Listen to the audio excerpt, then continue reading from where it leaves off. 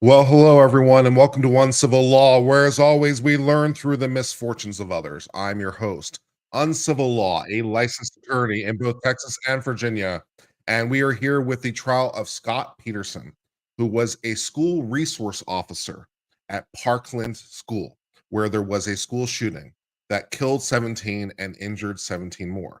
The person who actually pulled the trigger, of course, has already been on trial, convicted, and sentenced to life in prison. Didn't get the death penalty, somewhat controversially. So controversially, in fact, that the state of Florida has responded by saying that non-unanimous verdicts for death penalty will be accepted in the future, which raises a whole host of constitutional problems, as I'm sure you can expect. But that's a different problem for a different time. Right now, we're dealing with the trial of the school resource officer.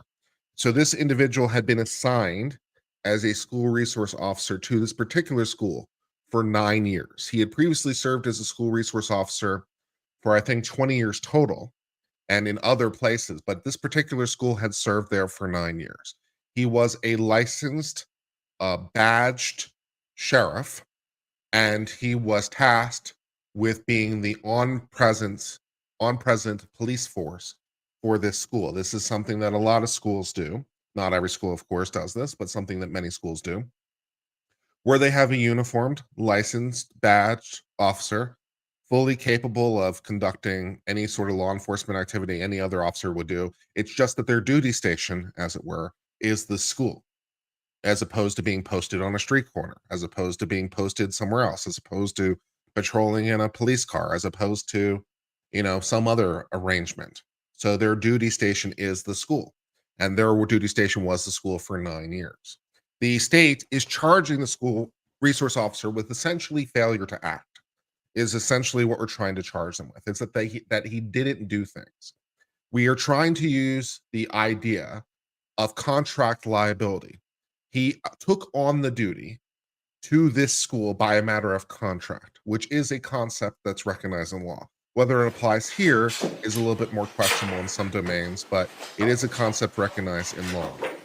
And we're trying to use this contractual liability to extend to him personally. People have asked about the U.S. Supreme Court cases, for example, Castle Rock versus Gonzalez, and other cases saying there is no affirmative duty to police. Those cases only speak to civil liability, not criminal liability. And this is a criminal case. And also, we're trying to get past some of those issues by dealing with a contractual relationship by saying he took on a contractual duty, which also incidentally would apply to a private citizen, for example, in some situations. For example, just to pick an example at random, if you were a private nurse for somebody, right, and you had a contract to be a private nurse, right? A normal person doesn't have a duty to help a person in medical distress, but if you are contracted as a private nurse for this person, then you now have a duty because the duty is created by contract. So we're trying to use this contractual relationship, at least in part, to say that he did it. The defense's argument, as best as I can understand, because their opening left a lot to be desired, is that he did take steps in furtherance of his duty, that it was just confusion, which is to be expected, as one would think, during a shooting, that there was conflicting information, which is also be expected, that shooting was occurring in the 1200 building, that shooting was occurring at the football field, that shooting was occurring here, occurring there, and the sounds of the gunshots weren't necessarily hearable from where he was. So this is some of the theories of the case that seem to be developing so far. I listened to about the first 20 minutes of the prosecution's opening, and the prosecution at least had a pretty good opening. We might listen to the whole thing later. The defense's opening, not so much. So there seems to be a question of law that is a little bit percolating here in the background as to his legal liability. But we seem to be using the contract theory, but we'll see how that develops more in the trial with that element that hasn't been brought out yet. And also a question of fact as to what he did or did not do and whether what he did was responsive to his duty. So was he merely being a coward and merely trying to avoid problems, or was he trying to undertake his duty and just through the confusion of everything was unable to solve it? So what steps did he take, and are those steps sufficient to discharge his legal duty in the situation? So interesting cases, of course. This seems to be the first case in which a police officer, at least as it relates to a school, and perhaps, yeah, at least as it relates to a school, has been charged for failure to act. Of course, in our own state of Texas, Uvalde, this is obviously an issue. as well as many police forces stood outside for an insane length of time. I mean, this guy has going for him that he was basically the only one on the scene, which perhaps changes the dynamics of the argument at least a little bit, right? What is his duty versus when there's 300 or 500 cops present, might be a little bit different. So some of that stuff. So we're going to be watching this trial today and seeing what we see in fact. So far, all we've heard from are two fact witnesses. We heard from a student who was in one of the classes where some students died. We heard from her about hearing the gunshots and the steps that they took in sort of barricading the door or getting away from the door. And we also heard from a teacher who was in a classroom across from the first student we heard.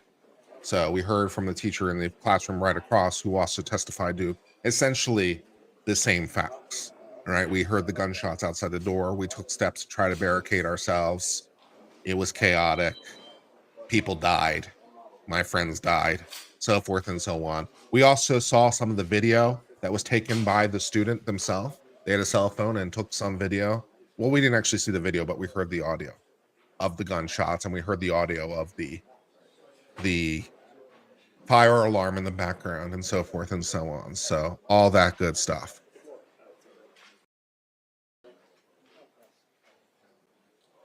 So we're just waiting for the trial to get started on this as well. This is a 6-person jury. Florida uses 6-person juries except in capital cases. So perhaps a little bit unusual in that respect. But that's how Florida rolls. The Supreme Court has said unanimous verdicts are required, but never set what the minimum number of jurors are. Many states use 6-person juries for misdemeanor cases, but it's a little bit unusual to use a 6-person jury for a felony case, especially one of this magnitude. He's facing up to 95 years in prison, loss of his pension. And so there are some pretty serious consequences here. We have insufficient information at this time to adjudicate the ultimate question. And the defense, at least in their opening, although the form of the opening left a lot to be desired, the defense doesn't know how to deliver an opening. But if we ignore that fact and just go to what seems to be their theory of the case, they have an idea. And so far, at least, both sets of attorneys have been really, really good with the witnesses. It's been perfect. On both direct and cross, both sets of attorneys have been perfect. Textbook. Both attorneys have gotten in, both sets of attorneys have gotten in, got the information they needed, didn't overstay their welcome, got out, and on cross in particular, was very, very efficient. Getting what they needed, getting out. They asked like a total of like 4 or 5 questions on cross of each witness, but it was perfect. So whatever flaws he has in his opening, so far he's been perfect on cross, and the prosecution's been perfect on direct. So we'll see if that trend continues.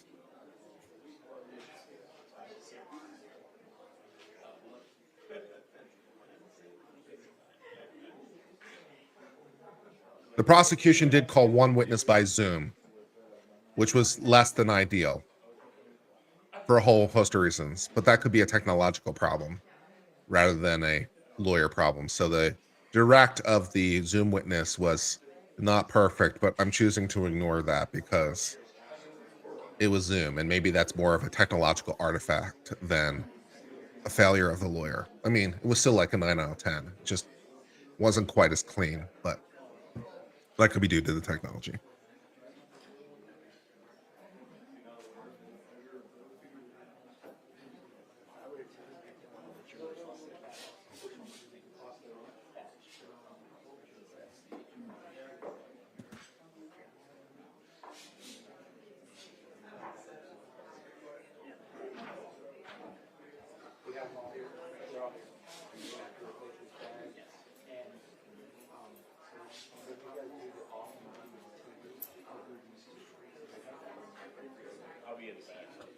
I don't know enough information about Parkland to have a strong opinion, as opposed to Uvalde, where I have more information.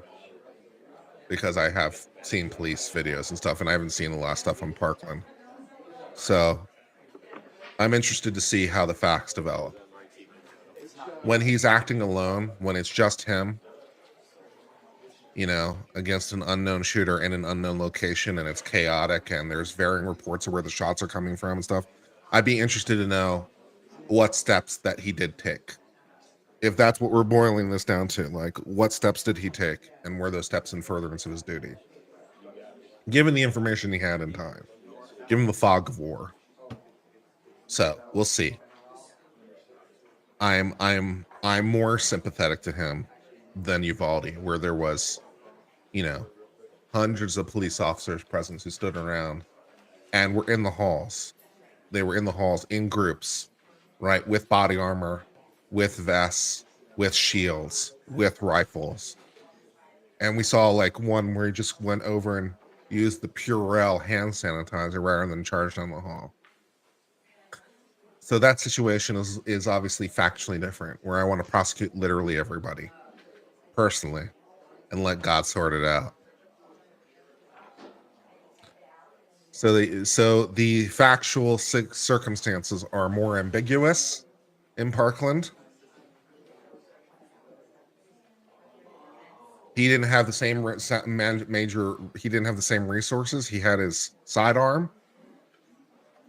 He didn't have any particular tactical equipment.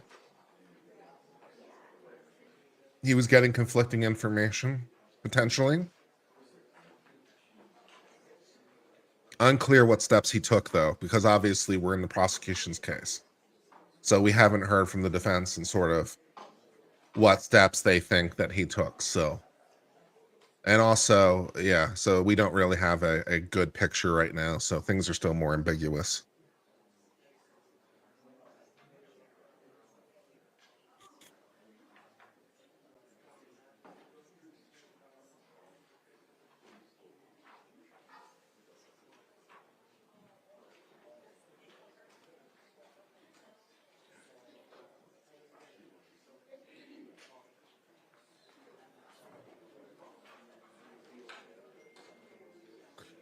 And I'm planning on covering this. I think this is supposed to be a 6-week trial. I'm planning on covering this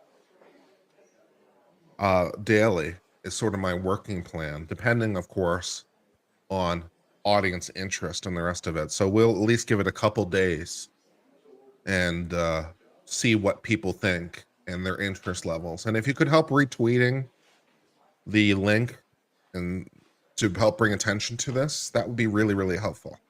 If you're looking for something to do, 188 of you. If 188 of you retweet this, that would help a lot.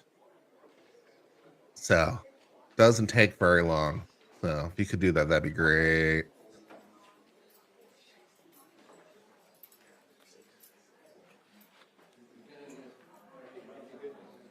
I'd love to get like 1,000 people watching this. Okay, I'm going to go back on the record. This is State versus Scott Peterson, 197166 CF10A. I have Ms. Gomes, Mr. Kilroy, Mr. Klinger present for the state, Mr. Igosh present for Mr. Peterson. Mr. Peterson likewise is present. We are outside the presence of the jury. State, anything you need me to address before we get the witness back on the witness stand and resume the direct examination? No, Judge. Defense, anything you need me to address? No. Okay, one thing I need to bring your attention, juror number six brought in an email today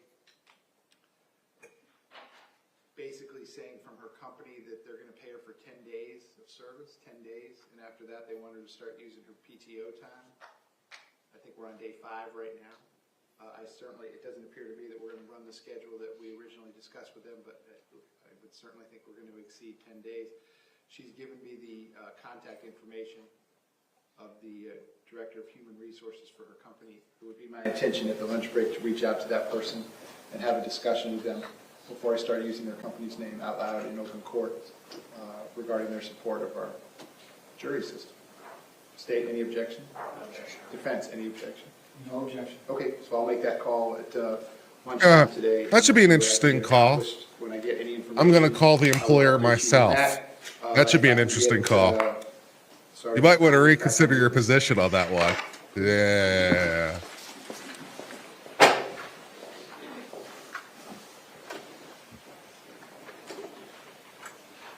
I believe it's legally correct that the employer doesn't have to pay them, but I'm also pretty sure that they can't And then, require Jake, them to once I take have the personal sergeant time back off on the witness stand, you can bring the jury back. because it's required by law, right? It's not optional. And you can't fire them, right? So you can't fire them. You can't make them take PTO. I don't think you have to pay them. Some employers do. Some employers don't. But yeah, I don't think you have to take PTO is legal. So either way, that should be an interesting conversation.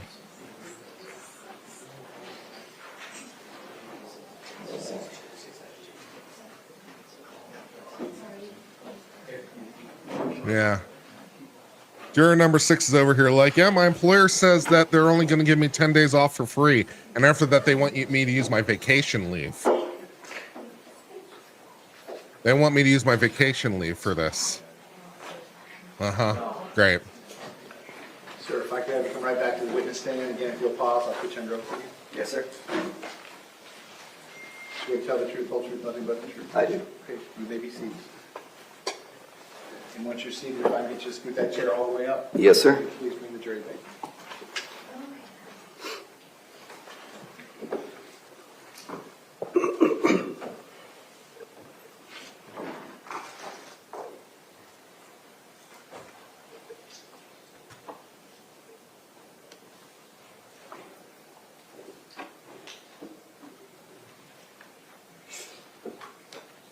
Your company has it in their handbook to help you get out of jury duty and won't pay for a day. I don't think they're required to pay. I don't think they're required to pay.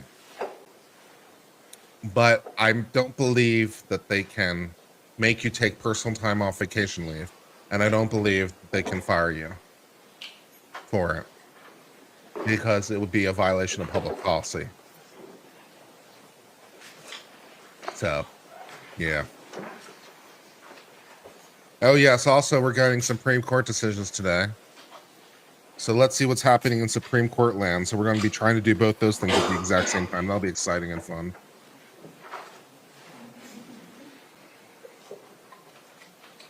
All right, let's see what's going on in Supreme Court land. We'll talk about it more in the break as well. Oh, Jack Daniels versus VIP Products is down today. Yeah, that's exciting. We got Health and Hospital of Merritt County versus Tervosky from Justice Jackson. We've got Jack Daniels versus VIP Products today. That will be exciting.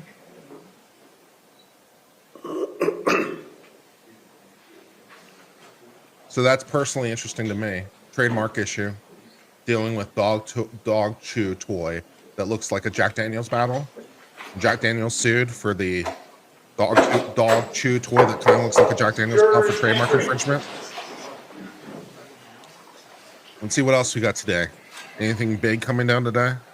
I mean, VIP Products is interesting to me. Welcome back. Come on in. It's not going to set the world on fire. Ladies and gentlemen, welcome back. Come on in. Once you're back at those same seats, you may be seated.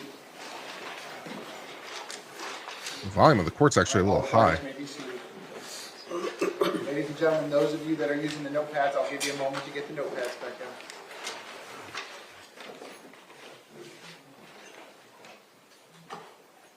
Oh, we pay people to be on juries. We pay people to be on juries. It's just not the employer has to pay them. I hope you had a nice You- night, but you get last paid. night. It's like $15 a day. The trial yesterday, we were in the middle of the direct The examination. court will pay you for your time. We're going to pick it up right at that point. The witness remains on the witness stand. It's like $15 to $50 a day, depending on where you are in the country. Also, usually includes a free lunch. And at least when you're in deliberations, I think. I'm not sure if it includes free lunch when you're not in deliberations. Depends on your jurisdiction. Judge, may I approach the witness? You may. Sergeant, I'm showing you what's been pre-marked as state's I. Do you recognize this? Yes. Okay. Is that a photograph of you? Yes. Judge, at this time, the state moves into evidence what's been pre-marked as state's I. Are we going in order? The state's We have also Dubin versus United I States. as state's 9. Any objection? None at all. Without objection, state's I for identification will now. What is be Dubin evidence. v. United That is States? State's Exhibit 9. Oh, something dealing with identity theft issues on Medicare. Okay. So not a case I was following very closely. Your Honor, there's something on the screen. Yeah, is there something on the, I'm not sure what it is. Dubin is about the scope of federal aggravated identity theft law, which imposes a 2-year sentence for anyone who, during and in relation to felonies, knowingly transfers, possesses, or uses without lawful authority a means of identification. So I'm guessing what happened is someone tried to claim insurance benefits under someone else's name. you may? And we're trying to determine whether that's identity theft in addition to, other violations of law. So we're trying to determine Yes, whether it's that's, specifically identity That's when I theft. met up with Officer Coker. He's one of our former canine handlers. That was after I had returned to the building with Chief McKeon. The court holds that for the purposes of the law, defendant uses another identity in relation to the predicate offense when the use is at the center of what makes the conduct criminal. Coker, and that's when we started. Okay, to, that makes sense. I'm on board. Like I said, So yes, this counts as identity theft. Fine. This would be the southwest area of the school.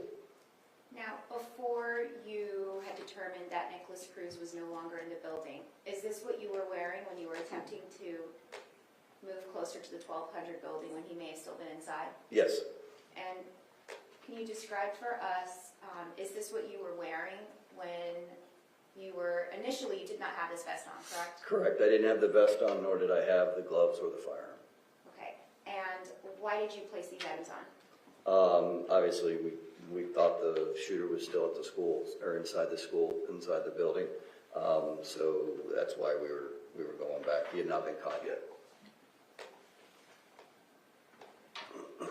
So some sort of esoteric decision dealing with Permission to publish what is already in evidence as states 6-2, F2, or I don't remember what letter it was. It's state 6 is the 13 USB drive. Yes, Which one? number 2. something dealing with the Is this something that, Federal Nursing Home Reform Act. no, you're okay. Go ahead, you may. So a relatively esoteric law. Then we deal with identity theft. So that's relatively esoteric. But at least I understand both issues.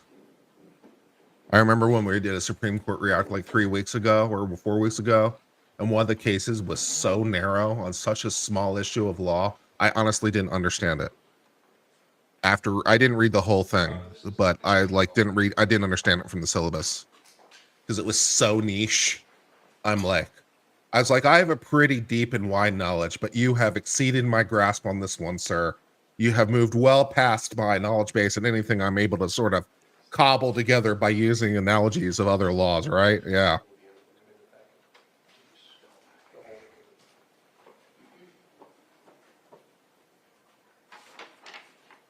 Can I adjust my volume in which direction? Is it too loud, too soft? Do you need the court to be louder, softer? The court's a little loud in my ear, but if it's too soft for you, I can up it and just lower my volume. I'll just turn up the volume all the way and let me know if that's enough. What it sounds like to me and what it sounds like to you, as we've all learned all too well, is not the same thing. Which is one of the frustrating aspects. You're too loud, the court's too soft. Okay, yeah, I'll just jack up the court volume to max and turn down my volume on my end. Gorsuch writing in the healthcare fraud case, quote, "Criminal statutes are not games to be played in the car on a cross-country road trip."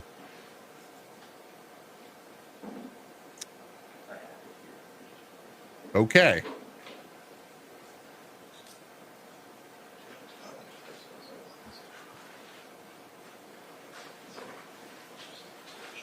I'm not surprised VIP dog toy case is getting sent down. I'm not surprised about that. I'm more interested in the instructions that are coming down with it. Jack Daniels 1? Well, I'm really interested in the instructions that came along for the ride.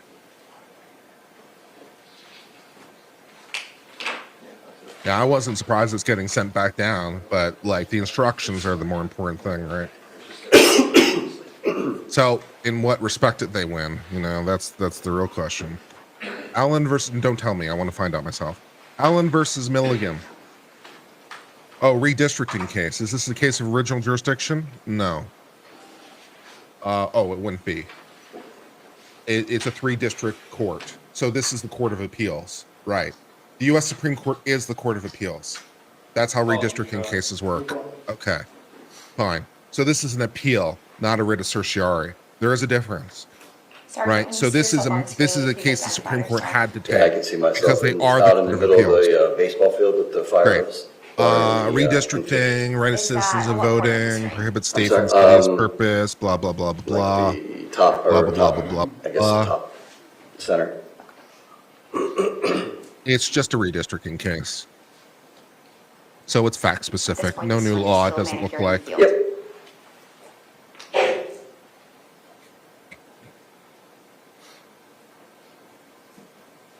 Sergeant, those students running, is that? So when yeah, you- that looks. It I doesn't don't look like believe I it saw creates him any at new the law. time. Just from my 5-second read of the Because syllabus. obviously I'm still, I I speed didn't read see, I don't just recall looking for anybody keywords. running Just looks at the like time.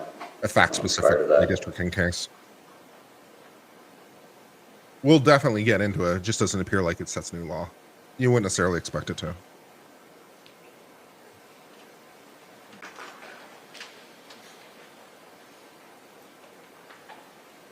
Do we have any more cases today? U.S. Supreme Court? Does you want to? We already have 4 Specialist that I cases. spoke to later. Or security monitor, I'm sorry, I think is actually. This is, title, by I'm the not way, sure. for the fact that the U.S. Supreme Court is the Court of Appeals. This used to be more common. There was a see Reform me there, Act that's that where was I passed. I want to dropped say in the late dropped those. 80s, or maybe it was And it should be 90s, showing up here. which substantially changed a lot of this. But the U.S. Supreme Court used to be the Court of Appeals for a lot more cases. How that works is that the district court, the trial court, is a 3-judge court. So normally, of course, district courts are just 1 judge, Is that- right? That appeals to the That's Court of it. Appeals, that appeals to the Supreme Security Court. But in monitor, some that's cases, what it is. the district court is 3 judges. That used to be more common, and I don't know that it's the only example Mr. left. Bonner's, who That's the tells most you common that example Aaron left is Weiss- like I said, I redistricting have cases. a very, The very, redistricting very cases, quick, you have a conversation with 3-judge him, trial and then, court, and then it's a basically yelling at right each other, of and, appeal he takes off to the and appellate continues to court. leave. But the So appellate this court is is when the I Supreme come around Court. the It's a corner case of and I mandatory actually walk review. into the parking lot. Just Little- to the left is where that gate is. little- that enters so that's into one of the- It's like the senior. So you have the writ of certiorari, but there's also a where they're senior- the appellate court to the senior appellate parking court. lot, You have and the that's where I encounter Kyle. appeal, where they are the appellate court, and then you, of course, have cases of see there's a original large group of jurisdiction, people where the already Supreme there. Court There's is a the bunch of top trial. kids. left corner of the screen. Yes, the So left one of those corner. little eccentricities for There's a those of bunch you who of like to kids pay there, attention to such and you can things. see us, when the gunshots start again is when everybody starts to flee. At that point is where I'm taking Kyle along the backside of those cars, out and around the football field, back to where I originally started, back at the baseball field. And at that point, is there any doubt in your mind that you're hearing gunshots? No.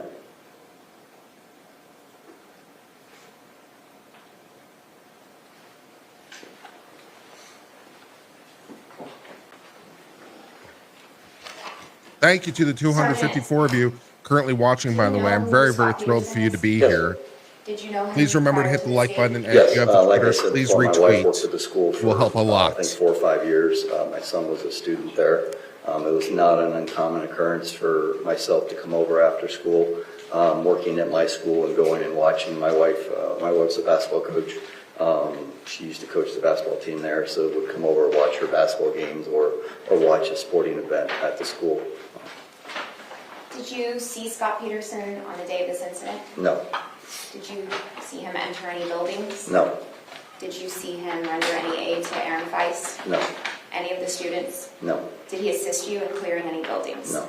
Did you see him assist any law enforcement officer in doing anything? I had no contact with him the entire day. Moment preferred? I do like that. I like good. That's good. That's a good questioning tactic, right? You don't ask the global question. And Sergeant, Did you see him do anything? You ask it in Yes. pieces, Can you please identify him We'll by name? right? So that you get the same answer multiple Go ahead, times ask your question. to really hit the point home. No, That's I good know. trial tactics. No, no, Oh, I'm you sorry. were in the middle of your last question. I Yeah. know you're sleeping, go ahead, ask your Can you question. please identify him by name? Yes, he's sitting right there. And what To the article? left, I'm sorry, behind the computer, in a gray suit. Thank you. Your Honor, let the record reflect the important identification. Okay, the record shall so reflect. You may proceed. Judge, I have no further questions. Cross-examination, go ahead. Thank you, Your Honor. Seemed like you stood up a little bit early there. I mean, it seemed like he was getting across before she was fully done. That's a little Good morning, impolite. Sergeant. More, sir. This is not the first time we've met. We met once before, Yes. and that was for a deposition, correct? Yes, sir. And you had said yesterday that in preparation for your testimony, you actually read through that deposition, correct? Yes. And that was back on June 30th of 2022, is that correct? I'm gonna have to, I'll stipulate to you, yes. Okay. It sounds correct, yes. For jurors who might not be familiar with what a deposition is, right? We know what that is. That's Yes. something that in 27 years in law enforcement, you've done many of them, correct? Hundreds, you would say, probably? Yeah, probably. All right, describe in detail so they're not lost exactly what a deposition is. It's where you meet in front of an attorney, could be either a state attorney or a defense attorney, and they ask you questions to what your actions were and what you did during the case, or during an incident. And there's a court reporter Yes, present, that correct? report records everything. And both sides get a chance to ask you questions, right? Yes, Because unlike we see on TV, it's not trial by ambush, right? We get to know exactly what you're going to say, Yes. correct? And then the court reporter transcribes it, meaning type it up, right? yes, And then you get a chance to read through it for accuracy, correct? Yes. And it helps to refresh your recollection about something that you said over a year ago, correct? correct. Okay, and you did that, it helped you refresh Yes. your recollection. Perfect, okay. If I heard you correctly, you're a sergeant supervisor in the K-9 unit, correct? Currently, yes. And that is Coral Springs Police Department, correct? Yes, not the sheriff. No, not the sheriff's Just so office. we're clear, Coral Springs Police Department is different than Broward Sheriff's Office, correct? Yes, sir. Broward Sheriff's Office, my client works for, you work for a completely different agency. Yes, sir. And while some of the I areas wish the that you defense control lawyer would slow overlap, down a little you bit. are I completely mean, separate agencies, correct? it's an That's understandable sin because you're I think you excited, said it there's earlier, you've been adrenaline and with all the them rest for of it. 27 But I wish years, you'd speak a correct? little bit slower. And you knew my client from interactions that you had with him, correct? Yes, About 4 to 5 years, your son went to school there from 2015 to 2019, isn't that correct? yes. And you knew him to be a good person, correct? I would call him a friend of mine. Okay. And you never saw him be a coward in any respect, correct? No, Okay. And just so we're crystal clear, during the entire shooting, you never saw my client at all, that correct? is correct. Let's explain why, because you were in completely different areas, Yes, sir. right? So you never would have seen what my client was doing, correct? That's correct. How he was acting. I never had any interaction with him the entire day. Great. Judge, if I can approach? Sure. So his value as a witness is somewhat reduced, Let me see if we can do it standing right? to... Because he didn't see him do anything, but he didn't see him do anything. So Judge, that kind of nullifies his importance as a witness. So good questions. I'm not sure. Yeah, is this a demonstrative aid to assist the witness in his testimony? It is, yes. Okay, so the objection's overruled, go ahead, sir. Okay. So you're familiar with the campus, Yes, sir. correct? Very. So you're familiar first with the 100 building, which Yes. is where the administrators are, correct? Yes, sir. Did you know that that's where my client's office is? I knew. Okay. You're also familiar, this is the 1200 building, correct? Yes. Now, if I were to tell you that it's 73 yards long, would that be consistent with your understanding of it? Yeah, it's a long building. 3/4 of a football field long? Yes? Yes, I mean, I would say so. I mean, All right. I would say that the football field there and those areas are, if they're drawn to scale, would be similar. So Okay. I would say, yeah. And even the building next to the 1200 building, the 1300 building, that's about the same size, correct? Yeah, I would imagine. So from the At least the east acoustics in side this of the room are 1200 better than building, some of the rooms. The all the audio in way here is to actually the pretty west good side for of a the trial room. 1300 building, you're talking about Well, a this is football pretty good field and a audio. half. Is that That correct? would be, yeah, that would be a good estimate, I would imagine. And then you add even more space between the two because there's like a courtyard area here. Is that a yes? Yes. How far would you estimate that courtyard area is? Probably like 20 yards, Okay. somewhere in that Now we're area. getting closer to two football fields between the east and the west of those two buildings, correct? Yeah, I don't know what I don't know what building 13 is, but it's a good distance, yes. Okay. So you initially, if you could point on the board to where you were initially, we saw you on the video, you're watering the field, Right, right? yes, sir. Yep. Okay, baseball field, okay. And my client, you know where his position was. I believe he was in his office or somewhere near the front main office, I believe. Got it.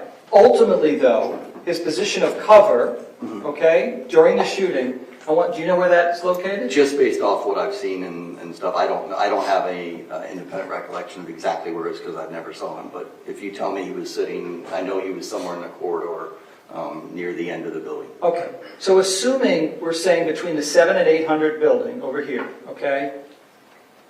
You initially would be over there, Yes. correct? Mhm. Can you estimate how many hundreds of yards distance between the two of you? It's got to be several hundred yards. Okay, I mean, he can't see what you're seeing, you can't see what he's seeing. No. Your view of the kids, we saw in video kids running, there is no way he could have seen any of that, correct? Objection, lack of personal knowledge, speculation. Well, Overruled. It's overruled, but I don't want you to guess, sir. If you have personal knowledge, you can answer the question. I do not. you I can say have no knowledge of what he was able to see and what he wasn't able to see. Based upon the physicality, right, of where you were located, it would be highly unlikely for him, from where he was positioned, to see the things that you were I seeing. can't testify to what he said or what he saw or what he didn't see. I can only testify to what I saw. Got it. what I And saw. one of the things that you said that you didn't see are the kids who were running on that video that we saw, correct? That's correct. There's no question, we saw it. There were kids running in your general area, correct? And you're saying on the record here, you didn't see those Might be kids, fun to try correct? to answer You're objections not and committing see how often perjury, the judge and I correct? agree. You just didn't That would see be them, fun. correct? That's Right. correct. Yes. In my training to be judge, we'll see how often we agree. Now, when you were on the baseball field, you hear the fire alarm go off, is that correct? Yes. You didn't know what that was for, No, correct? sir, I did not. My guess is, I mean, fire alarms go off all the Yeah. time, it doesn't mean it's a Yeah. mass shooting, right? No, like I said in my deposition, culinary students all commonly will burn something and have a fire alarm go off during school. It's not an uncommon occurrence. Culinary school? Correct, High in fact, a school? lot of the kids, Cool. here we go again, right? Yes, sir. Kind of cool. Okay. I mean, sounds like. I mean, apparently you this high school hear has 3,000 5 to students, 6 bangs, correct? which is a lot of And students your for high initial school. I thought think was, my high school wait, had That's gunfire or no? No. 1,200. Correct. I Like I thought said. that was a lot. You thought it was fireworks. So the sounds that you were hearing are equally consistent in your mind to fireworks, firecrackers, correct? Correct. Okay. So you hear those shots, and you don't have a specific location of where those shots are coming from, correct? No. You can't say, 1200 building, No, correct? absolutely Yeah, not. I'll put up a banner saying who's 1,300 walking buildings. as soon as I figure it out. You couldn't tell whether it was inside or outside, correct? No, sir. So when you're listening to those particular sounds in that particular area, there was no way to discern from the sound, the unique sound that was being created, that that was from inside a building or outside a building. Isn't that correct? Yes, not from Yeah, where I this was is at. cross. This is cross. Oh yeah, it's leading Then the you ship. hear another Easily, I round of believe. gunfire, correct? That's correct. And that was before you see the kids running, correct? And only because you see kids running do you start to think, well, wait, that might be gunfire, correct? Yes, sir. So had you not seen the kids running, your thought still would have been, well, this could possibly be firecrackers, correct? Correct. Okay. So that extra stimulus, seeing the kids running, helped provide you some additional information, Yes, correct? sir. All right. And by the way, all this is happening on the west side of the campus, correct? Yes, sir. All right. My client, as you know, is on the entirely opposite east side of the Law and campus. crime Yes, doesn't sir. have it up either, incidentally, who And this there's no person is question, that's by the way, testifying, and I'm sorry you had to He's go a through police this. This officer is of some very kind. stressful situation. who Yes, sir. responded to the And scene. you've been through a lot. I mean, That's who he is. 27 years in But law who firm, you've beyond seen that, some I don't things. know exactly. I would imagine, I do feel for you. This is trauma that you have to carry with you, correct? Objection, Your Honor, relevance in counsel testifying. Yeah, it's actually sustained as to both. Go ahead, sir. Ask your next question. This was a very traumatic experience for you. Yes. was it not? I could put up a banner. You encounter security specialist Bonner in his golf cart, correct? Yes, And he tells you that a code red had been ordered, correct? yes. And did you ever that afternoon speak with either Anna Ramos No, or Assistant Principal Jeffrey Morford to determine whether it was my client who ordered the code red? no. Okay. Did he say code red? Did Bonner ever tell you who he heard order the code red? No. Yep. Then you ran into Kyle Lamon right outside the gate by the entrance of the senior lot, correct? Yes, that is correct. Can you show us on the board? This, by the way, now you're moving closer to the area, Yes, correct? that is There you correct. go. Okay. And you still don't know where those shots are coming from as you approach the gate, That's correct? correct. And show us, if you could, where it is. I'll have to stand up. Please. So, let's make sure I'm in the right place. There's a shed here. As you come through here, there's a parking lot. It goes out the parking lot, and it's right on the back side of the shed right here. There's some Okay. grassy area. So if I saw you correctly, I won't put words in your mouth, you were rubbing where it says like building 11. Yeah, That was the building yeah, I 11. would That's say a good right- place? right, yeah, that's probably a pretty good. Hold on, place. folks, one voice at a time. The court reporter can do one voice at a Yeah, time. I'm sorry. Yeah, we're building 11. Hold on, sir. Oh, Hold I'm on. sorry. So the lawyer's gonna ask a question, stop talking, then the witness is gonna answer the question, and then he will stop talking, and then the lawyer will ask the next question. Go ahead, sir, you may ask your next question. So was it fair to say that you got to where it says building 11? Is that where Yes. you were? Yes. And what happens at building 11? Kyle is, like I said, he's running from the other area across the parking lot. I meet him there. He's crying, he's screaming, saying he's been shot. Has a cat. I Yeah. want to say, before he tells you anything about a location, Mhm. you're there with Kyle Lemons by building 11, where you put your finger, Yes. correct? And at that point, when you're that close, you still don't know where the shots are coming from, correct? That's correct. You still don't know whether it's inside or outside, correct? That's correct. And at that point, you've heard a number, you didn't just hear one shot, you heard multiple shots, and you still couldn't discern precisely where the shots were coming from. Isn't that correct, sir? Yes. But Kyle Lamons, he gives you some additional information to help you discern where the shots were coming from, correct?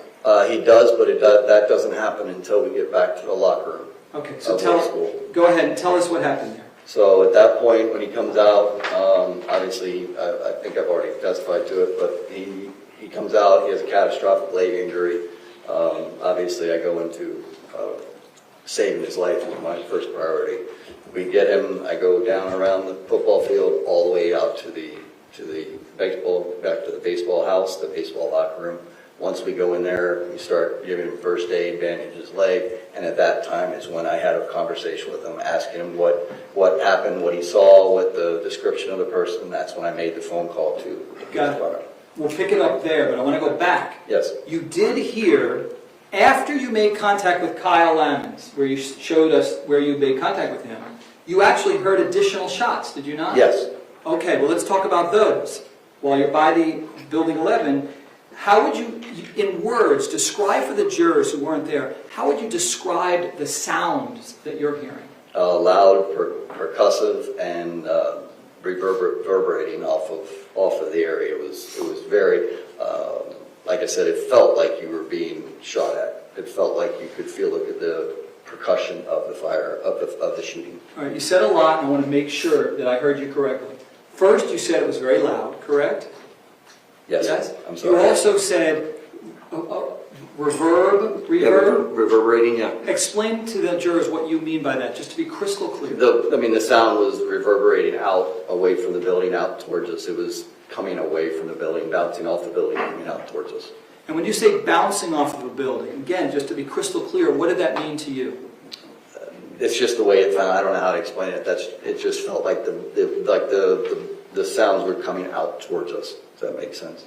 If that makes sense. If you, because they've never seen the school, describe how physically the buildings are set up that would account for the reverberation and the banging off things. Yeah, they run. I mean, the building 13 is just slightly offset from building 12. So the walls run all the way along where we were. So you actually see both sides of the west side, or sorry, the north sides of those buildings. So it's one big cement barrier basically along those. And what does that mean? What does cement do when you're talking about gunfire? Big buildings, Right. cement. Explain to them why that made it. It reverberates out, makes it louder, moves it out. Like if you're shooting at a range, and a closed range, it becomes louder as it moves out towards you. So that's what it felt like in that situation. Do you believe that the buildings, the way they're configured with concrete, the way that they are, made it more difficult to discern precisely where the shots were coming from? I felt at the time that they were coming from that area. Now, like I testified in the area of the 12 to 1300 building in that area. I couldn't tell you whether, like I testified before, I couldn't tell you whether they were inside, outside, up on the roof, third floor, second floor, first floor. I couldn't tell you that because I didn't have any active stimulus of anything. I didn't see glass breaking. I didn't see bullets being shot around me. I didn't see muzzle flash. All I could go off is what I was hearing, and there was no other visual stimulation except for the sound of the gunfire. If you could stand up again, and when you said the best you could get was to narrow it down to the area around the 1200 and 1300 building. I just want to make sure that we're talking about the same buildings. These two right here, 12 and 13, correct? Yes, like when I testified earlier, I circled it on the monitor. I would say between this area right here is where I anticipated it coming. So somewhere in between the 12 and the 1300 building. Got it. Because I could see, I was out in this area, I could see this whole end of the building. There was nothing that I would see visually or anything along the line. So if someone was shooting out of that building, I probably would have been able to hear a glass break or something along those lines. So I would estimate that was in the area of the 12 and the 1300 building. But you also couldn't rule out a much larger perimeter, isn't that correct? No, like we've talked before, that's just where I heard the gunfire. That doesn't mean that was the only place there's gunfire. That's where I heard the gunfire. But candidly, when you were actually there in real time, it wasn't in your mind narrowed down to just that large yet circular area between the 12 and 1300 building. Isn't that correct? I'm sorry, I didn't understand the question. Isn't it a fact that in real time, when you're hearing those shots from where you've described your position, you didn't narrow it down and say, well, this is only the place that those shots could be, correct? I would tell you that if I were in the same situation that I was in that situation with a firearm, I would have gone to the area that I circled. That wasn't the question, sir. And That's what I would do. Products looks like it's That's where I believe real the interesting gunshots case were for us to coming talk from. about today. That would answer So your I question. suppose as soon as we get to Isn't a it break, we'll fact talk about VIP that products. you also believe See if we can squeeze that that into the our day. gunfire could have come from outside of any of those two buildings, the 12 and 1300 buildings? Trying to figure out what the in that law area, is on yes. trademarks. You Cited. also included in that scenario the top of either of those two buildings, correct? Sure. Absolutely. I guess I think I've already explained that I was not able to visually see exactly where the gunfire was. There was no other visual stimulation. I was just merely going off of what I could hear. I got you. Okay. So I'm going to just run through a number of scenarios in your mind at the time. I like now this we cross. know. We know a I like lot more this now, cross. correct? That's You good. had no idea when you're in He's that listening moment to the what you're answers dealing and he's with, correct? making sure that he gets what he In needs. fact, now we know there was one shooter, but you actually thought there could have been more, Yeah, correct? Good job. there's always a +1 rule in law enforcement where if there's one person, one shooter, you always believe there's a possibility of a second. It's just it's one of the Right. training techniques that we use. And so there's always on your mind the idea that there could be multiple shooters unless and until you're told otherwise, correct? Yes, sir. And even You're though not you're hearing restarting shots this. in a general 1200 to I don't know 1300 who I have building to area, ban or you don't not. know whether there's other I've spoken shooters stop. around the campus, No, I correct? did not. That's all in play at that moment, correct? Yes, of course. So some of the other things that were in play, we just talked about, the tops of either of the 12 or 1300 building, correct? Yes. You also couldn't rule out, like the neighboring buildings. I know you thought maybe 12, 1300, but it also could have been like the neighboring 6th building, right? Based on my on where I was and how I heard Yeah. things, I didn't believe it would have been from the 6th, nor would I have believed it would have been from the football field. Got it. So let's narrow it down to this area, correct? Because you're not just saying inside or outside of Thank the you to the 12 or 300 of you 1300 who are buildings. You're currently also here. saying the potential Please areas remember to hit that around like those button and also buildings, please correct? remember to the area retweet that I the circled comment. and- It's and appreciated. showed Thank you. Yes, sir. But it would also include the courtyard area, correct? In between 12 and Is 13. the pin comment Correct. broken? Yes. It would also include the parking lot, correct? Isn't that your testimony? God damn Not it. really. I believed it was coming from where I was saying, like I said, it was reverberating down that wall. Could it possibly? I mean, I'm not going to speculate the thing, but I'm telling you what I felt at that moment and my belief at that moment. You don't see a pinned comment.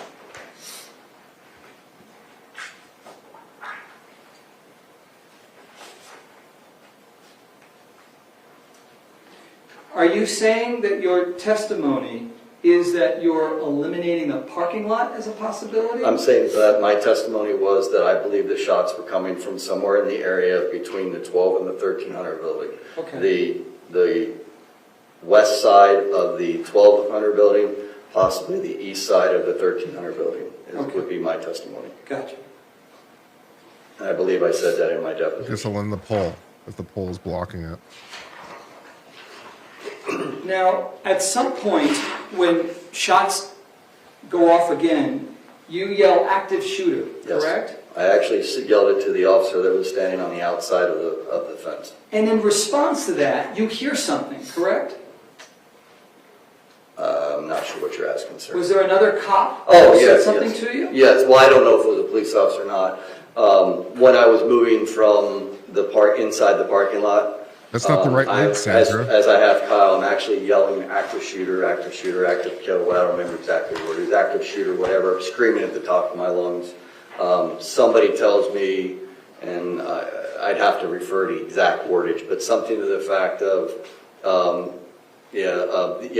basically they're shooting at us, get the fuck down, something along those lines. I have no independent recollection of who that was. I never saw anybody. All I heard was a voice. I'm not sure if it was a police officer who was on the outside. I've never been able, nobody's ever come to me and told me who it was. But it sounded like the terminology that a police officer was used. So I do assume that it was a police officer telling me to get the fuck down. And specifically, if I heard you correctly, and you've read your deposition, the words that person shouts is, their contraction for multiple, they're shooting at us. They're shooting at us. That's what you heard, correct? Yes, that is correct. And you believe that to be true, correct? Yeah, I mean, like I said, that goes to the +1 rule. Right.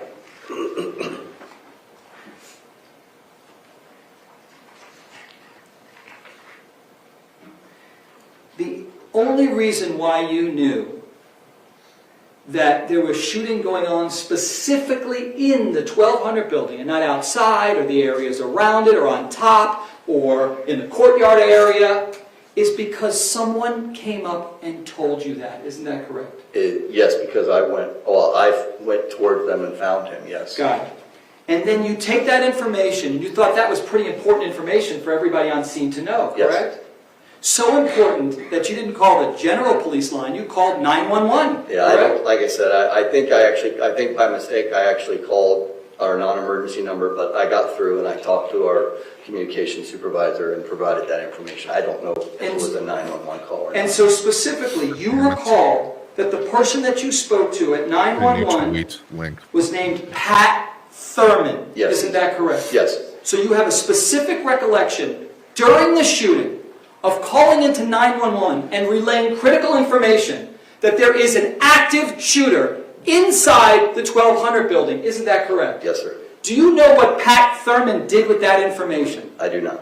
Pat Thurman works for Coral Springs, not for BSO. Yeah, that's the state. Mr. Igosh, you are not the witness, so you need to form your comments in the form of a question to the witness in your cross-examination. Go ahead, sir. Isn't it a fact that Pat Thurman works for Coral Springs? Yes or no? Yes, he's a supervisor in our communications new link. division. Okay.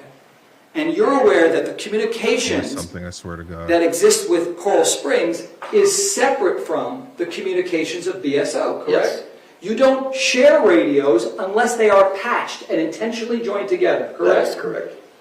So a BSO deputy, like my client, would never get that critical there's a new link information to retweet out. unless it's Please shared retweet the new from link. Coral Thank you. Springs to BSO. Isn't that correct? That is correct. And or unless radios are patched. Thank you, correct? Cass, for the gift memberships. Is that a yes? Yes, I'm sorry. I didn't know that was a question. Did you think when you made that information, when you gave that critical Thank you, information, Shy Town that Native, would for make its way the membership. to my client and other Civilian. BSO Thank you, deputies? KHM, for the $10 super believe sticker that that with the information H was rolling around. critical, That's really correct? nice. Of course. Kiss Scott is a member for 7 months. Thank you for being a member for 7 months. Die Hard became an uncivilian. Thank you for hitting that beautiful join button. Cast the Sass gifts 20 gift memberships. Thank you very much for your support of the channel. Thank you, everyone You who were supports the channel, informed and keep it that going. there were multiple It's a new teams pin. I had to create a inside new of the pin. building, correct? If you Yes. tweeted out the old link, And that's why this you is a don't new go in, link. I had to because create there's a new teams already link in there. Correct. because there was a Explain problem on for the Twitter jurors and I why don't it's not just understand a it and it makes me free-for-all and how mad. there's some like hierarchy in law Technology has enforcement. failed us once again. Explain how you just don't decide on your own to just go in and do something. Well, like I said, I could testify previously, when we got to the position, we had every intent to. Please purposely make go sure inside that you building, retweet but the when we new met, pinned comment, with the deputy that was because on the old corner, pinned comment he advised apparently there was already a failed large for some number reason. of people in there, and at that point, because we assumed that they had already started searching the building and actually moving from 4 to 4, we didn't want to cause a problem to where you had, like I said, friendly fire, things like that, where you come in and you surprise Only two of somebody you have that's, retweeted it so trying to far, find so. what they, at the time, was an active killer inside that building. Very reasonable, but explain to them, when you say friendly fire, you don't just run in, because when you've got teams in there, what could happen? No, then you can get shot. Even if you're in law enforcement gear, that could happen. Yes. Correct? Yes, it's a stressful situation. So those situations have to be controlled. People can't just run in willy-nilly, correct? Correct. And by the way, you're wearing a vest at this point. You got a vest from someone. Yeah, it's a Why SWAT did you? vest. What's that? It was a SWAT vest. Okay. One of our SWAT vests. Why did you think it was important to wear a SWAT vest? It's obvious, but again, I want to make sure everybody's clear. Because there was an active killer shooting people at our school. And you didn't know that shots, wouldn't hit you, correct? That's correct. You know that my client didn't have a vest that day, correct? I did not know that. The times that you've ever seen my client on campus, did you ever see him wearing a vest? I never actually really paid attention to whether he wore a vest or not. Now, even though there were teams going into the building, you still chose to take a tactical position of cover, did you not? That's correct. Explain to the jurors first what a tactical position of cover is. Basically, we used the building to prevent being shot. Basically, use that as cover and concealment, anticipating that either somebody active shooter would come out of the building or start shooting again from inside the building outside. So there was a genuine concern when you're on campus there during that shooting.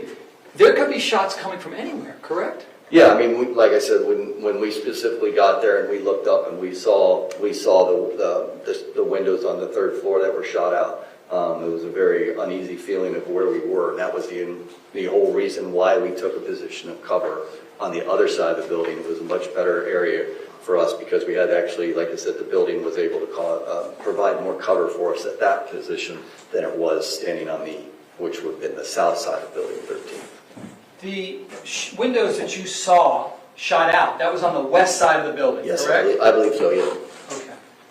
It could have been west or, I think it would have been west side. Okay. If I can show you a picture Sure. and let us know whether this fairly and accurately depicts kind of, first of all, the west side of the 1200 buildings. Yes. Well, Mr. Item, that item is not there. We got it. Thank you. Yes. Okay. There's more stuff, more building to the left, but Correct. I think there was some more to the left, but yes. Does this memorialize the windows that you saw Yeah. shot out? Okay. Let me get it marked, and I'd like to introduce it, Judge, so there's no issue. Also, I want to make sure to thank people for their gift memberships yesterday because I think some of them forgot to be acknowledged. So I wanted to make sure to acknowledge the super chats and support from yesterday as well. Yesterday, Jules Buddha gave us 20 gift memberships. Tammy Ellison gave us a $20 super chat. Brentwood Schick gave us a $20 super chat. Skeezy gave a $2 super chat. Jules Buddha gave a $10 super chat. Jules Buddha gave another $10 super chat. Lily Greenwald gave a $3 super sticker. We also had new members, the Ludi Miss, Mr. Baby, Nadine, Poetry, and Lit. Admiral Nelson gave a $5 super chat. Kit Kat gave 5 gifted memberships. Brian Gibson gave 10 gifted memberships. Joey gave a gifted membership, and Debbie Faison Cook became a new member. Thank you to everyone who supported the channel yesterday as well. This photo that I just showed you, just so we're clear, that is on the west side of the 1200 building, correct? That is correct. My client's on the entirely other side, the east side, correct? That is correct. Okay.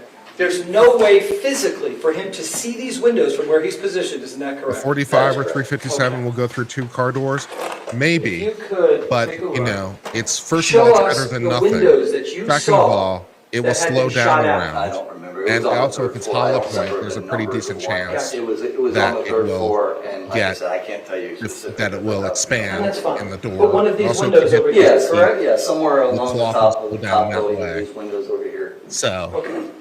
if your choice is hiding behind a car or nothing, So tactical Yeah, positions take of car. cover, that's not being a coward, correct? Like you weren't a coward, you took a tactical position of cover. 'Cause That's that's how correct. you're trained, correct?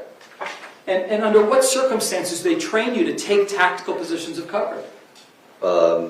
Lots of situations when there's, when you're in danger, when you're being shot at, well, it depends what's going on in that situation. And should you leave your tactical position of cover pursuant to the training when you still feel like you're in danger and might have potential sniper fire? That would depend, sir. Okay. You didn't leave your tactical position of cover until you knew you were safe, correct? At that situation, at that time, yeah, there was no, like I said, there was no gunfire going off, correct? Right. And no one came out with like a white flag to tell everybody, hey, it's safe, right? You had to make that determination on your own, correct? It was determined by the people over the radio system and then passed on to me. Got it. And that was your radio system, Coral Springs Radio? There was the BSO deputy and our now would be our chief that had a radio. So I was just going off of what they were telling me. I didn't have any real-time information through the radio. And by the way, you weren't the only one who took a tactical position of cover. If I heard you correctly yesterday, Captain McKeon, who's a SWAT commander, Yes. he took a tactical position of cover too, correct? Well, I don't know if he's a SWAT commander at that point, but I don't remember exactly. I'm not sure what his position was at that point. But yeah, he took a tactical position with me. But I wrote down SWAT commander, so did he become a SWAT commander? I don't want to be misquote what his exact thing is. He was in the SWAT team. He obviously had I don't know what his position, if he's an XO or if he was a commander. I'm not sure his position at that point. That would have to be answered. I think he was a commander, but I don't know that for sure. But at a minimum, he's part of Yes. the SWAT unit. He is trained as a SWAT officer, and he took a position of cover, did he not? Yes. yeah, I like this. I like these questions very much. And it was your words that when you took a position of cover, This is very good, Cross. they, however many people you thought they, quote, could be anywhere. Isn't that correct? Those were your words. I mean, we knew the last place that they were, based off the information that we had, was the last place that the shooting was taking place. The last gunfire that was found was inside of Building 12, is the Okay, information that we but had. when you took a position of cover, you didn't know where potentially sniper fire Thank could be coming you, from. Long We Range believe that the Joe, shooter was for inside the the building. $14.99 Australian super That's chat. what we believe at that Thank you time. for You enjoying still my were in content. fear, I do however, appreciate that your at any support. moment you could be under sniper fire, Sure. correct? Well, under fire, yes. And the only reason why you knew at that point that there was only one shooter versus multiple is because you were then informed of This is that, relatively correct? That's friendly to correct. the defense. I'm sure the prosecution knew that as well. One final by the question. way. You've Makes you wonder never why sat they down called with my them. I don't client think at the any prosecution time got to say, slapped with it. hey, tell me what you were thinking, what happened during this? No? I'm not 100% I've sure never why they spoken called to this him. particular witness. Thank you Maybe very they much. didn't have any Yes, choice. But Okay, based on that, can you read your written? Yes, Judge. Go ahead. that was a very, very good cross. Very well done. So you Masterful. started to say something. Covered where everything you needed to do. cut off a You bit. I listened just to the wanted clarify. answers. You said that if you had been in Took his- uniform and had he your was a little bit gun fast in his and pacing. you were in that area, you would Took have his ran to time that building. catching You- I would have himself. ran towards that sound like gunfire. I wouldn't have run into Made the sure he building. got I what he didn't- like I needed, said didn't overstay his before, I welcome. didn't know where exactly it was coming from. Perfect. I was only able to ascertain that I felt, based on the observations that I had and the active stimulus that I had at that time, that the gunshots were coming from somewhere in the area between 12 and 1300 building in that open area. Like I said before, and I stated yesterday, is it could have been on the roof, could have been in the thing, but if I were in a situation, would have been armed in that situation, that is the area in which I would have gone to. And why do you go towards that area? Because when the gunshots are going off, you have to assume somebody's dying in that situation. Does the +1 rule relieve you of your duty to investigate the sound of gunfire? No. Why not? Because there's gunfire going off. In a situation like that where we believe it to be an active shooter on a school campus, the only way to stop the active shooter is to stop the threat. The faster we get there, that's why we've gone away from the team and locking down the perimeter and waiting for SRT. You know, back in the day when I first started, we set a perimeter. You waited for the our SRT team, our SWAT team to show up, and they went in because they had all the training. That that training has gone by the wayside, and we've gone to what's now known as a single officer response. So as a school resource officer, if an active shooter event happens at your school, you are expected to go towards the sounds of gunfire and eliminate the threat. And is that training well established? Yes. Well understood? Yes. Across the board, whether it's Coral Springs Police Department or the Broward Sheriff's Office, that's what's instructed? Yes. Now, The Supreme Court, speaking to affirmative duty, was speaking to civil context. This is a you criminal were case. actually a couple hundred yards away when you first heard the gunfire, correct? Yes, I'm a baseball field. Okay, and from that distance, you still knew that those were gunshots as you moved closer? Once I got the other stimulation, like I said before, and when I first initially thought it was fireworks, like, because you had the fire alarm. I mean, that's what you thought. But then once you get the other stimulation of the kids running, the information from Bonner, all those things which I was able to obtain by going towards what was going on, I was able to get that information, and that was able to allow me to say, this was okay, before this Uvalde. isn't just This is 5 fireworks years anymore, before this is a Uvalde. much more serious situation. And whether it's fireworks or firecrackers, as a school resource officer, when you were a school resource officer, or even that day on the field, do you move towards those sounds? Yes, well, you have to go investigate it. I mean, that's what even if it's fireworks, you're going to go investigate if it's fireworks. Because throwing a fireworks into a school, setting off an alarm is a violation of school policy. Could be some criminal, opportunities in that also, as criminal investigation, things like that. You're going to go and investigate that. That information that you were able to relay to dispatch, you had that information because you moved towards the sound of gunfire, correct? Yes, ma'am. Now, Coach Bonner didn't have a gun on him that day. No, he did not. And did Aaron Feist have a gun on him? No. Did David Taylor have a gun on him? No. Did Chris Hickson have a gun on him? No. Did Scott Peterson have a gun on him? Yes. Based on your training and experience, as you got closer to the gunshots, even though you had seen Thank this you, window, Henhouse Staff Company, and for at that sending point me you via know there's PayPal. gunfire, you still continued to investigate those sounds and remained Thank in you that for the proximity, $10 correct? and Correct. PayPal. The only That's time we appreciated. stopped Thank you. was once we found out that there were people inside the building already searching the building. And like I explained before, we didn't want to cause a problem with the number of people that were already inside that building. And then we were removed, once the SWAT team got there from BSO, they went in and they took over command of that building and the two teams searched the building. I want to discuss the position of cover that you explained. You explained that if you believe you are under gunfire, it can, depending on the circumstances, make sense to take a position of cover, correct? Yes. All right. Now, does that change whether there's active stimulus of the sounds of gunfire versus no active stimulus? Yes, and it changes in the situation that you're in. We at that point when we took the thing, we knew there was people already inside the building dealing with the problem that was going on inside the building, and by us going in there could exacerbate that and cause more complex problems. So you take a position of cover. If somebody does show themselves and start shooting out the window, we would have returned fire. We would have, shot at the suspect or whatever situation of things. So that's the whole idea of taking a position Thank of you cover for in the that 13 of you situation. And who have so if far somebody, retweeted the I new don't know pinned what's going on. comment. Maybe they Appreciate went up the one 13 of side of you the stairs and who the have guy comes retweeted down the the other new side of pinned the stairs comment. and Thank pops you. out a door. We're in a position to cover then to take the appropriate measures to take that person into custody. It's probably the or to best use single the thing we force can if do to necessary. help bring attention Now, to the channel, I think. if you believe that So there it is really does sniper make a fire big difference, coming and it's from appreciated. Thank you. the 1200 building, is it a tactical position of cover to stand in the line of that sniper fire? I don't know exactly where he was standing, so I don't feel comfortable. Well, not where he was standing. I'm asking you generally. I agree. I mean, Is it a solid walls, concrete, those are all considered good cover. A concealment is more like something like a tree or a bush or something like that can actually, the difference between like cover and concealment is cover is like a hard surface, like a concrete wall, an engine block of a vehicle, things like that. Where concealment is, yeah, I'm behind a hedge, but if somebody starts shooting, the hedge isn't going to stop me from getting shot. Yeah, it gives me concealment. Maybe the person doesn't see me as well, but so that's the difference before. So if If he was behind a wall or a concrete, I don't know. yes, I that can't would see be, that individual would be a people place as of, we tweeted. of Thank you, cover. Karen And D. again, let me phrase it this way. If you're not Thank you for behind the a wall, super if you're chat. standing exposed to Karen, potential sniper Appreciate it. fire, is that a tactical position of cover? No. did I receive your And in super that chat sense, would yesterday? it I can make sense find to out. move Hold on. closer to the building? I would move to the nearest piece of cover that I could, whether it be a pillar or a wall, a side of a wall, a side of a building, something that gives me that hard cover.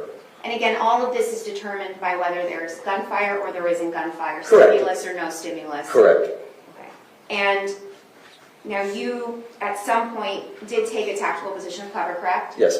Did you remain in that position of cover for 48 minutes? I remained there until we were told over the radio that he no longer was in the building. And that was when I hooked up with our canine officer, Coker, and we began searching for the suspect on the southwest corner of the school. Just a moment to confirm. No problem.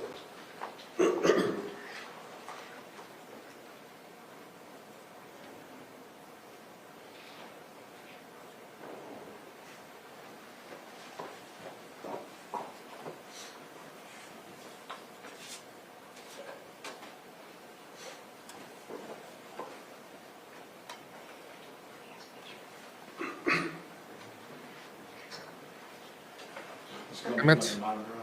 Yes, please. Thank you. Thanks for letting me know. I love it when that just happens. Technology problems. Just try to decrease my stress levels. Deep breaths. Then I'm going to hand this back to the clerk. I have no further questions. Based on that and recross. Just one question. Go ahead. The last thing that was covered was you, if I heard you correctly, you remained in that tactical position of cover until you knew it was safe to come out, correct? Until we were told that the suspect was no longer in the building. He had not been caught at that moment when we were actually actively searching. We were told that based on the video evidence that they were eventually able to get, that he was no longer in that building, that he had left the building and was last going westbound through the school. Okay, so you knew it was no longer, first of all, you knew there was only one suspect at that point, correct? Yeah, that was all the information we had at that point, yes. And you also knew that he was no longer shooting, correct? That's correct. There were no shots for quite some time. And then you came out of your tactical position of cover, correct? Yes, once we were told that that he had left that building and was no longer in that immediate area where we believed him being in 1200 building, we then began to search the rest of the school. Right. Thank you, sir. Perfect. State, is the witness excused? Yes, Judge, state the witness. Perfect. You may step down. Thank you. very much. Perfect. While he's doing that, state. Perfect direct. Perfect cross. Perfect redirect. Perfect recross. Thank you. Okay, ladies and gentlemen, real quick restroom break. Same admonition as always. Please don't discuss the facts of the case, Okay. the evidence, the witnesses, or the We have just testimony amongst time to yourselves try to or figure anyone out else. Jack Daniels. Until we reach the end of Yay. the trial, I'll tell you when that is. Please don't do any research directly or indirectly. If you will leave your notepads in your chair. Shut up. All right, we're going to go try to understand the Supreme Court while we're in break. So the trial's on break. Hold on. No, stop. Stop. Okay, that's fine. All right, let's try to understand the Supreme Court. I can do this. I'm not sure how long I have, but we'll do what we can in however much time we have. Let's assume I don't have much time. All right, let's try to understand this case. Jack Daniels versus VIP Products. Jack Daniels is the largest whiskey manufacturer in the United States and possibly the world. VIP Products is the second largest dog toy manufacturer in the United States. VIP Products made a dog squeaky toy that kind of looks like a Jack Daniels bottle in the same shape, size, color scheme, font style, and so forth. Jack Daniels sues VIP Product for trademark infringement. Let's figure out what the law is. The Lanham Act, which is the trademark law, defines trademark by its primary function, identifying a product source and distinguishing the source. Yep, that's what trademark is supposed to do. Trademark is ultimately a consumer protection measure. It's ultimately to inform the consumer as to the source of the goods so that the consumer's perception of the source of the goods will help inform their perception of the product. Like, regardless of what your opinion of McDonald's or BMW or Home Depot or whatever is, right? Apple, Samsung, or whatever your opinion of it is, the ultimate point of it is to help know what the source is so that your opinion will help inform your purchase decisions. If you like Apple products, Samsung products, McDonald's, then you know that you're going to have a good experience there because you've had a good experience there in the past. If not, not. So that you understand who you're buying it from. That's what trademark is supposed to do. Great. In serving the function, trademark helps consumers select products they want to purchase or avoid and helps purchasers reap financial rewards associated with a product's good reputation. Or the reverse of that, as we've seen recently, for example, through Bud Light, Anheuser-Busch, and InBev products. So that also too. To help protect trademarks, the Lanham Act creates federal causes of action for infringement and dilution. You use my mark without permission. Dilution is you are diluting the mark, right? The mark is less recognizable as the mark. So you have appropriated my mark, and also you have reduced the potency of my mark by having other things associated with the mark, so it less serves its function less well. Great. In a typical infringement case, the question is whether the defendant use of the mark is likely to cause confusion or likely to cause mistake or deceive. Fine. In a typical dilution case, the question is whether they've harmed the reputation of the mark. Fine. Respondent VIP Products makes a squeaky, chewable dog toy designed to look like a bottle of Jack Daniels, but not entirely. On the toy, for example, the words Jack Daniels become Bad Spaniels. An old number 7 brand Tennessee sour mash whiskey turns into the old number 2 on your Tennessee carpet. The jokes did not impress the petitioner, Jack Daniels, who owns trademarks in the distinctive bottle and many of the words and graphics on the label. I mean, fair enough. Soon after Bad Spaniels hit the market, Jack Daniels demands VIP stop selling. VIP filed suit seeking declaratory judgment. So Jack Daniels threatens them. VIP Products sues first. We're legally in the right. We want to be declared that we're legally in the right. Okay, fine. Jack Daniels counterclaimed for infringement and dilution. At summary judgment, VIP Products argues Jack Daniels' infringement fails under the so-called Rogers test, a threshold developed by the Second Circuit and designed to protect First Amendment interests in trademarks. So we have some precedent on this from the lower courts, and we'd like to use that, if you don't mind, Supreme Court.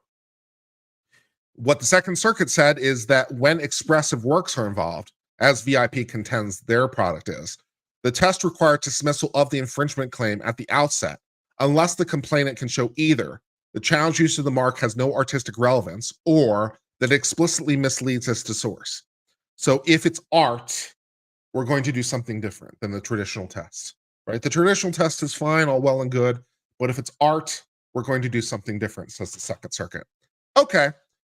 Because Jack Daniels could not make that showing, VIP claimed the Lanham Act likelihood of confusion standard was irrelevant because we're doing something different than the standard test, and you fail the new special test. So the standard test is irrelevant. Okay. And as for dilution, VIP urges that Jack Daniels could not succeed because Bad Spaniels was a parody of Jack Daniels and therefore fair use. Fair use of trademarks is an idea that exists, nominative fair use in particular, right? Fair use in the name of the thing. So for example, if I'm comparing my product to your product, I can use your product's name, right? Uncivil law is better law channel than Nate the lawyer, right? So I can use Nate the lawyer's name because I'm making a comparison and using it for nominative fair use. Okay. Shout out to Nate the lawyer, my good friend. The district court rejected both of VIP Products' contentions for a common reason. Because VIP had used the cribbed features as trademarks, that is, to identify the source of its own products. As the district court saw it, when another trademark is used for source identification, the Rogers test does not apply. Instead, infringement turns on likelihood of confusion. So we don't think the special test applies, or at least doesn't apply in this situation. Fine. The court likewise rejected VIP's invocation of fair use, holding the parodies fall within the exclusion only when they do not use a famous mark to identify the source. So if you are using a mark to parody it, then fine, but not if it indicates the source, which you were doing. I'm not 100% sure I can tell the difference, but okay, fine.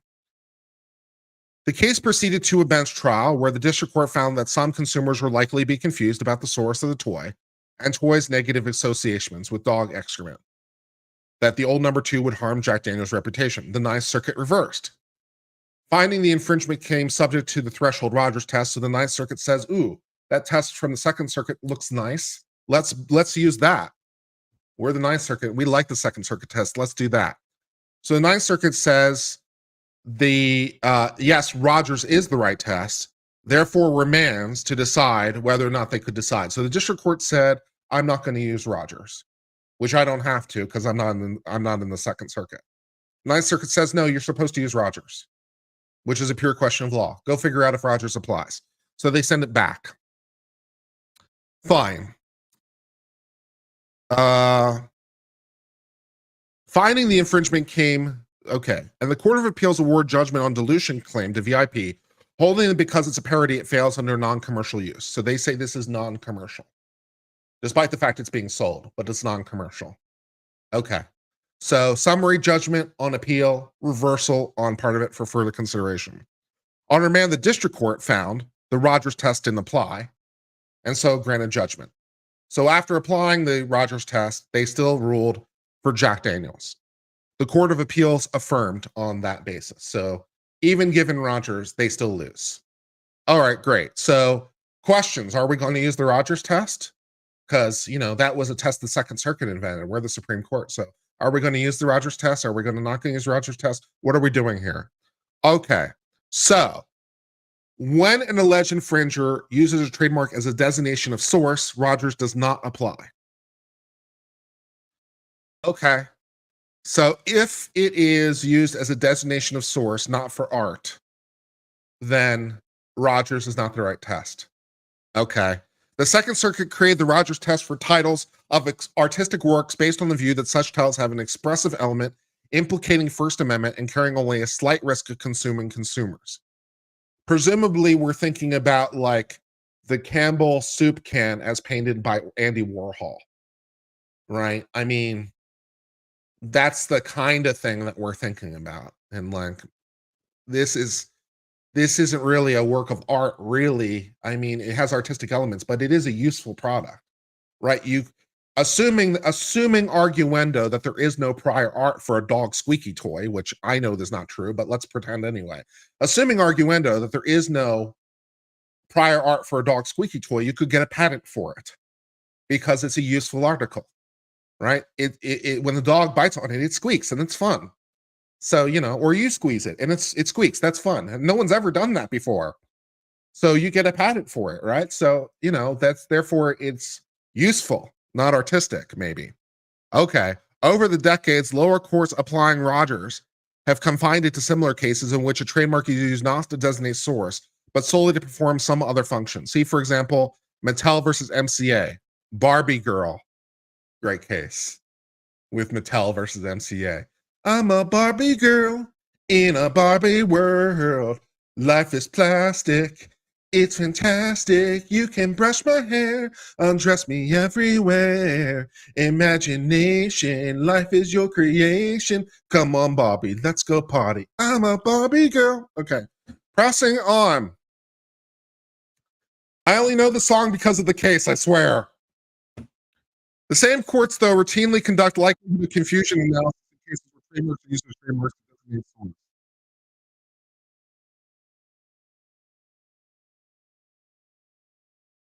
Presentation. Yes, sir. Defense Okay, ready to we'll have to get proceed? back to this. Okay, please bring the jury back in. We'll have to get back to trademark part 2. The one that's not in evidence, you can have that back. The one that is in evidence, Ms. Wilcox gets that one.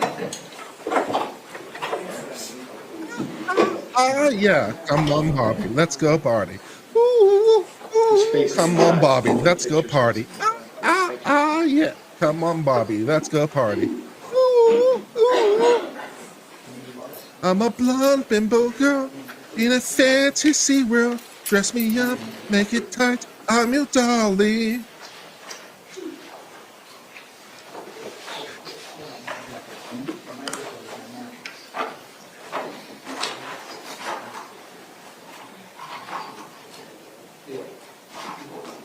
You can touch, you can play. If you say, I'm always yours. You can touch, you can play. If you say, I'm always yours. Come on, Bobby, let's go party. Yeah. Come on, Bobby, let's go party. Ooh, ooh, ooh.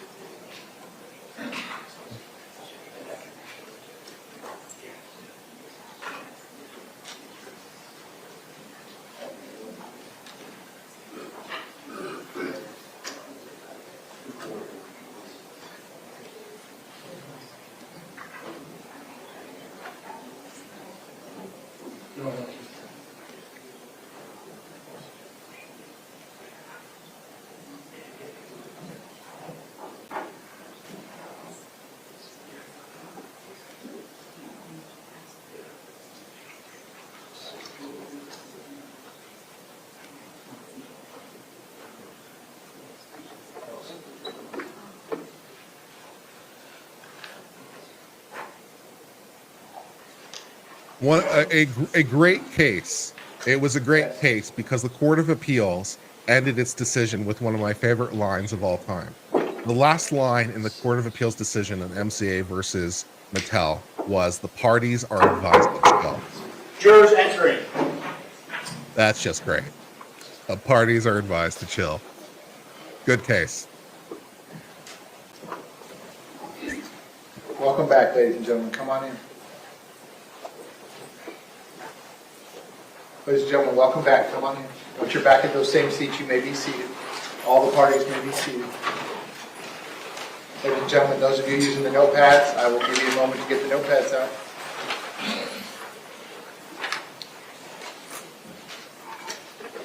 Okay, ladies and gentlemen, when we took our quick restroom break, we were in the middle of the state's presentation. We're going to resume at that point. State when you're ready, you may call your next witness. Thank you, Your Honor. The state calls Brian Scot to the stand. Coffee? How are we spelling that?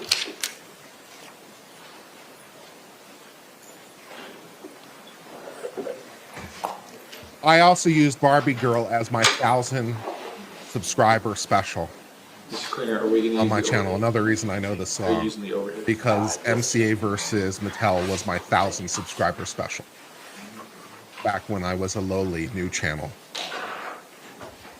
So one of the reasons I know the song, because it was the basis of my 1,000 subscriber special when I was a baby channel. Aww.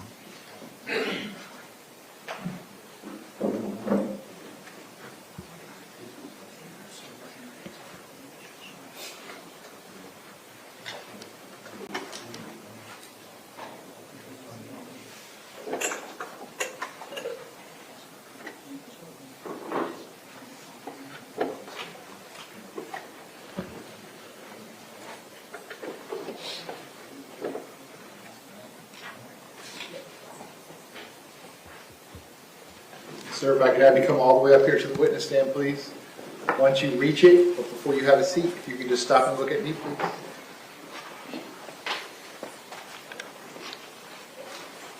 Raise your right hand. Swear to tell the truth, whole truth, nothing but the truth. Yes, I do. Please be seated. And once you are seated, if I could just scoot that chair all the way up as far as it will go, can you please state your full name and spell your full name? Brian Joseph Staubly, Brian Joseph Mr. Klinger, you may inquire. Thanks, sir. Good morning, Mr. Stolly. Good morning. How are you doing this morning? Hanging in there. All right. Could you please let the jury know who you are, give them a little background information? My name is Brian Staubly. I was a campus monitor at Stoneman Douglas, also coach. I coached there for 13 years, retired this year, retired as a campus monitor in 2020. Congratulations on your retirement. When you say campus monitor, could you explain to us what that entails or what that means as a job description? Well, campus monitor, when I was first hired, I was told that what we would do was we would observe and report, but we did a lot more than that. We had an area at the school we had to take care of. If there were students outside of class, we had to make sure they had a pass. We checked bathrooms to make sure nothing was going on in the bathrooms, and then if somebody needed to be taken out of class, they would call us and we'd go remove them from class and bring them to student services. Okay, so what area of the school was your assigned area? At that time, I was the 900 building, 400 building, in that area there, and over by the gym. All right.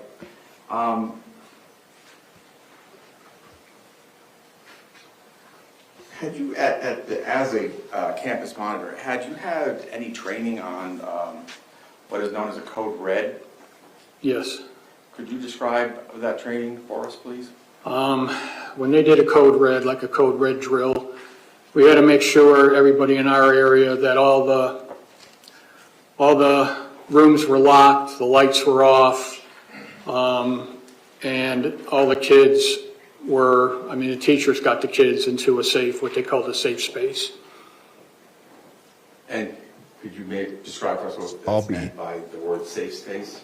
They would get them away from the windows, away from the doors, basically take them to the back of the room, get them down, and have them be quiet.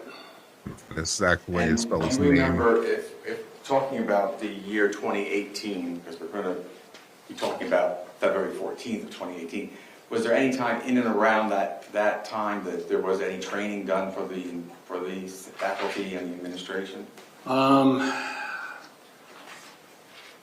I don't really remember. I know we did have one. We did have some people come in, and we did have a meeting, but I don't know how long before 2018 that was. All right. Well, at that meeting, was that a meeting on Code Red? Yeah, we did a code red meeting. Pardon? Yes, we did. Okay. And is that where you were instructed and other folks were instructed about going to the hardened areas and taking precautions? Yeah, I would assume, yes.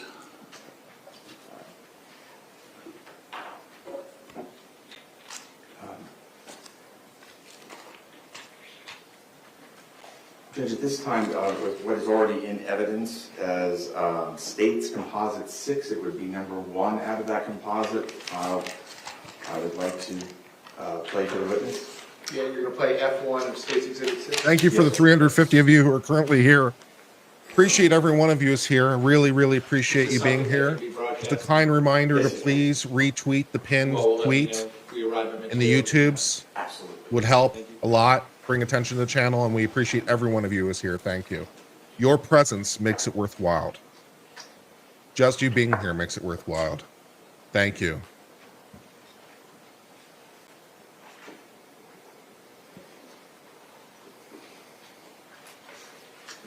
Mr. Sabetsky, could you stop it for just a moment? Mr. Stolle, do you recognize what this particular room that we're looking at on the video? Yeah, that's student services. I'm sorry? Student services, Student services, and do you know what building number that would be in? 100 building. Okay. Thank you.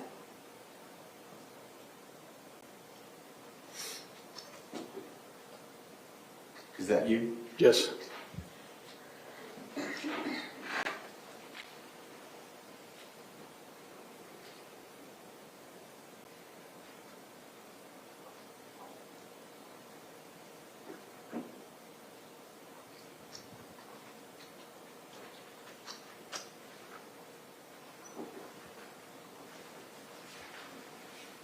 Could you stop for just a moment? Could you identify for us who we're seeing in the picture? That's Kelvin Greenleaf. Okay, and do you know what his position was at? Yeah, he was a security specialist. Okay, thank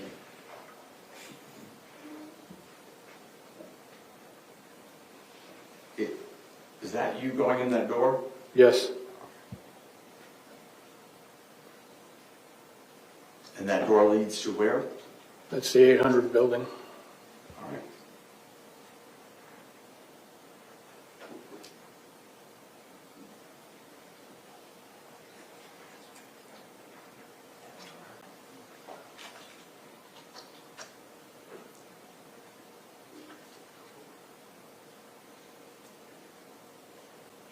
Stop it just for a moment, please. Is that you, Mr. Yes. Thomas? Okay. At that point where you are standing, the building, we're looking at it, you said that you had gone in the 800 building, the building to the other side, which would be to our right. What building is that? That's the 700 building. All right.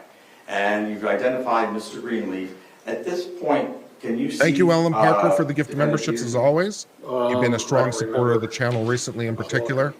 And we really, really thank your continuing support, Ellen. That's really, really, really, really kind of you. Thank you so much for helping.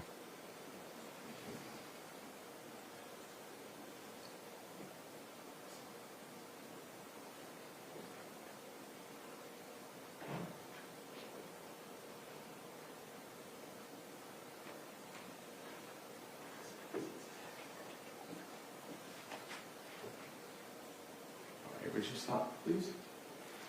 Sir, do you see yourself again? Yes. All right, can you tell the jury what you're doing at that point and where you're going? I do believe that I heard the first gunshot, and at that point, I saw some students in the parking lot. They were kind of hiding behind some cars, so I went out and tried to get them off campus, was yelling at them to run and get off campus and go across Pine Island Road. The parking lot that they were in, where was that parking lot located? That was what they called the senior lot. The kids were in the north part of the parking lot across from the 1200 building. Okay. Can you continue with the video, please?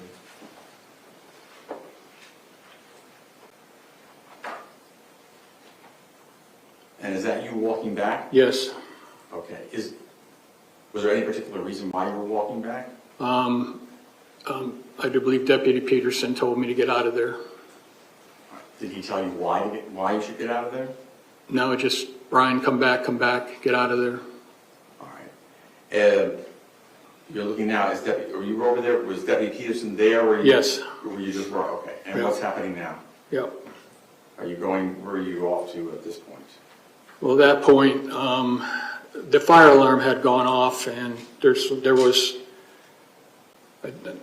I'm not sure, well, I do believe the fire alarm went off, and there were students coming out of the 700, and as you can see, there's somebody walking my way now. Right.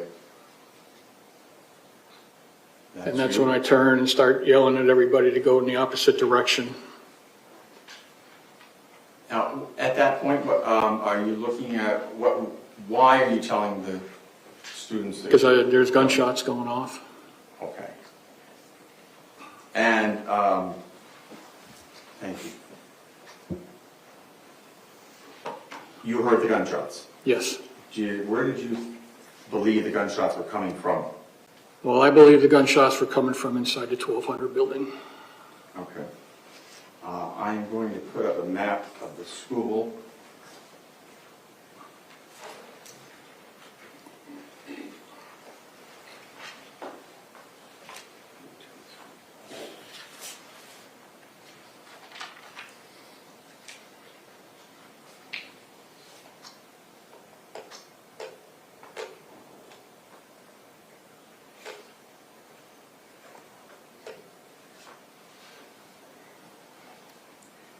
In this particular diagram, can you see where the 1200 building is?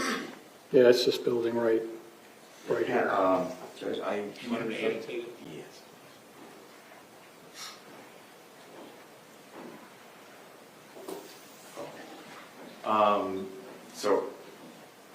Mr. Sabe, on the screen you see all the little squares at the bottom, and I believe up at the top, I have my glasses on, there's a pen. There's an icon bottom left, sir. You see the icon bottom left? It's a pencil. You just hit the pencil button at the bottom left. Okay. Got it. All right. Okay, and if you could just maybe make a circle where the 1200 building is.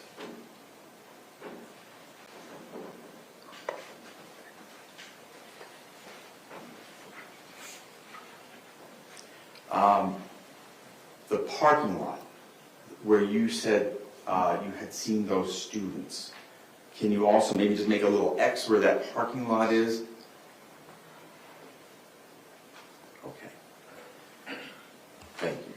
And if you could just do me a favor and also maybe just mark where the administration building is?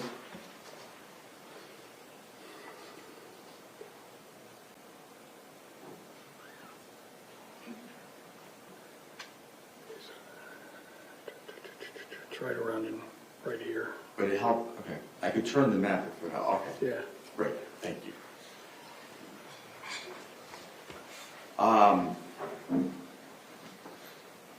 The corridor where you're standing with Kevin Greenleaf, and then later on the corridor, it's the same, is it the same corridor with them when you see the student and you tell them to get back and go, same corridor? That's the same corridor that we came down. Okay, between the 800 and the 700? Right, between Okay. the 700 and 800. And I know it's getting a little crowded, just if you could just put a quick little circle around where that is, I'd appreciate it. Perfect, thank you, great. All right.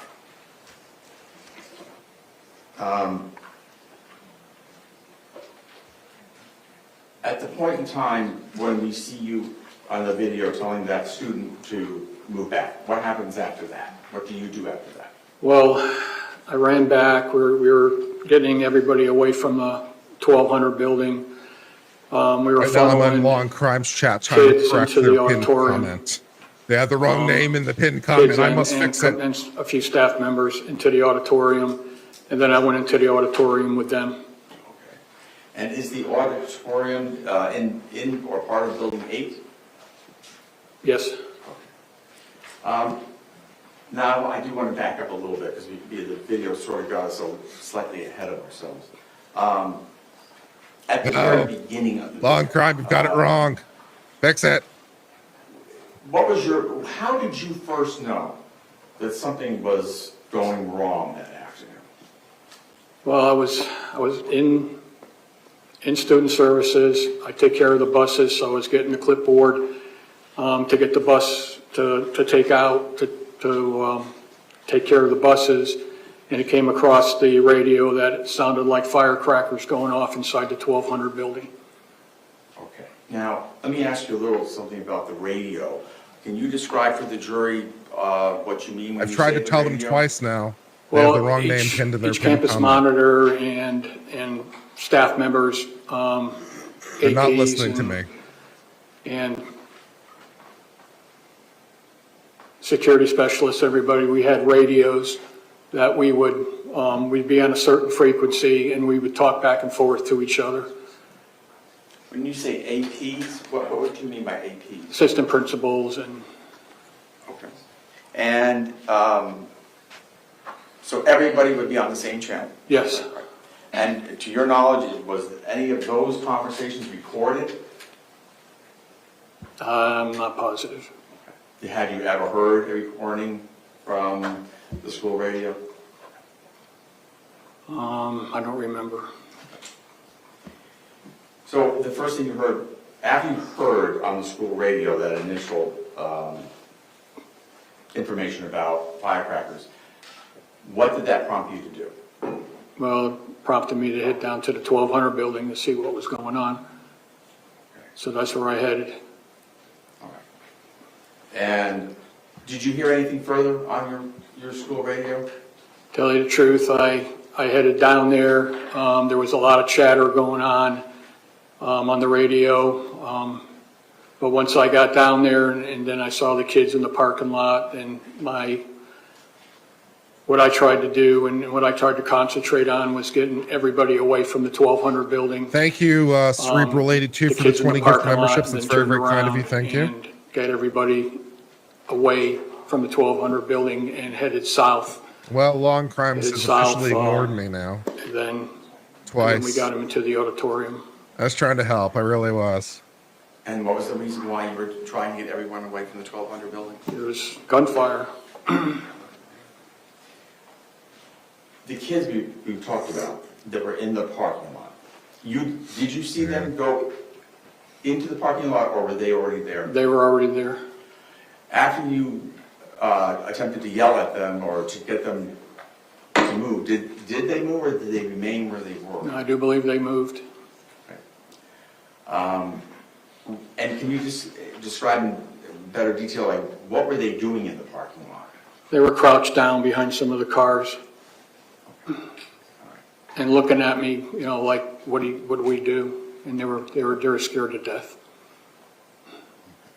And then they ran after you? I told them, get it off campus, run through the open gate, get across Pine Island Road.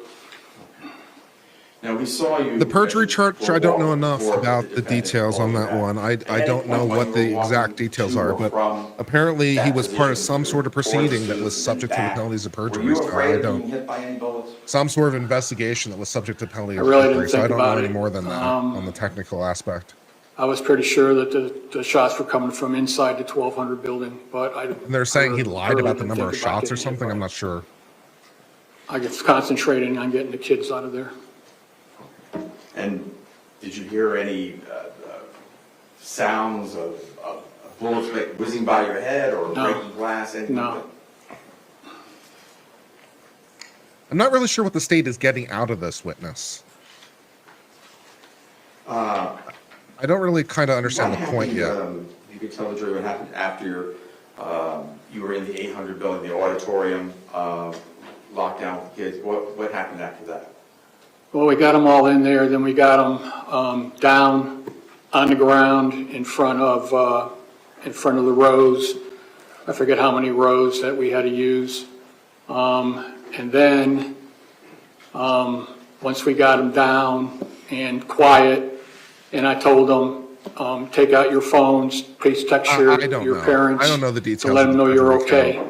So a lot of them are doing that, and then one in front of me, They haven't presented any said, evidence Coach, about it yet. I So said, what? He said, there's somebody up in the Hasn't come up glass yet. enclosure, which was the glass enclosure on top, in the back of the auditorium. So we didn't know who was up in that glass enclosure, so I went to the back of the auditorium, and luckily, when I got to the back, there were police coming in through the front red gates. So I brought some of them in, 3 of them came in, 2 male, 1 female. The 2 males went up into the glass enclosure, and there was 1 kid up there, and they brought him down. I'm pretty sure. He was just hiding up there, but he also had an ROTC shirt on. I see. Had you heard anything earlier in the day about an ROTC shirt? No, Were you then evacuated out of the building? what's that? Were you then allowed to leave the building once the police arrived? No. How? They put a female officer in the back at the entrance to the auditorium, and then I stayed with the rest of the kids that were in there and kept them quiet, kept them down. Do you know approximately how long you were in there? It seemed like forever, but it was probably about 20 minutes, maybe a half hour. Okay. And how were you let out? SWAT came in. I mean, there was a bunch of police officers. that You're reading the came in arrest and warrant says Peterson said it they was got a sworn everybody statement. They to the didn't hear front any shots fired by after you were at the the 1200 buildings for stage, the first and 3. then they brought us out the back, and then had us walk across Pine Island. I don't know how they're going to get perjury out of that, but And, okay. Was there anything else you did that day, or did you go home? We'll after see, that? I No, we guess. all had to go to Heron Bay to the Marriott and give statements. As a campus monitor, did you carry any weapons on you? No. Did anyone at the school carry a weapon? Yes, Who was that? Deputy Peterson.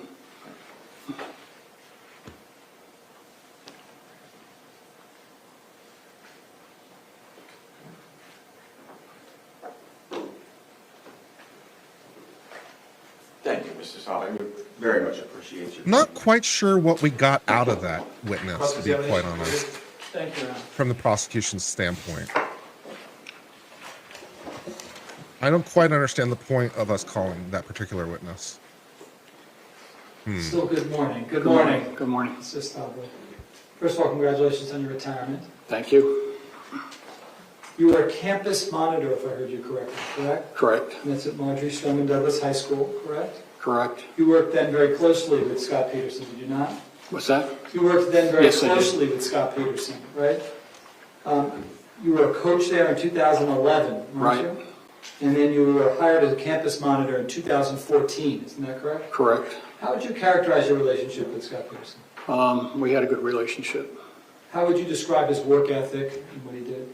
He always was working hard. He always did his job. Was he professional? Yes, very professional. If you saw that there were kids fighting, would he get involved? Yes. Try to separate kids? Yes. You ever see him say, "Oh, I'm not getting involved, I'll stay over here"? No.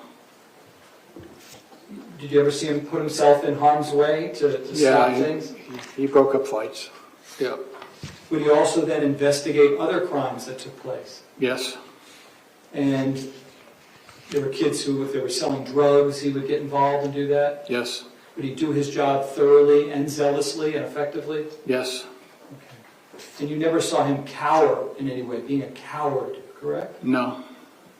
It was just the opposite, correct? Correct. You described a code red. When somebody says code red, who is that for the benefit of? Why would you yell a code red? Well, you're trying to get all the students and staff and everybody away from whoever you think is on campus that's going to cause a problem, that's going to be shooting into rooms or shooting. So this day, for example, my client ordered a code red. That would have been for the benefit of the kids and teachers and faculty in the 1200 building, correct? Yes. And what they were instructed to do then when there's a code red is not wander in the hallway, but to actually hunker down and protect themselves in case there was any sniper fire, or any firing into the rooms, correct? Correct. And by the way, all teachers know that if they ever leave their classroom, let's say during a fire alarm going off, they're to bring their keys with them, correct? Correct. I see you making a face. Not everybody brought their keys with them, correct? There was one that locked his keys and Tell us what happened. well, I'm not sure because Objection. It's being asked, it's speculation. Okay, sir. Well, if he knows, if he knows. If the answer is I don't know, then so be it. Personal knowledge, you can answer the question. If you do not have personal knowledge, you can say, "I don't know." I don't know. Okay. Fair enough. We saw on the video, if we can pull that up, can I ask you to pull up the video again? And while he's doing that, I'll just ask you a few questions, okay? You learned initially that there were fireworks on campus somewhere, correct? That's how the call went out over the school radio, It correct? said it sounded like fireworks going off in the 1200 building. Got it. So it wasn't, there's an active shooter. No one said that over the phone, over the radio, No. correct? You all believed that we were dealing with someone who was possibly letting off firecrackers, correct? Correct. Which, in your many years of being there, that was something so extraordinarily unusual, right? Well, the whole time I was there, I don't ever remember anybody lighting off firecrackers, but then again, it was Valentine's Day, so Right. You thought it might have had something to do with that, correct? correct. We all set yet or no? Okay, great. I just want you to watch the video, and I'm just going to ask you some questions. If you don't mind, I'll tell you to pause it a couple times. This, by the way, is the 100 building where my client works out of, correct? Correct. And would you see him occasionally having his radio being charged in his office? Yes. Because those radios, unless they're charged, they'll run out, correct? Correct. Right. This is, you see Scot Peterson, right? He's on his radio like this? That's Yes. him? Okay. And that's Mr. Greenleaf, Kelvin Greenleaf? Yes. Correct? And you see them running because the fire alarm went off, correct? Correct. Pause it for one moment. Just so the jurors know, the fire alarm is meant to be super loud, is it not? Yes. That's not a Like low it. thing. Good That's question. something to get everyone's attention. And Good question. certainly in the Yeah, this fire hallways alarm here, is a it's very, very extremely loud noise unto correct? its own right. Good question. It's loud throughout the whole school. Got it. Yep. Okay, so let's keep going. and tell me when you see you. Is that you right there? Yes, Tom? that's me with the clipboard. Okay, so stop right there, okay? You're aware that eventually Denise Reed, who's Denise Reed, by the way? Denise Reed was the assistant principal who was in Okay. charge that day. Okay, she was in charge, correct? Correct. And she is going to be coming up right behind you, correct? I do believe so, yes. All right, tell us when you see Denise Reed on the screen. Could those be her legs right there? Yes, it is. All right, stop it. Stop. Okay, so about how much distance is there between you and her? Where that, she's by the garbage can, correct? Yeah, I don't know, Just give me an estimate. 20 feet. Okay. Now, at this moment right here, at 2:24:40, because that's what it says at the top left, where would Mr. Peterson be in relation to where Denise Reed is at that point? I do believe he'd be out in front of where it says 9, somewhere in that area there. Wait, 9. Oh, so to the right of the screen. Can everybody see that? I can have you circle it, but the right. I do believe they were around, maybe in front of here somewhere. Ooh, you know how to do that. Yeah, Okay. but I don't know. All right, good. All right. And so, are you good at estimating? I know you were uncomfortable a minute ago. Can you have an idea between where Denise Reed is, right there, where we see her by the garbage can, to the area that my client is at the bottom of the screen? Are you comfortable estimating? Thank you to the Not 400 of really. you who are now here. Appreciate it. You object by his memory and not from the video. The question is how far the distance was between himself and another person who was there?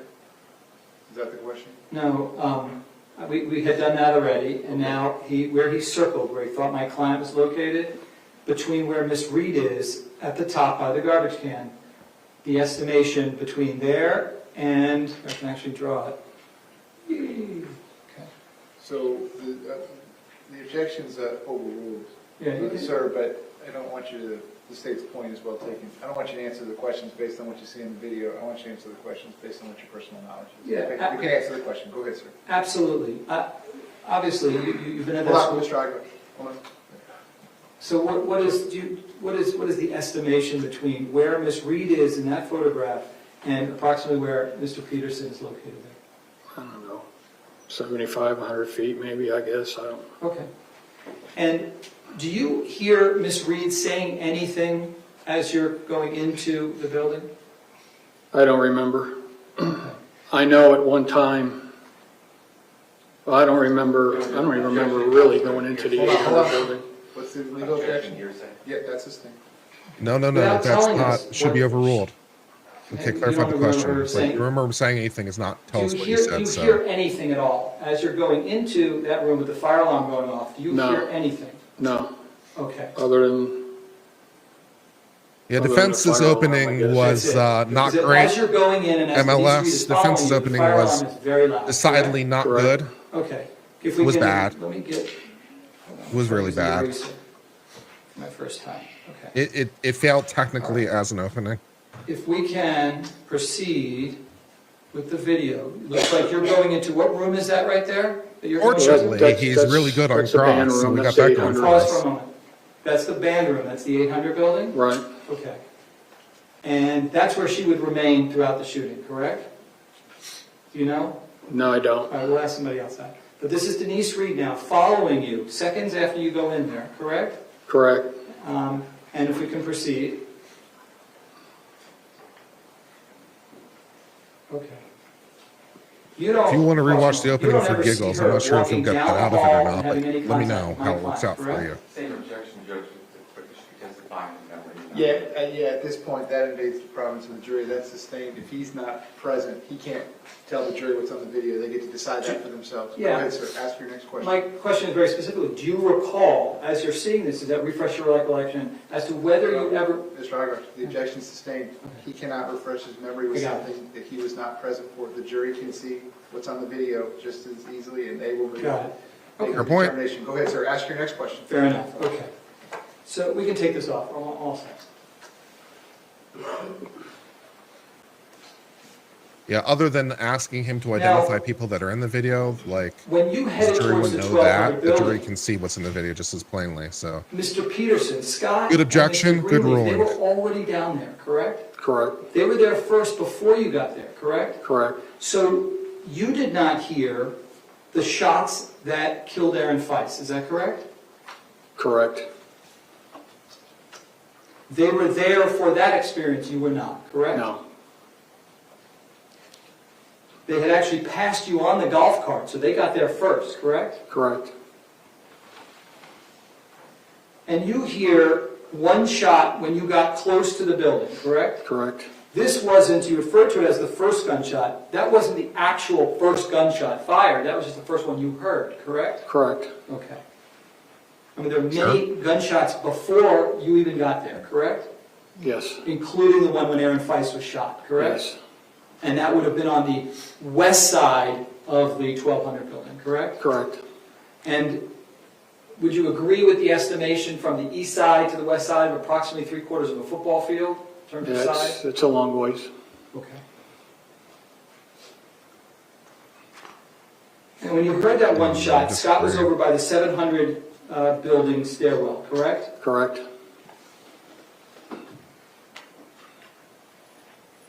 Was there or was there not any type of echo in that area? well, it was loud coming out of the 1200 building, Okay? so, My question specifically was, and if you need to look at your deposition, you remember giving a deposition? Yes, I case, did. Right? If you need to look at that to refresh your recollection, you let me know. Yeah, that's sustained. Go ahead, sir, ask your next Do question. you recall whether there was a significant echo in that area? well, it was very loud coming out of the 1200 building, I understand that, and that goes to sound, you know, how loud it was. But if something could be loud, you agree, and not necessarily echo, correct? Yeah, can we do a quick sidebar, please? Thank you. Okay. Yeah, so the judge doesn't like the way this is being phrased. It's a judgment call. I don't have any particular objection to the judge asking the lawyer to rephrase it differently. It's not out of bounds. I didn't particularly have a problem with it, but, you know, it's a judgment call, so the judge wants to change the format to something maybe a little bit more formal. So fine. I don't have any problem with the judge's ruling. If the judge's ruling is well within the rules. No, fine. Maybe he's a little bit mad at the attorney for the force, though. You know. Also, one of the reasons that rule number 1 of litigation just generally is don't piss off the judge. Because maybe he's still a little bit pissed from the whole opening. And so would he have ruled this way had he not done what he did in the opening? Who knows, right? And maybe, you know, you don't want to piss off the judge, because if you do, maybe some of those rulings that would have gone by the wayside or broken in your favor, maybe they'll break the other way. Because they're a little bit pissed. Now, I can't speak to that exactly being what's happening, obviously. I don't know the judge's internal mental state, but it's a possibility. Don't piss off the judge. And he kind of pissed off the judge a little bit in that opening, because he made the same mistake over and over and over. You know, yeah.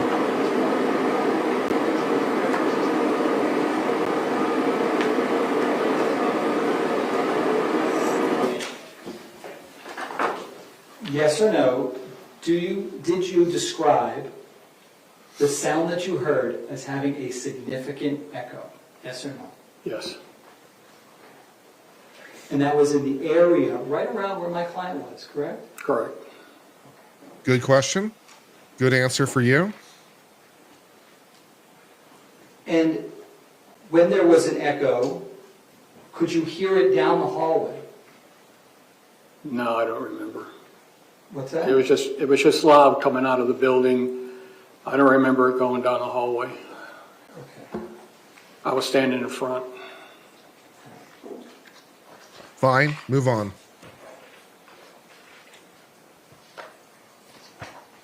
Do you remember me asking the following question to you, page 9, line 7? Your Honor. What's the legal objection?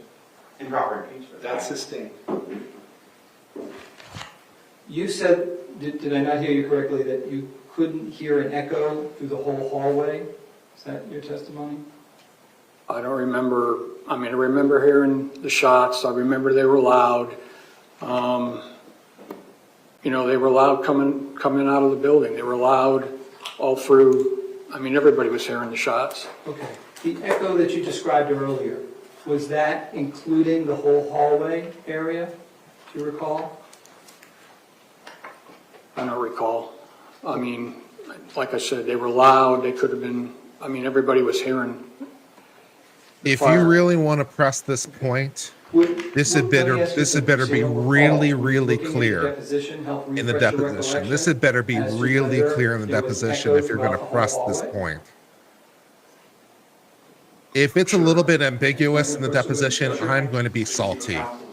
This had better be really clear. You don't have a copy of the deposition? Page 9. This had better be something like, yes, 7 I heard the through echoes in the hallway. I was 11. sure they were in the hallway. So many echoes in the hallway. Exercise is- If it's not that, I'm going to be a little bit irritated. So just take your time, read it to yourself. When you're done reading it, you can look up, and I'm sure the lawyers will have more questions for you, but what I don't want you to do is read from the document. Okay? Just read it to yourself, see if that refreshes your memory, and then the lawyers will ask you additional questions. Yes, I'll be a little bit salty because if we're impeaching him without it being, because we're pressing him on what is a fairly minor point in the grand scheme. Like, we're pressing him on this point about there being echoes in the hall. So it better be fucking clear as shit in the deposition. Because, like, if it's just like echoes were all around and we're going to, like, try to draw a more specific that refresh conclusion, your we're going to be recollection like, now? this is Yes. some bullshit Okay. impeachment. It was loud, it was going through by the 700 down Okay. where everybody could hear. So you do remember the echo traveling down the 700 building hallway, correct? I guess, correct.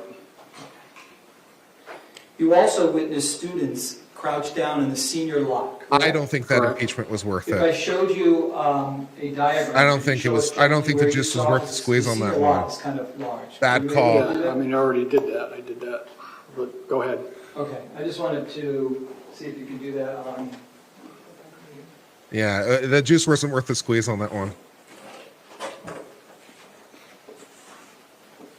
Bad tactical decision. you might have to stand up. Just, if this is the 1200 building, and this is the 700 building, can you show us where the students were located? Right in here. Over in here? They're right in here on the north side. Okay. And then here's the open gate, and I'm just yelling at them, get through the open gate and get out of there. Got it. Those students, they were crouched down in a position of cover, weren't they? Well, Yes, And they seemed scared to you, correct? correct, And did it appear to you that they had also heard gunshots? correct. okay. And you wanted them to get out of the way because you were concerned for their safety, correct? Correct. I wanted everybody away from the 1200 building. Got it. Because, again, you didn't know if the shots were contained within the building or whether they were coming out somewhere, correct? Correct, it could, You also, at the time, didn't know how many shooters. All there right, were he's out not there. being as Somebody told efficient you on that this moment, cross correct? as he was no, we before. didn't know. So there could have been multiple shooters from different I don't really directions, object to different it, but he's areas. just not being as Correct? efficient and tight as he was before. Correct. But it's not bad. It's a fine cross at this point, like 8 out of 10. Bad You tactical believe that you decision. were standing in a dangerous spot where you were near Mr. Peterson, correct? Oh, yeah.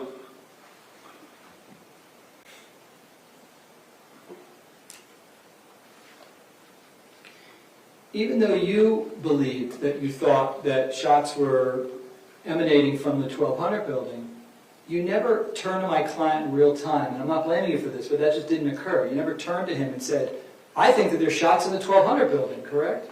Objection. Correct. Again, counsel is testifying. No, that one's over you, so you can answer that question. Go ahead. Correct. You never, correct, you never conveyed that to my client, correct? Correct. You did see my client as he was there in a position of cover. You saw him talking on his BSO radio, correct? Yeah, he was talking on both radios, I do believe, when I was standing there. And when you say both, you know that he has what, a BSO police BSO. radio, and he also, on the other side, has a school radio, correct? Correct. And he's, in that moment, he's talking on both, correct? I do believe so, yes. You didn't see him just standing there doing No. nothing, correct? No. You saw him with his gun out, correct? Correct. You also heard him trying to get everything shut down so nobody could come onto campus, correct? Yeah, I heard him trying to say shut down, Holmberg, shut down. You also saw him looking all the way west, did you not? Yes. So west of the 1200 building, you saw him looking in that direction, correct? Oh, I know he was on the radio. I was concentrating on, once I saw the kids in the parking lot, then I saw the kids out from the 700 building. I concentrated on getting them out of there. And when you were interviewed by FDLE, you told FDLE that there was an echo in that area, correct? What, give me the legal objection? Peterson referencing an improper impeachment.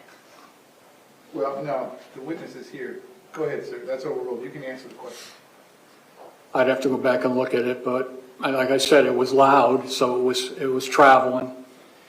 But when you, remember you were interviewed by law enforcement, correct? Correct. And that would have been closer to when this event occurred, correct? Correct. And your memory would have been fresher, correct? Correct. And if you believed that there was an echo, right, in that area, you would have then shared that with them, correct?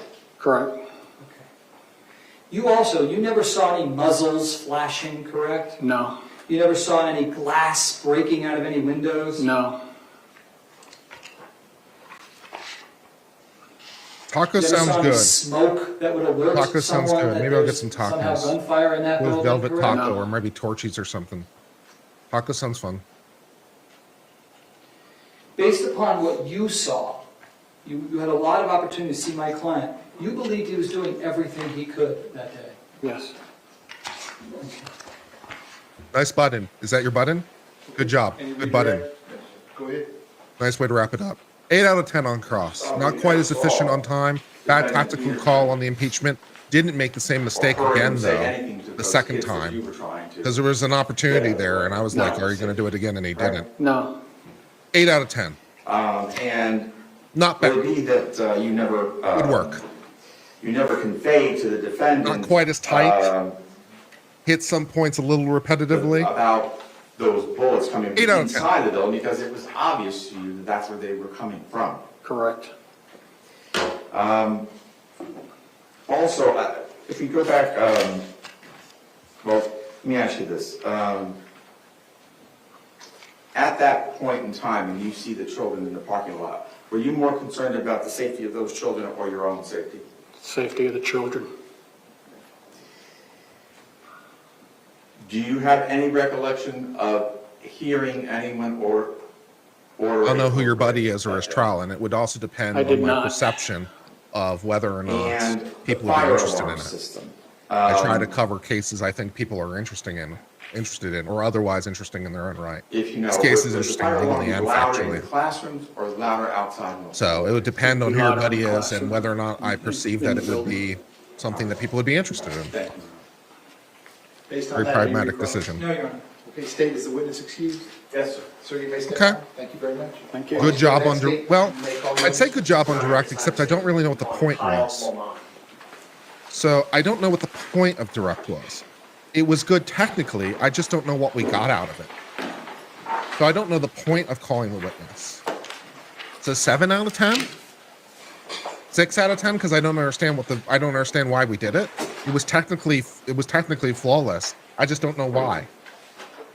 So okay. And the cross 8 out of 10. Not quite as efficient, not quite as tight, a little repetitive, bad tactical call on the impeachment.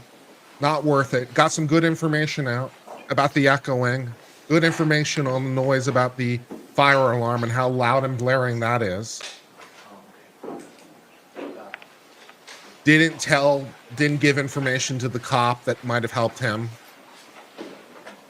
Also speaking to his general character of his client, speaking that he's a good guy, professional, does his job well, typically courteous.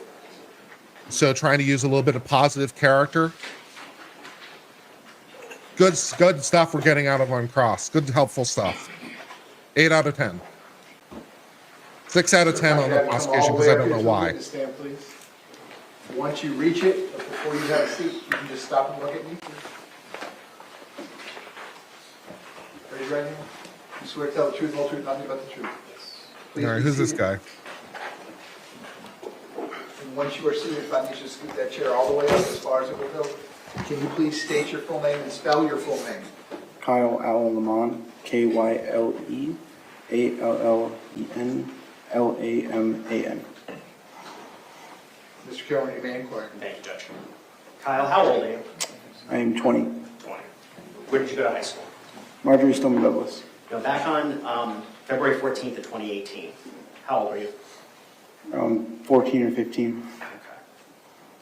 On February 14th of 2018, were you shot? Yes. Where were you shot? In my right foot. Your Honor, at this time, I would ask the witness to come down to show the jury injury. That's correct. Just stand right here. Kyle, if you would please take off your right shoe and your right sock. And lift up your pants. Was it Lamon instead of Ramon? Oh yeah, it's Kyle Lamon, not Raman. Let me change his last name. All right, thank you, Kyle. You can put everything back on and sit down. Lamon. There we go.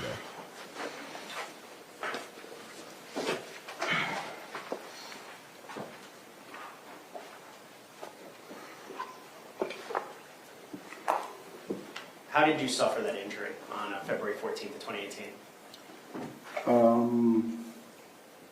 It was on the 3rd floor of the building, on the 1200 building. Was this during fourth period? Yes. Okay. And what class were you in?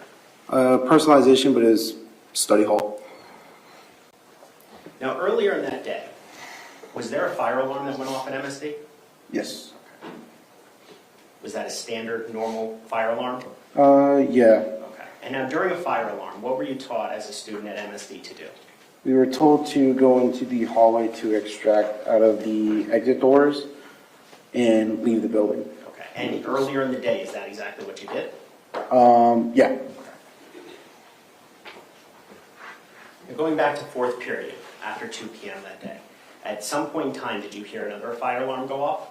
Yes. Did you think that was strange that there were 2 fire alarms in one day? Not necessarily, because culinary was always burning stuff. So culinary, Yeah. building 5, I think so.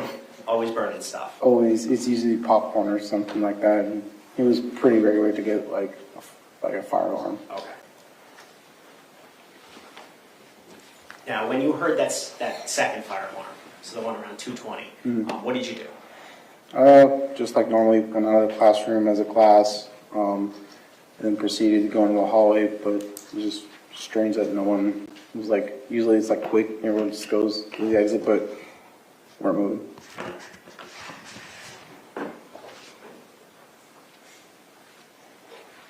Your Honor, may I first witness? You may. Kyle, I'm showing you what's been already previously. This states J for identification. Do you recognize this? Yeah. Are you in this picture? Yes. Where are you? Right there.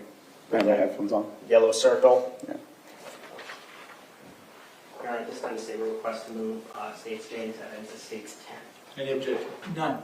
Without objection, states J for identification will now be in evidence. That is States Exhibit 10.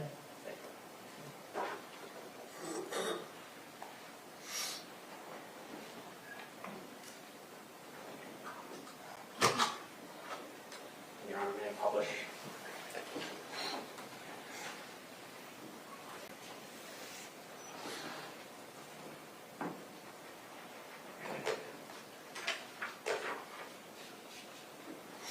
Is that you, Kyle? Yep. What do you have wearing on your head, on your ears? Headphones. Were you listening to music?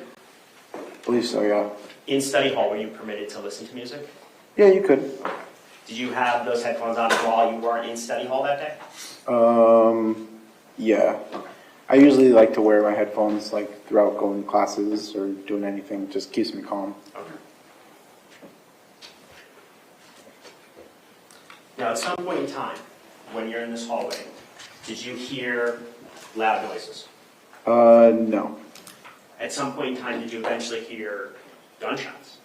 No, the fire alarm was so loud it couldn't really, and everyone talking, and even before that, it couldn't, nothing strange. Okay, so what strange did happen that day? What was strange was that usually what kind of set me off guard was the fact that nobody was in the hallway was evacuating. Like, I was like, why isn't anybody moving? And so it was kind of like a weird feeling, that gut feeling, you know? And so that's when the butterflies start to kick in. And so Did you have butterflies at that moment? when I realized nobody was moving, yeah. Okay. What did you think was happening? Someone said fire, so I was actually thinking maybe potentially a fire because maybe on the first floor. So I was thinking, oh, kick it out. I don't know. And so, and I was going through my head, but a little tiny thought in my head, because one of my biggest fears, even going to school, was that a shooting could happen. So I was like, oh God, please no. And so that's what I was thinking about mainly, but then, you know, fire stuff. So I was like, okay. Okay, so then what happened? Thank you, Arlene, for 6 months of memberships. That's really Next, cool. as nobody was moving, You're teachers awesome. started to get antsy. You know, they're like, "What's going on?" Too, and that's when your fear started to kick in. Like, okay, what is actually happening? Because I don't want my biggest fear to come to life right now. And so, you know, teachers are getting antsy, and then Thank you, Happy Hippie, as I'm well, sitting for in being the a back member trying to for look at my 3 teacher months saying, as well. What do we do? Because there's an exit right And behind thank you us. to But Tanya we weren't- Welch for then we joining as a realized that member. if there's Mandy doors locked or Curtis for something being a like member that, for then 6 months. can't get out or something. And so Duncan Farrow for becoming a you're member. kinda just Die Hard waiting, HDR and for then becoming a member. the Kiska Hamlin for being a member for 7 months. And then we're like, Chi-Town okay. native And then for becoming a it member. got Thank you all for your super quiet. support. And then Please hit just that beautiful, beautiful join button. round It is after only round after round after 99 round. cents Of gunshots? Yeah. to become a How member loud? and help support the channel. We do appreciate everyone It was kind who of hard to supports tell this in the channel moment, financially. but Thank you. because, I mean, for me, I didn't even recognize it. I was kind of, you know, starstruck about it. I was like, and then, but it was loud. You know, it was louder than the fire alarms. So that's all I know. When you were in that hallway, that's where you were shot. Yeah. Once you were shot, what did you do? Instantly took cover. Just run to anything that could get me out of the hallway. And where did you go? Do you I went to on the image you can actually see there's a bathroom there that cut out. Right next to my right. You can actually draw on the screen. Oh, cool. May I allow the privileges for that? Yeah.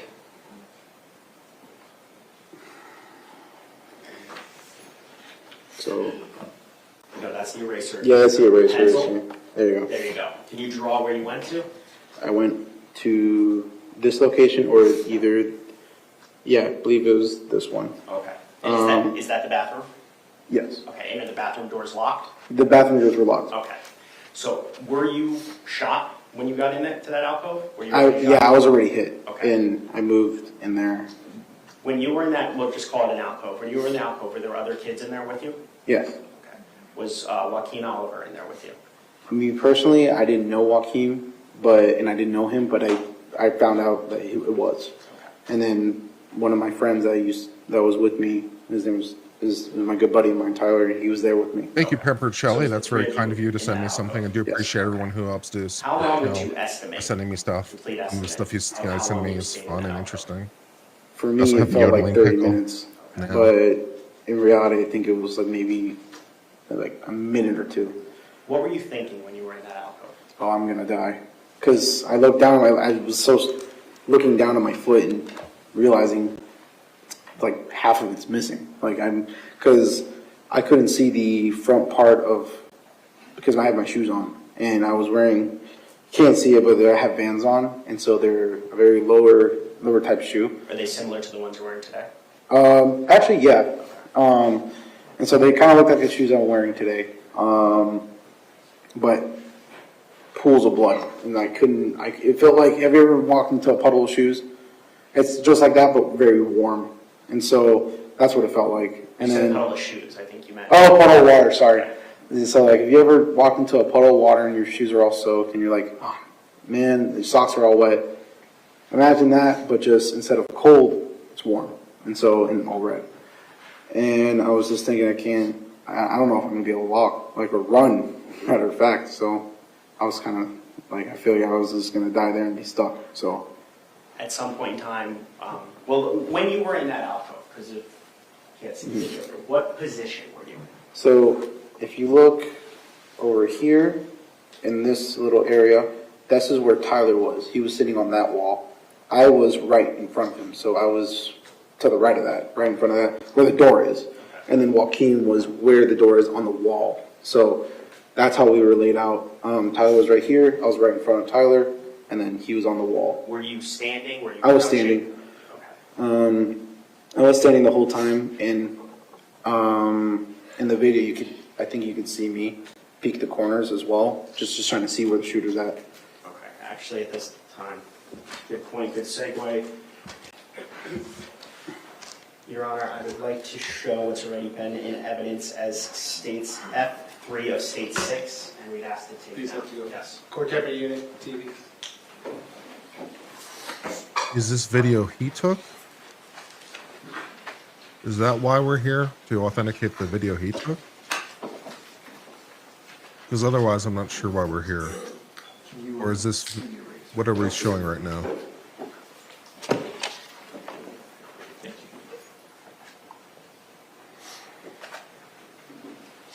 Process. Okay, thank you. Oh, And what is being played right now, State? The video that's already in as states F3 of state 6, it's a video inside the school. Which Mr. of the 13 in the composite? Oh, State 6? I'm sorry. This is F3 of state 6. Got it. Okay, go ahead. Tyler, take a look at your screen. yeah.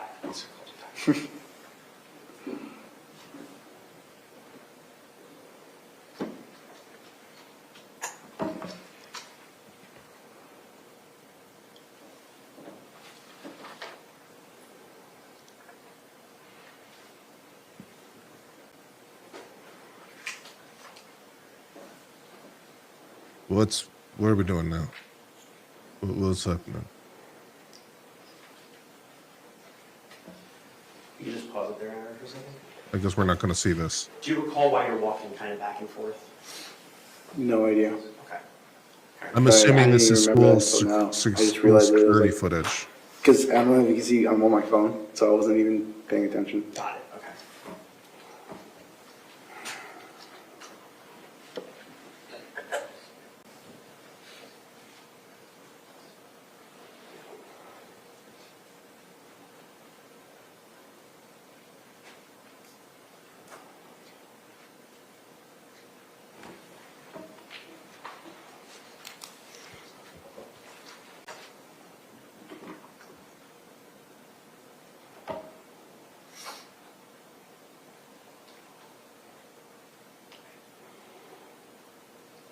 How are you changing the factual picture?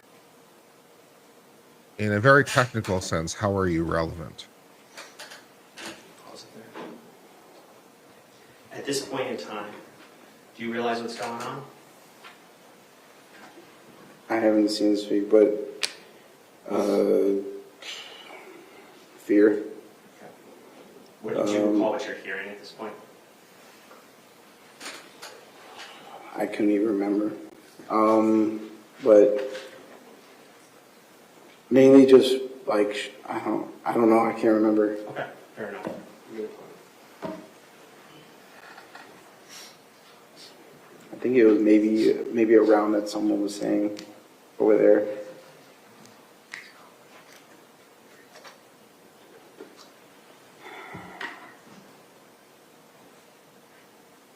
Can you pause for a second?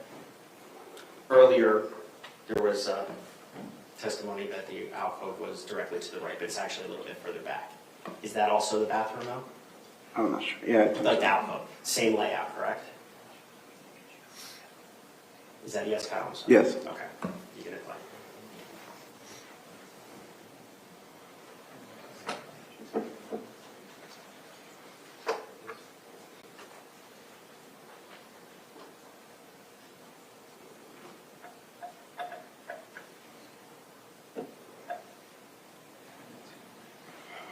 That's you running out there, limping out?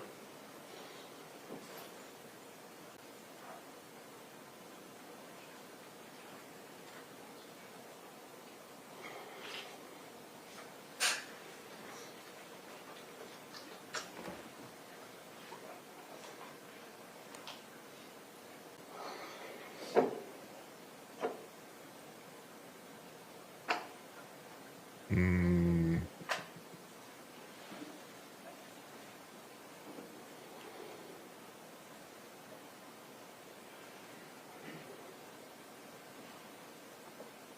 Yeah, we're here just for the emotional value, aren't we? We're using this as just pure emotional manipulation. Lame.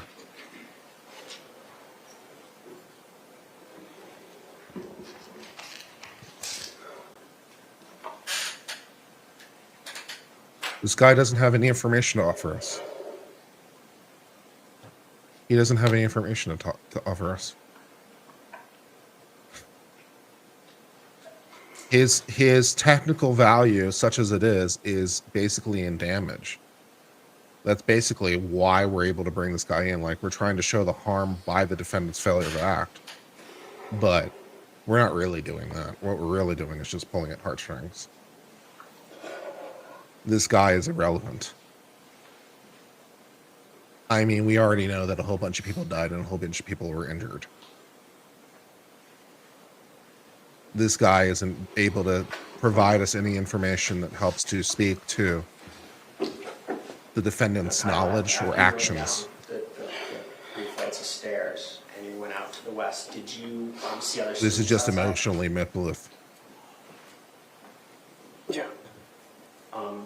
Did you see any adults outside?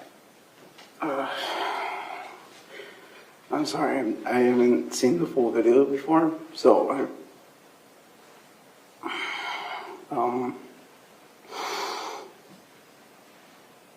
yeah, I did. I ran out and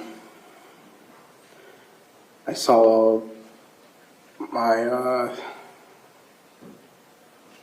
my classmates, or I don't know if they were in my class or not. I remember seeing one of my friends I just remember yelling at them to run, get out of here. But first I was trying to tell them I didn't need an adult. Someone needs to be here, because a police officer, anybody, an adult, they need somebody. Because you guys need to run, get out of here, someone. Did you ultimately come upon an adult? Yes. Is that Jeff Heinrich? Yeah. And what did Jeff Heinrich do for you? He ultimately he came out of nowhere. I didn't even see him. He just grabbed me. He was like, "What's going on?" I was like, "There's a shooter in there."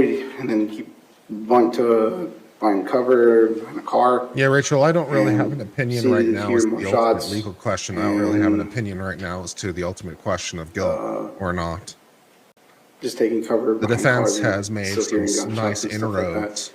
We don't have sufficient information to render a verdict at this that you time. were hearing at this point, were they And loud? also, we don't have enough information on the law to render a legal originally, I think opinion I at had this my time. headphones like completely off or something like All that. I'm saying at this particular moment is this particular witness is of no particular value to the questions we're trying to They were solve.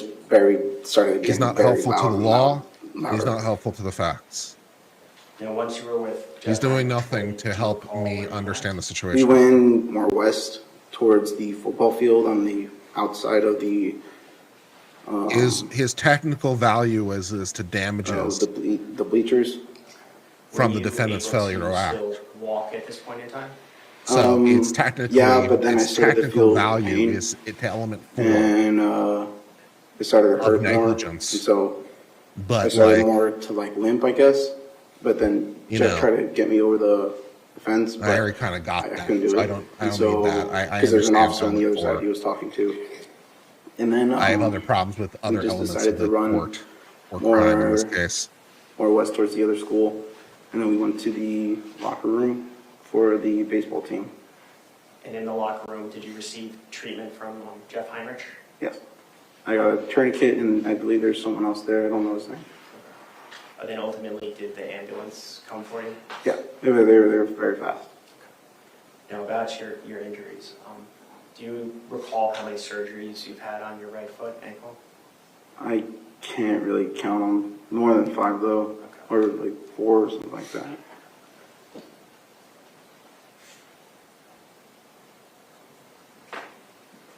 And I'm sorry to ask this question, but do you have lasting impacts Yeah. on your foot?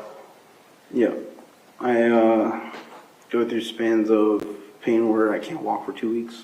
I can't do the things I used to do. I'm one broken foot away from getting my leg cut off. I can't, like, every day is pain. And so whether it's walking, going up the stairs, just standing still, it hurts. And so I have no doubt that all those it's things are very true. hard for I have me no to, doubt like, that he's you been know, harmed walk for profoundly. very long distances without having. I just my don't know foot why it's really relevant to looking the like a issues I'm football, trying to resolve. Or like, it just feels like very sharp needles, and that are just kind of like going up. But maybe it's just me. Back in 2018, when you were a student at MSD, did you know the school resource officer, Scott Peterson? No. Had you ever seen him before? I think so, but I've never really like paid attention to it.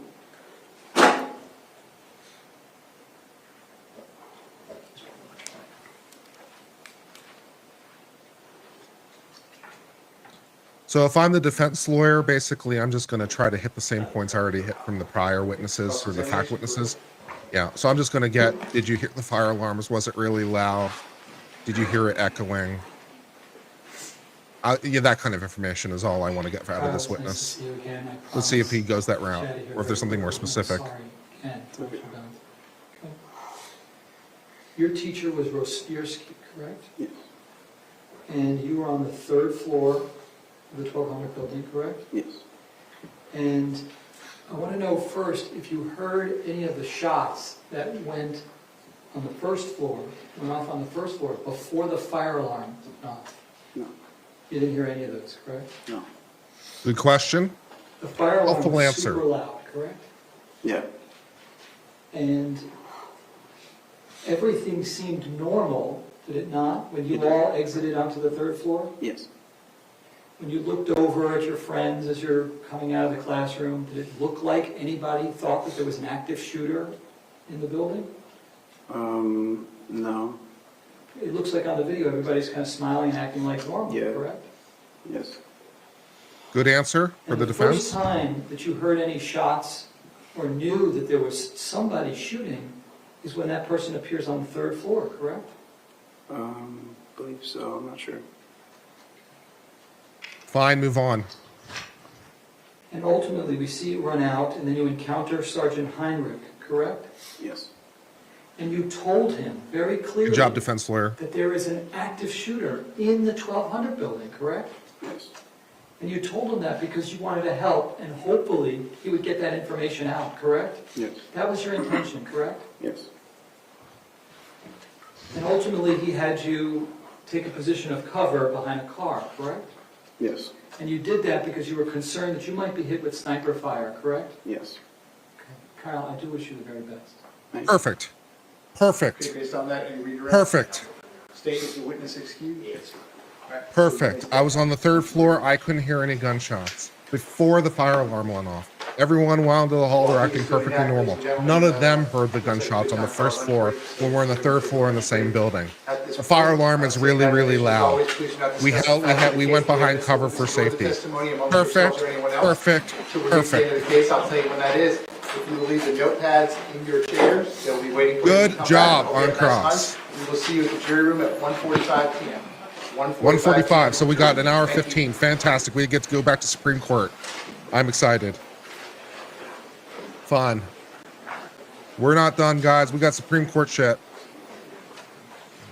Where's my audio source? Hold on. All right. I'm muting you. I'm putting you off screen. All right, great. Yep. All right. So far the defense is doing really, really great. The prosecution is good technically. They are being emotionally manipulative, which I don't really like. This guy has no particular value. I didn't understand the value of the last guy either. I didn't even understand it on an emotional level, so maybe I missed something, but I didn't really get what we're supposed to get out of it. The defense has been basically perfect on cross. They've basically been textbook perfect.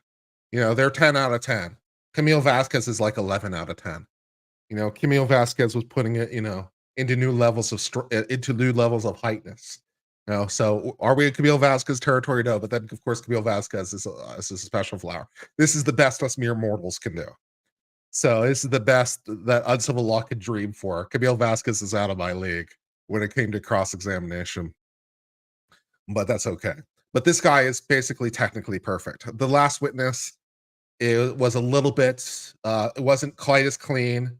It was a little bit hitting the points in a repetitive way that wasn't necessarily helpful.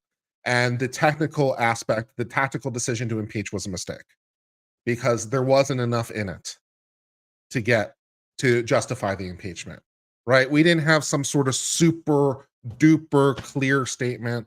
Yes, there were echoes in the hallway, so many echoes in the hallway, all the echoes in the hallway echoing everywhere. I'm like, I'm not sure, right? So there's some statement that's vaguely, we didn't hear it exactly in the deposition, but we know from context that there wasn't anything really there, right? There's some statement that vaguely alludes to that echoes in the hallway. I was like, okay, yeah, echoes in the hall. It just wasn't worth it. The juice was not worth the squeeze. So, but that's a tactical error, right? It's a tactical error. And then, fortunately, I think the defense lawyer realized it was a tactical error because not that much later, the witness made another statement that I could tell from context and I could tell from the way that the lawyer asked the question was not what the lawyer was expecting to get, right? I could tell that there was a deviation. And I was like, is he going to do it again? And he didn't do it again. So he maybe he learned from his own mistake. So nice job on that. But overall, and the state has also been perfect. This witness doesn't have any particular factual value. His value there is as emotional manipulation. The state has chosen to go they've chosen strategically. They've chosen a strategic decision to bring in emotional manipulation, which isn't necessarily a bad strategy for the prosecution. It's just that it doesn't have any value to me in trying to adjudicate this, right? So the state has made a strategic decision and then executed upon that strategic decision flawlessly. And the cross was also flawless. And sort of, I couldn't even hear the shots 2 floors up. Oh, the fire alarm was really, really loud. Oh, I had to hide cover because I was concerned about being shot and so forth and so on. So the defense lawyer has been perfect, except for the minor errors I alluded to. Also, of course, it goes without saying, once again, the opening was trash fire. It was not good technically as a opening, and I think the lawyer somewhat damaged himself as a result. I'm not sure that he would have gotten the dressing down that he apparently got from the judge that he got today had he not done that yesterday. Because I think the judge is a little bit primed to be irritated. Rule number 1, don't piss off the judge. Because you want the judge to rule for you, right? The judge can rule for you, one against you. And they get a lot of discretion. And there's a lot of ways to read rules, and there's a lot of ways to give you a break. And the judge wants to rule for you. That helps a lot with getting decisions in your favor. It won't work every time, but it helps. And if they don't like you, you're not going to get decisions in your favor. So might have put himself on a slightly back foot from yesterday, but overall, good job throughout. Of course, we don't have enough information to adjudicate the questions before us at this time. We have the idea that, at least as to these particular witnesses, they didn't see the defendant do anything. So that's as much value as we've gotten out of it. They didn't personally see the defendant do anything. Okay. Fine. So yeah, but that doesn't really speak to a lot of issues. I think we're going to have to hear from the defendant. I don't know how we're going to get in what we need factually other than through the defendant. Right? So if the standard rule, like the standard idea from a defense lawyer is you don't want to put the witness on the stand. Too many variables. And also, you don't know how it's going to go. And also they could incriminate themselves. So, the defense bar as a whole is skeptical to downright hostile to the concept of putting the defendant on the stand. So I've known some lawyers who say that, it's just basically a fundamental mistake to the point of malpractice to put your own client on the stand. They think it's such a bad idea. So I'm not sure I go that far, but it's generally not looked upon favorably. So the idea, at least, is if you can get the information in some other way, then you should. You should. That seems to be a consensus position. If you can get the information in some other way, through some other witness, do that. But the problem is, I'm not sure we can get the information in any other way. How else can we get to what the defendant did, or saw, or observed, or their own mental perceptions about the information except through the defendant? So I don't know that we necessarily have an alternative to putting the defendant on the stand. They didn't promise it in opening, which even if you're going to put the defendant on the stand, you probably don't want to promise it because, you might want to change your mind and you don't want to promise something that you're not going to deliver. So you don't want to make that promise unless you're damn sure. Because if you have to go back on that, that's a problem. But I don't see how we're going to get out of this without the defendant on the stand. Because who else can testify as to what the defendant did? And also, even more importantly, the defendant's own internal state of mind. What he did hear or didn't hear on the radio traffic. What shots he did hear or didn't hear. Why he made certain decisions that he made. And I don't see how we're going to get that information except through the defendant. So I'd be a little bit surprised if the defendant doesn't testify because I don't know how else we're going to do it. But that's where we are right now. The potential sentence is 95 years if you add up everything. So effectively, it's a life sentence for all the failures. And also, we don't have any information, at least factually, at this time, as to the contract or the language of the contract or why he has a duty or how that fits into the relevant state law. So we don't have enough information at this time to adjudicate the legal question because there is a real legal question as to whether or not he can be charged under the relevant statutes that they've charged him with. And we don't have any information from the trial that would let us adjudicate that question. So a lot of open question marks still. So, yeah. All right, so let us go back to Supreme Court and try to figure out what's going on in Supreme Court now that we have times. So we are picking up our discussion where we left off on VIP products versus Jack Daniels, the dog toy case. All right. So we had said that the Rogers test, which was adopted by the Second Circuit, should not be used if the allegedly infringing product is using the mark as a source identifier. So we got that much concept from law so far. Okay. Let's pick up. The same courts, though, routinely conduct likelihood of confusion analysis in cases where trademarks are used as trademarks, that is to designate source. Thus, whatever Rogers merit, an issue on which the court takes no position. So they're not going to adjudicate on whether Rogers is good or not generally. It has always been a cabin doctrine. It's not insulated to ordinary trademark scrutiny from the use of trademarks as trademarks. So we are not taking a position at this time on whether Rogers is a good case or a bad case. We're simply saying it doesn't apply here without adjudicating the underlying issue. So we're not going to decide more than we need to, which, fair enough for the Supreme Court. They often won't decide more than they need to. So, okay, Rogers is still, the Supreme Court takes no position on Rogers. So it's still good law in the Second Circuit, and apparently the Ninth Circuit and other circuits can choose it or not, but it is limited. So it isn't appropriate here. Fine. That conclusion fits trademark law and reflects the primary mission, consumer confusion about the source. Yeah, that is the ultimate point of trademark law. It is a consumer protection measure. Trademarks' cardinal sin is more likely to arise when someone uses a trademark as a trademark. In such cases, Rogers has no proper application. So again, we're trying to distinguish, for example, from the painting of Campbell's soup cans on a canvas versus a product to be sold, right? No one is going to confuse the painting as a soup can because it's not sold in a store, right? So, okay, fair enough. Nor does the result, okay. In such case, Rogers has no application. nor does that result change because the use of the mark has other expressive content. So just because it has artistic merit does not change the fact that it's a functional product. Fine. Under the Ninth Circuit's approach, Bad Spaniels was automatically entitled to Rogers protection because it communicated a humorous message. On that view, few trademark cases would ever get to the likelihood of confusion analysis. And Ninth Circuit was mistaken to believe the First Amendment demands such a result. When a mark is used as a source identifier, the First Amendment does not demand that. Okay, that makes sense. I mean, yes, I understand this, right? The trademark is a long understood concept.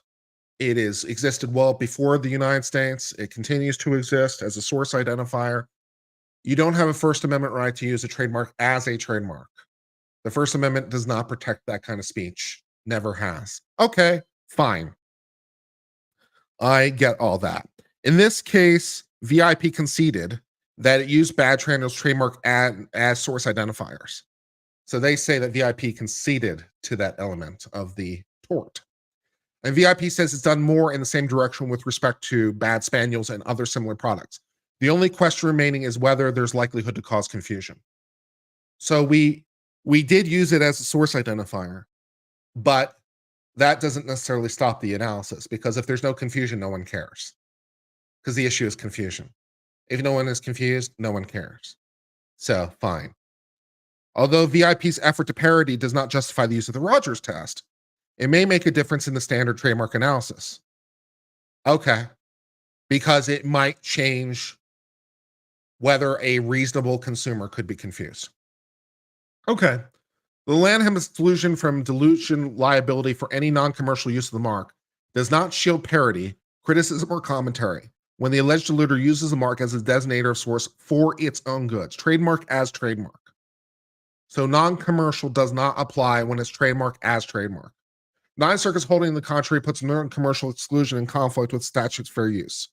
The latter exclusion specifically covers parody, criticizing, or comment upon a famous mark owner, but does not apply when it's used as a designation of source. So the trademark law itself already speaks to this issue. Congress has already spoken to exactly this issue. And of course, we're going to uphold the laws of Congress wherever possible. So since this is not a First Amendment issue, then we're going to uphold the law of Congress. So yes, you can parody, criticize, or comment, but not where you're using it as a trademark. Fair enough. Fine. Given that carve-out, parody is exempt from liability only if not used to designate source. You're not using it as a trademark. The Ninth Circuit's expansive view of commercial use exclusion, parody is always exempt, regardless of designation, effectively nullifies the express limit on fair use. So Congress already wrote in some fair use. The First Amendment doesn't apply in this context. Fine. And Kagan delivers an opinion for a unanimous Supreme Court. Okay, I understand all those things, and that makes total logical sense. That makes total logical sense.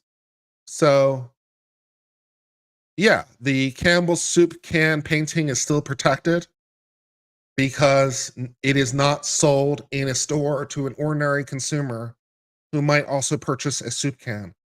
There's not a lot of overlap between those two people.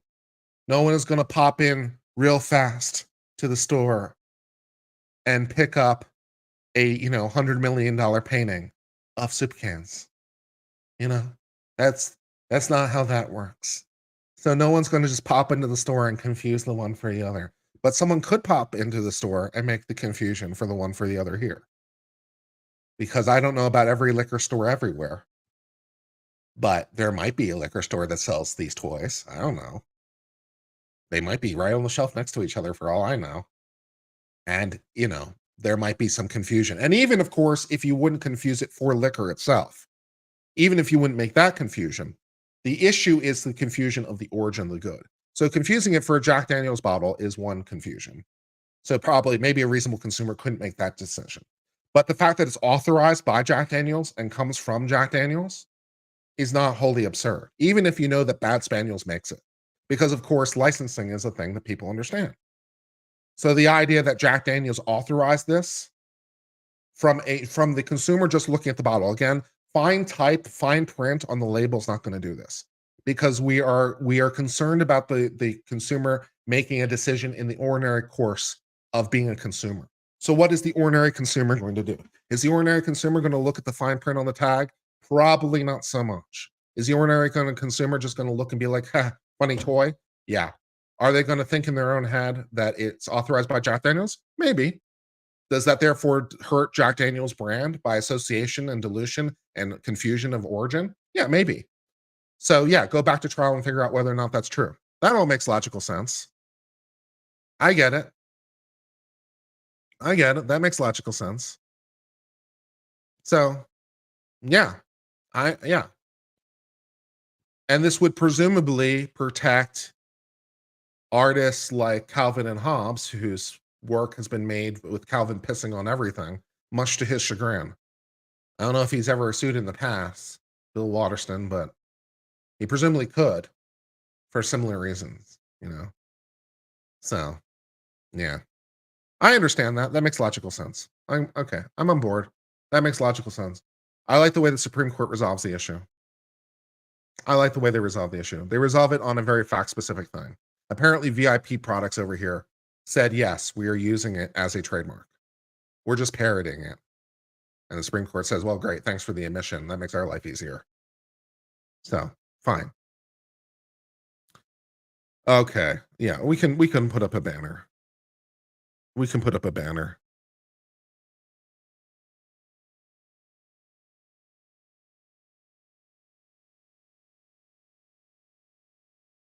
It is not absurd at first blush to think a reasonable consumer might think that this product is authorized by Jack Daniels. So yeah.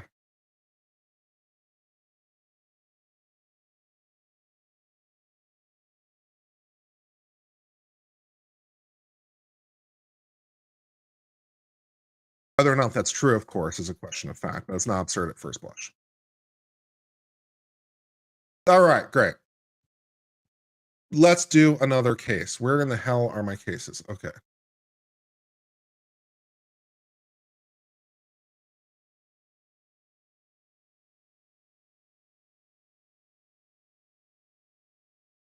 All right, let's do Health and Hospital Corporation of Marion versus Tavaliski. Okay, fine. Let's do that.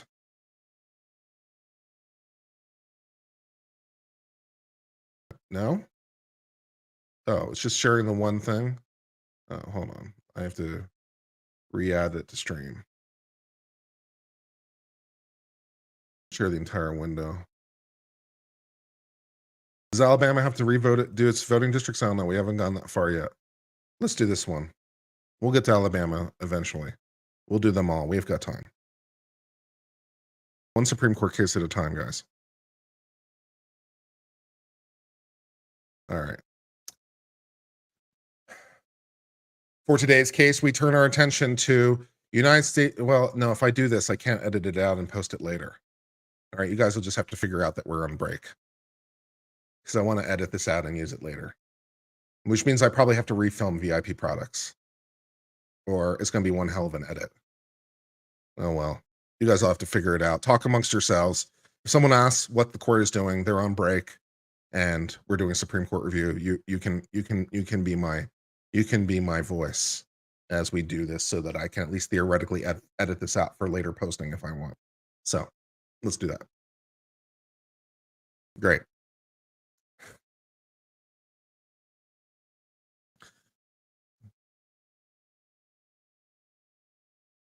Mm-hmm. Mm-hmm. Mm-hmm. Mm-hmm.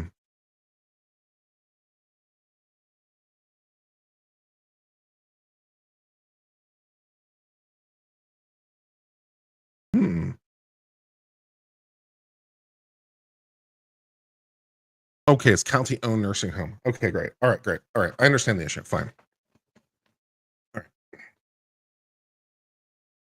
For today's Supreme Court case, we turn our attention to a nursing home that was owned and operated by the government, and then gave a patient some medications the patient didn't really want and harmed them in some way.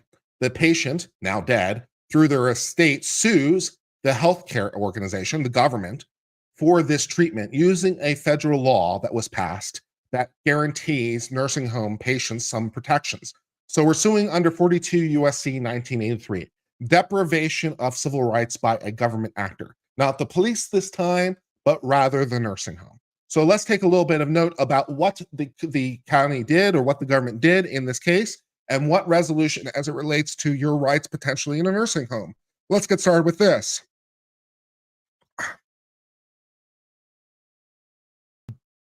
Gorgi Tavalowski moved to a nursing home in 2016, but this proved to be somewhat problematic.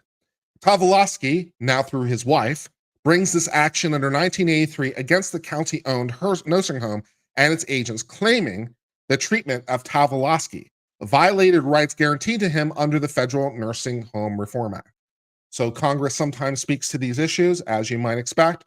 Nursing homes, somewhat controversial at times, sometimes do some really sketchy things in how they treat people. A lot of nursing homes out there, well, I don't know if it's a lot, but there are certainly a lot of news reports about it. So it got my attention and apparently got Congress's attention. They passed a law about it in 2016. They were so concerned. So they want to sue under this federal law. Fine. The district court granted the motion to dismiss the complaint, reasoning that no plaintiff can enforce the relevant law.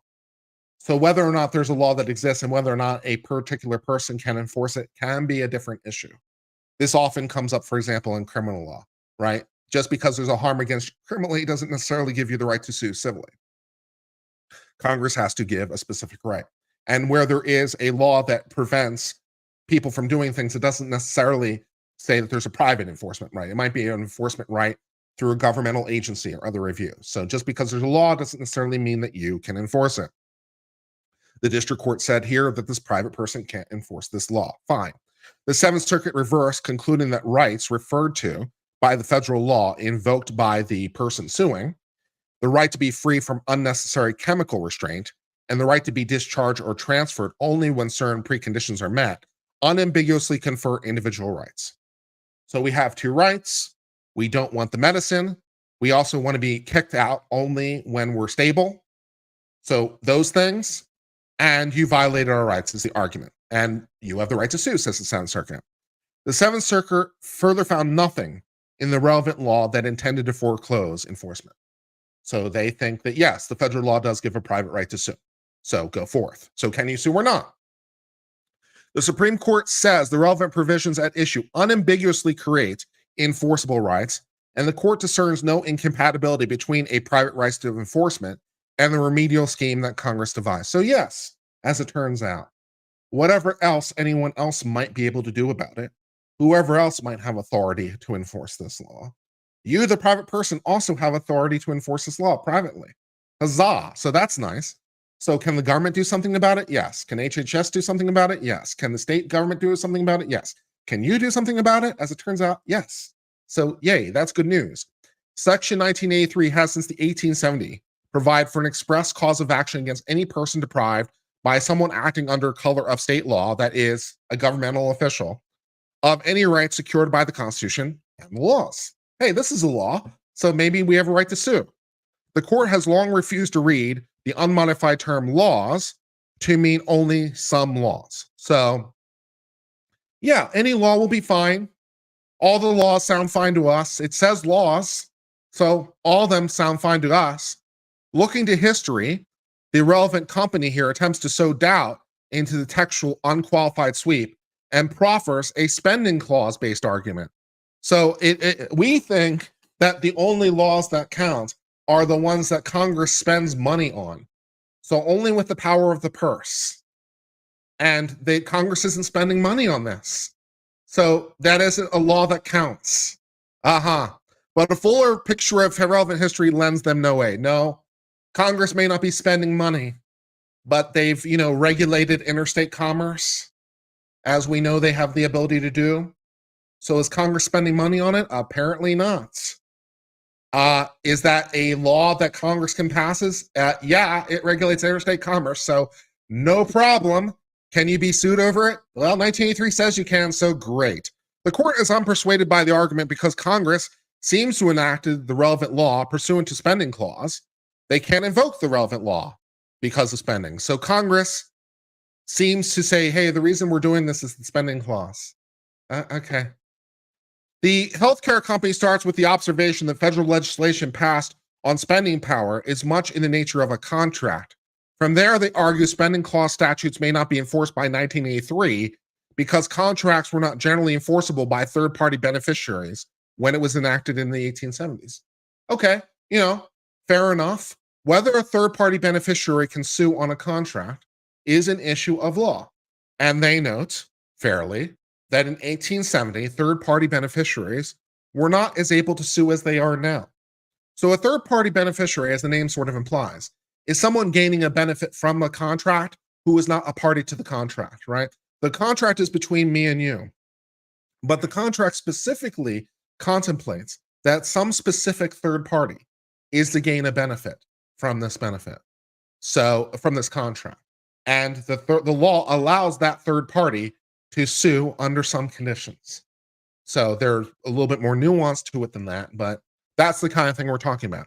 In 1870, those abilities to sue were basically non-existent. Today they exist, but they're a little limited, but they do exist under some circumstances. So they're like, hey, in 1870, third parties couldn't enforce this contract, so they can't enforce it now. Okay, the court says no. No, we're not viewing this as a matter of contract law. No.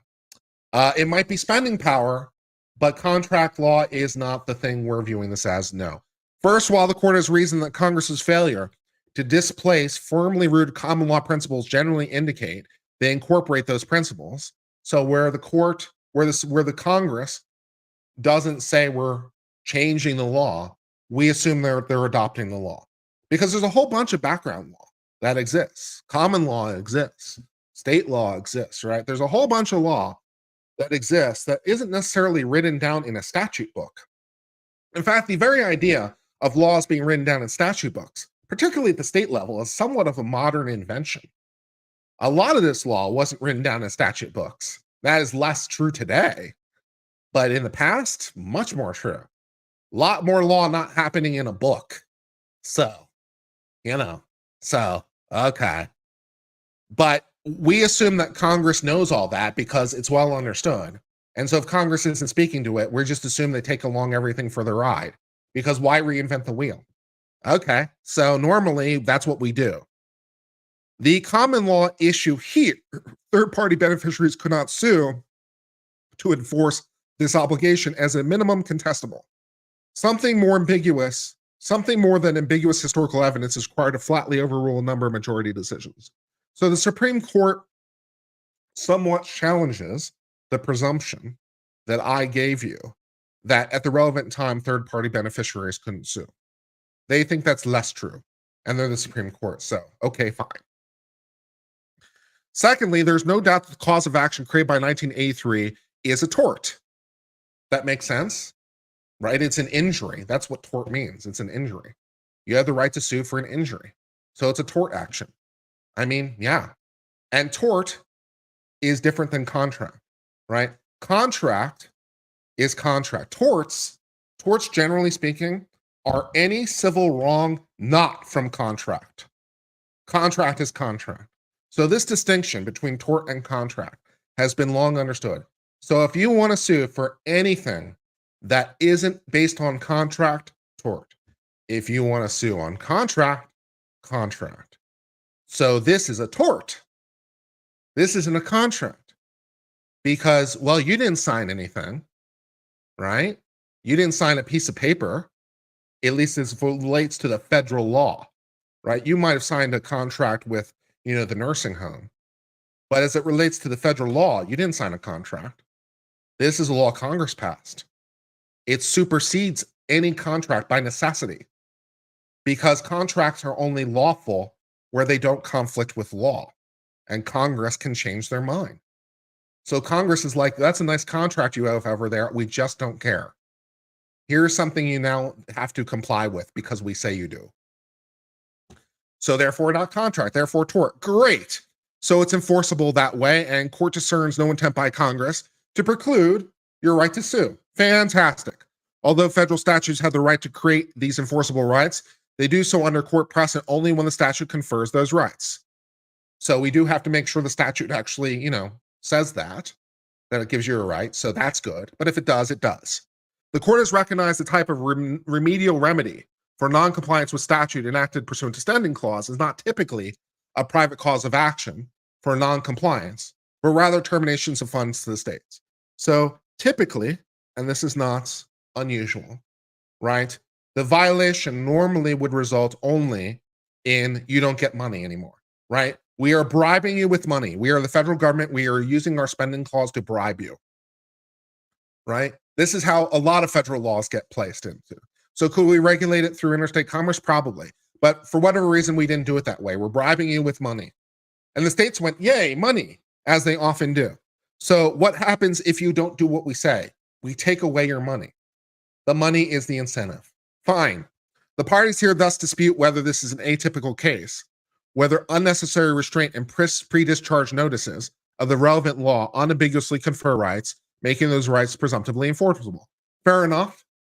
So they dispute whether or not the statute is clear in granting a private remedy. Okie dokie.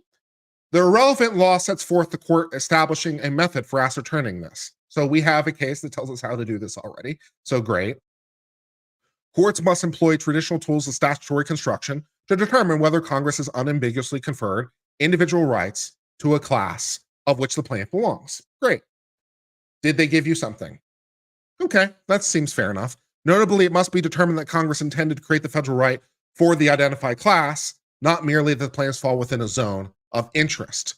So again, a lot of these statutes are not necessarily enforceable by a private person, right? You might be interested in the outcome of a lot of statutes of federal law, a lot of things the federal government administers, you might have an interest in, but it doesn't mean you have the ability to sue, right? It might be a federal government agency that has the ability to sue instead of you. So it isn't whether or not you have an interest in it. That's not enough.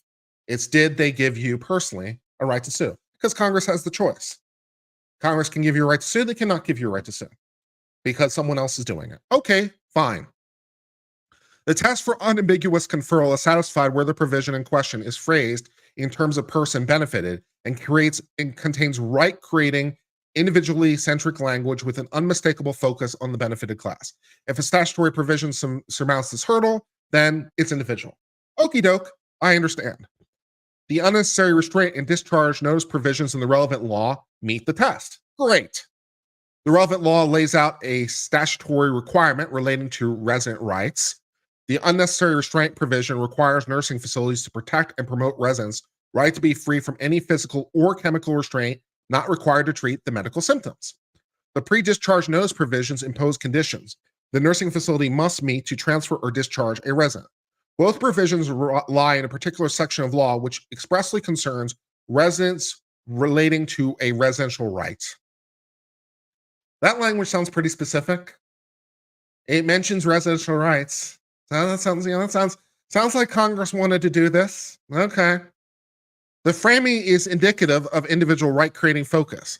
These two provisions also establish who must comply with the rights, namely the Medicaid recipient nursing home, and this does not dispel the statute's focus on nursing home residents. The fact that it requires the nursing homes to comply doesn't mean that we're not concerned about the patients. Simple enough. Thus, they satisfy the standard for individual rights. Even if the provision unambiguously secures a right, a defendant may defeat the presumption by demonstrating Congress did not intend those to be available. So it might be that Congress used what appears to be clear language. But if there's other clear language that says they didn't mean to do this, then we'll look to that other clear language. So Congress might say this is an individual right that's really important to people and we really like people and all the rest of it, and simultaneously say like something like the only enforcement mechanism for this is blah, blah, blah, blah, blah. So even though they use all that individual purposed, focused language, if they write really clearly, we really want this only to be enforced way X, then we'll do that, right? This is all about what Congress chose. So Congress can simultaneously speak about the people and the rights of the people and the importance of the people, and then, take that away because Congress can be duplicitous, amazingly enough.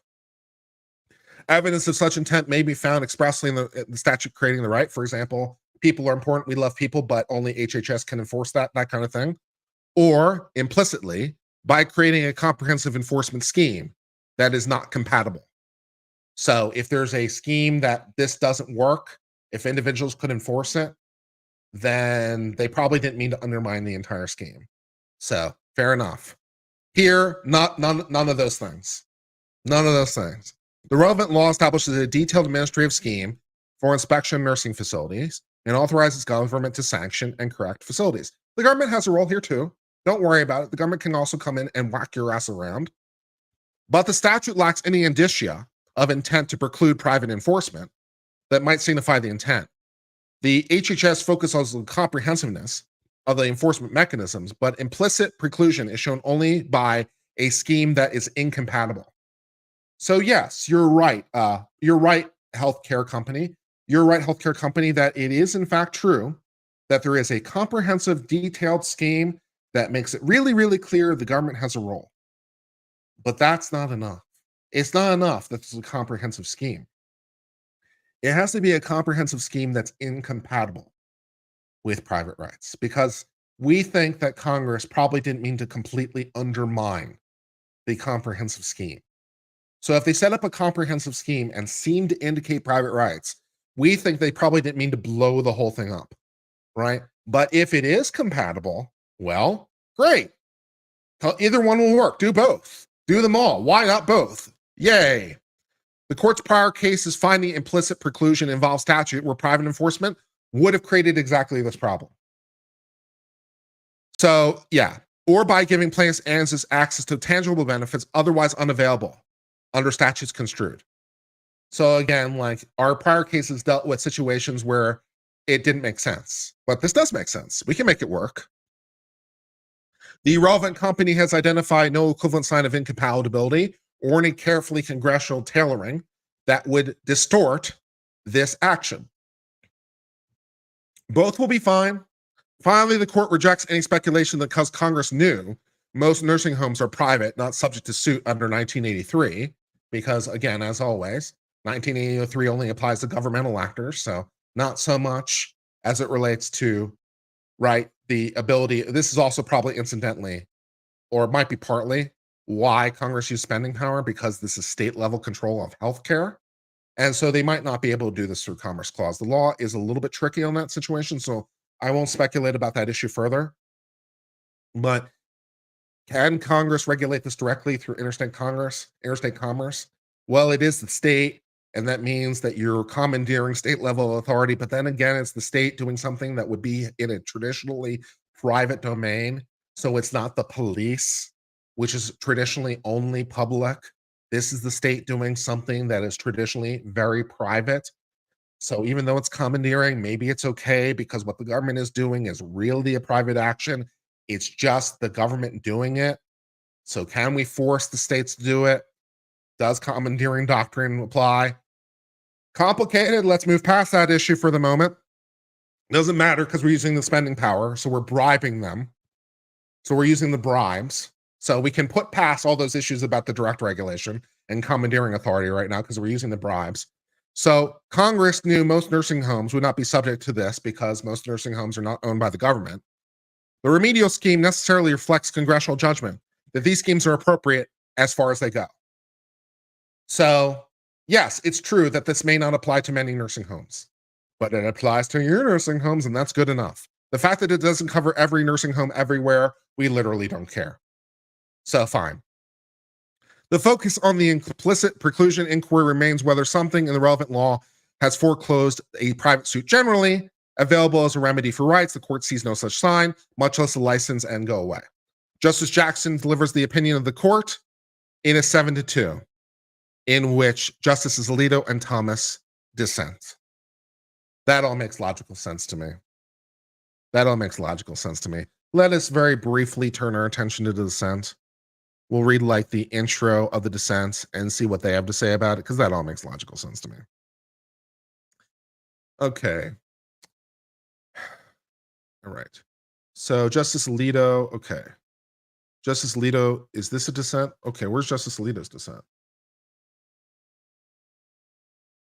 Well, I'm interested more about whether the statute applies. Does Justice Alito's dissent come later because Justice Alito's more junior? That's probably why.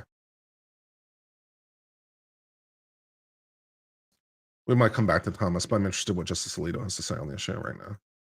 Because Justice Thomas wants to go deeper. as he often does. I'm interested in whether the statute does or does not apply. So let's see what Alito has to say about this issue.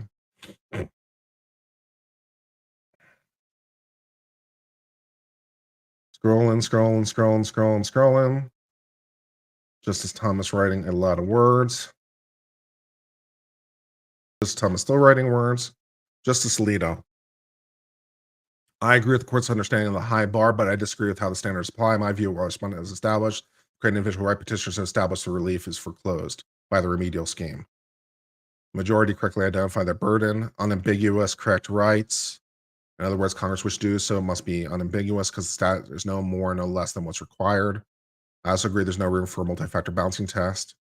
No, this is new ground previously held, plainly repudiates action, response invoked, demonstrate while it takes this, blah, blah, blah, blah, blah, blah, blah. I see much common ground with the majority and agree with Justice Barrett's explanation of governing standard. The question boils down to what Congress intended is defined by the text. So they agree as to the law. They agree as to the law. They just disagree as to which law, the way the law breaks. It reminds me a little bit of my discussions on Kansas v. Glover, for example. Right? I agree with the law. I just disagree as to which way the law breaks. So that's Alito's concern. There's no blight, right, and moral. Once all said, my disagreement is narrowly focused on the standard applies to this case. Forecloses action, even though admittedly creates substantive private rights. That creates a remedial regime that's both balanced along upend the balance. So he just thinks it isn't compatible. So he just disagrees as to whether it's compatible or not. That's the nature of his argument. He just disagrees as to whether it's compatible or not. Fine. So just a disagreements of which way the law breaks. They don't actually disagree on the law. They just disagree as to which way the law breaks, which, is fact specific as applied to the law. So I appreciate that. And then what does Justice Thomas say?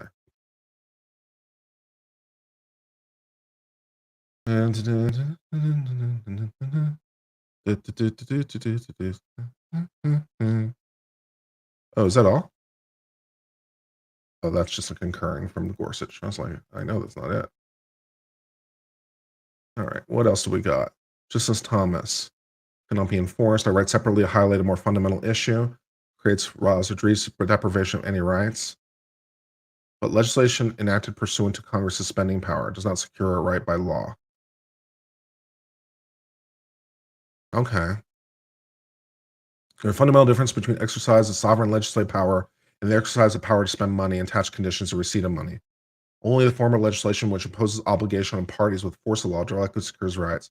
By contrast, exercise spending power, whether it comes from so-called spending clause or elsewhere, is no more than disposition of funds.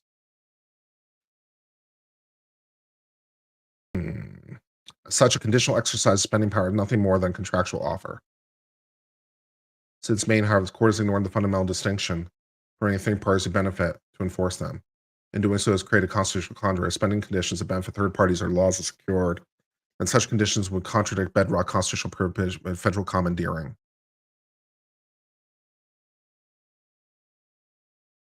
I don't agree.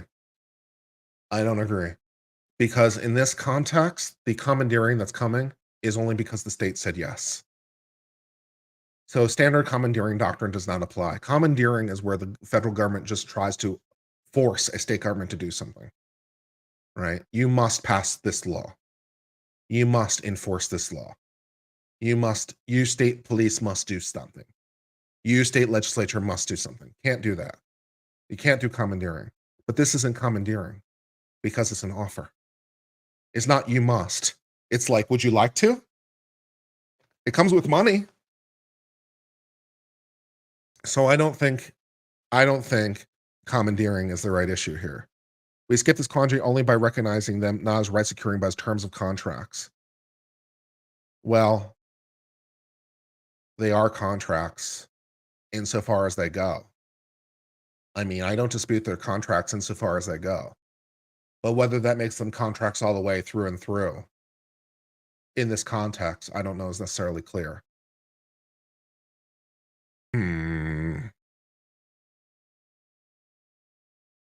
Choice between alternatives. So either conditional statutes are not laws or the unconstitutional direct regulation. I don't agree with this dichotomy. Either spending conditions in statute are not laws that secure rights or they're unconstitutional direct regulation. I don't agree with the dichotomy. It's not a direct regulation, it's a contract. It's an offer. Can it be an offer that benefits third parties? Yes. Is that benefit only recognizable in contract, though?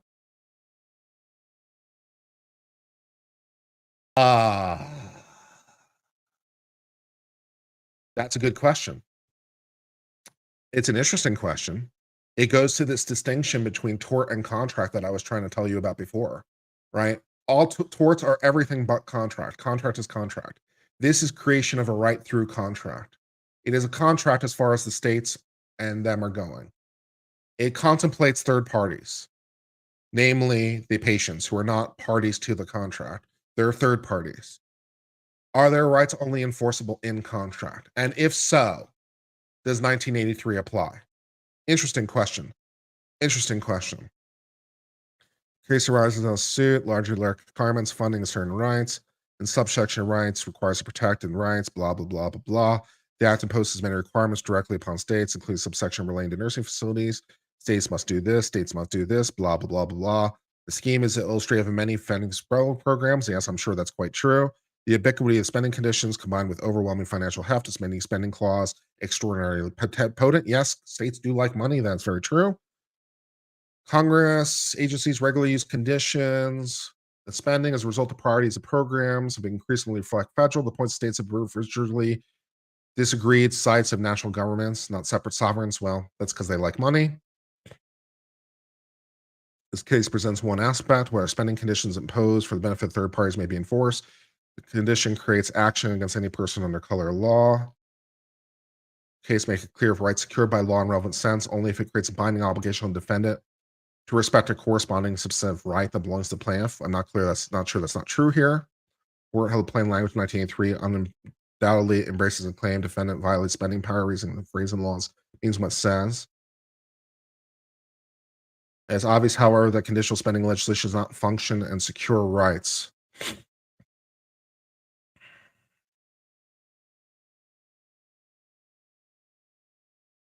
Legislation that conditions the state receipt of federal funds on compliance imposes no obligation and secures no rights of its own. Can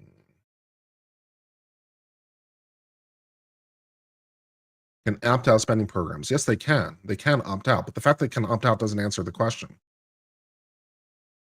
This alone suggests spending conditions do not operate with the force of federal law, cannot be avoided by opting out. It is a little bit odd in this context that you can opt out. That's true, but you can opt out. And if you opt out, then you don't get any of the benefit or any of the penalties. So it's not being imposed on you. So yes, you can opt out. But if you opt in, you're in. Okay. The spending clause conditions not function unless laws, regulatory power, if they did, unconstitutionally commandeer states. See, I don't agree with this. I don't agree with this conclusion. I don't agree with this conclusion. Spending conditions like those do not function as laws acted under regulatory powers. Okay. And if they did, they'd unconstitutionally commandeer states. I don't agree with that conclusion. I don't agree that they'd unconstitutionally commandeer. If the states say yay money, who am I to object? If the states say get lost, fine. If the states say get lost, fine. If the states say yay money, who am I to object? I don't agree with that conclusion.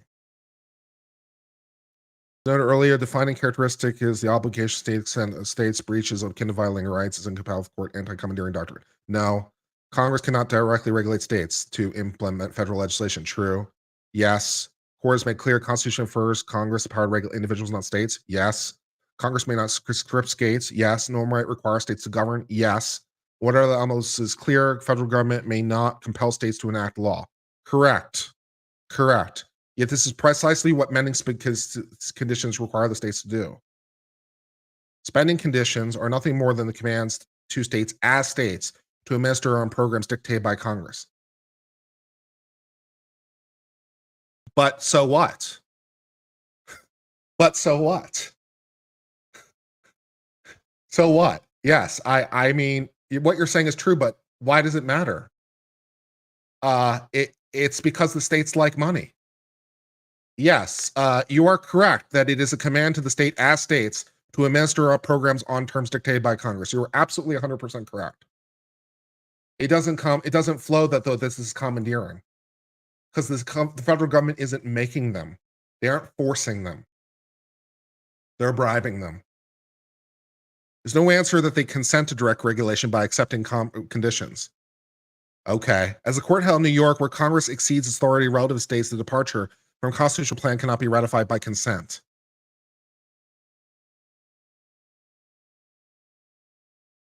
You're trying to make some sort of unconstitutional conditions argument? I don't think so. Like I mean, he's alluding to a concept that kind of exists. Because the people surrendered only limited powers to federal government, state and Congress cannot jointly circumvent ratification amendment by agreeing to enlargement of powers of Congress beyond those enumerated. They kind of can. Federal government cannot buy or rent the state's power to implement a federal program. Yeah, Justice Thomas and I disagree. We just flatly disagree. It's ultimately states' consent that gives power to this, blah, blah, blah, blah, blah, blah, blah, blah, blah. Force acceptance of the other party, such conditions are obligatory only by agreement. Yes. This contractual understanding is more than a mere analogy. It's only, yeah, I agree. The contractual understanding is, okay, blah, blah, blah, blah, blah, blah, blah. General effort clause, blah, blah, blah. Taxing authority, blah, blah, blah. The clause is not an independent grant of regulatory power. I agree. It's not. Consent with the text, blah, blah, blah, blah, blah. Federalism, blah, blah, blah, blah, blah. Property clause, no. This isn't federal property. The property clause isn't relevant. Spending power, general right for power to regulate. Yeah, the general spending power is not the power to regulate. We agree. Understanding power is application of money. We agree. Limited nature of spending power is also a rare point of agreement. Yes, we agree. In some, the ratification understood taxing power and granted offer clause is only granting power to tax. We agree. This isn't taxing authority. We agree. Though the scope of spending power is vigorously contested, could not bind with force remained on common ground.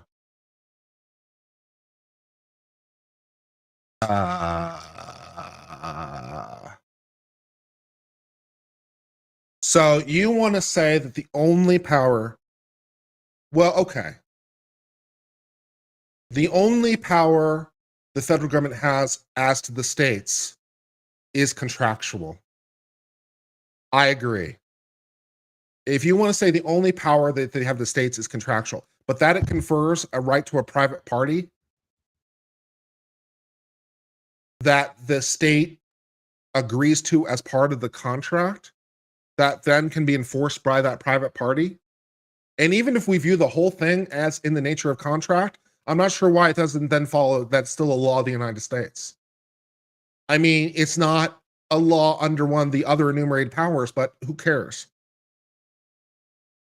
The second term, Moore did this, blah, Moore and Rowe did this, applying improvements, blah, blah, blah, blah, blah. Contrast, blah, blah, blah, blah, blah. Yeah, we just flatly disagree. Justice Thomas and I disagree.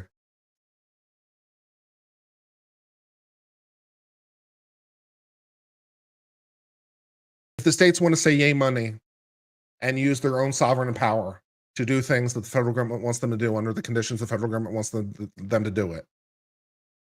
Yeah. So there is an idea that I don't know Justice Thomas actually uses the words unconstitutional condition. I guess I could search it and see if he actually uses the words. Find. Let's see. Unconstitutional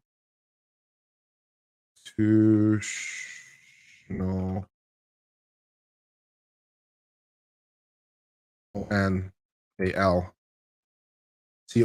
No, he never uses the phrase. Okay, so there is one kind of reserved concept that Justice Thomas isn't talking about, this idea of an unconstitutional condition. I only know of these really in the First Amendment analysis, but I have known occasionally states to try to use like the equivalent of this to get people to voluntarily give up their First Amendment rights. And there is some cases dealing with this concept, but like, no, it's an unconstitutional condition because although it's technically an offer that you could refuse, it's an offer that you can't really refuse. You know, I'm going to make an offer I can't refuse, right? And so it'd be like, here's an idea, right? Here's an idea where this would pop up. This is a completely made up hypothetical, but just to give you the point. Let's suppose that you are facing life in prison. And let's suppose the state says, okay, you plead guilty. And the only thing is you can't speak out publicly anymore about how you don't like the government. From now on, all your speech must be pro-government. You have to say how you like the government and how the government is great, and including and especially our office, how much you're fans of us and you think that we're wonderful and awesome, right? So you're facing a life penalty, and the state's like, how about not life? How about you just say nice things about us forever? Okay, so no, you can't do that. An unconstitutional condition. Like technically you can turn it down, but no, right? It's too much, too coercive. So there is an idea of unconstitutional conditions. So maybe we could do some sort of thing like that with the states, but not here, no. So Justice Thomas and I just flatly disagree, but it was fun to read, even as we sped read it. Okay, I now have 15 minutes to get through 2 other Supreme Court decisions because I spent so much time discussing this one because I was having too much goddamn fun.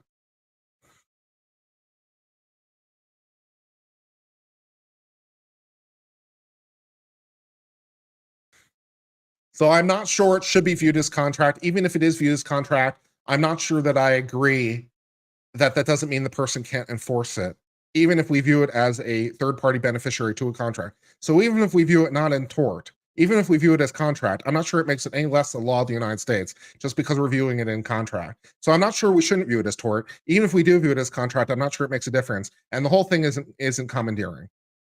So Justice Thomas and I disagree as to some conclusions. Fun and exciting. And Justice Alito and I just disagree as to whether the law is triggered in this situation. So I'm with the majority, but that was fun. Even as I had to blah, blah, blah through a lot of the argument because I understood the issue. I understood the things he's talking about. I'm like, yeah, I can move past that. I can move past that. I can move past that. Where do we actually disagree? Okay, that was fun. Good times. Good times. Did you guys have fun with that? I hope you had fun with that. Are 253 of you having a good time? Please put 1 in chat if you're enjoying yourselves and enjoyed that. All right, we're going to for today's story, we're discussing the Supreme Court case of Dubin versus the United States. We're interested in the issue of Medicare fraud and whether or not submitting a claim under someone else's name constitutes the theft of identity theft. Like it might be other crimes, to be sure, but is it identity theft if you use someone else's name to submit a claim in Medicare? All right, let's learn more about this. Petitioner Dave Dubin was convicted of healthcare fraud under the relevant law after overbilling Medicaid for psychological testing performed by a company he helped to manage. The question is, in the act of defrauding, whether he also committed the crime of identity theft under that relevant law. The relevant law applies when the defendant, during and in relation to any predicate offense, such as fraud, knowingly transfers, possesses, or uses without lawful authority a means of identification of another person. So while you're committing a different crime, you use someone else's identity, that itself is a crime. Okay, fine.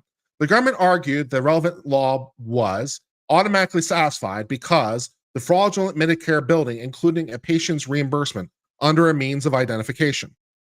So he's saying that you used someone's ID, but maybe it wasn't the fault. Maybe it wasn't the wrong person's ID. Maybe it was actually that person. But they're saying it's identity theft because you used it as a means of identification. But is it means of identification of another person as the statute contemplates? Okay, let's read more.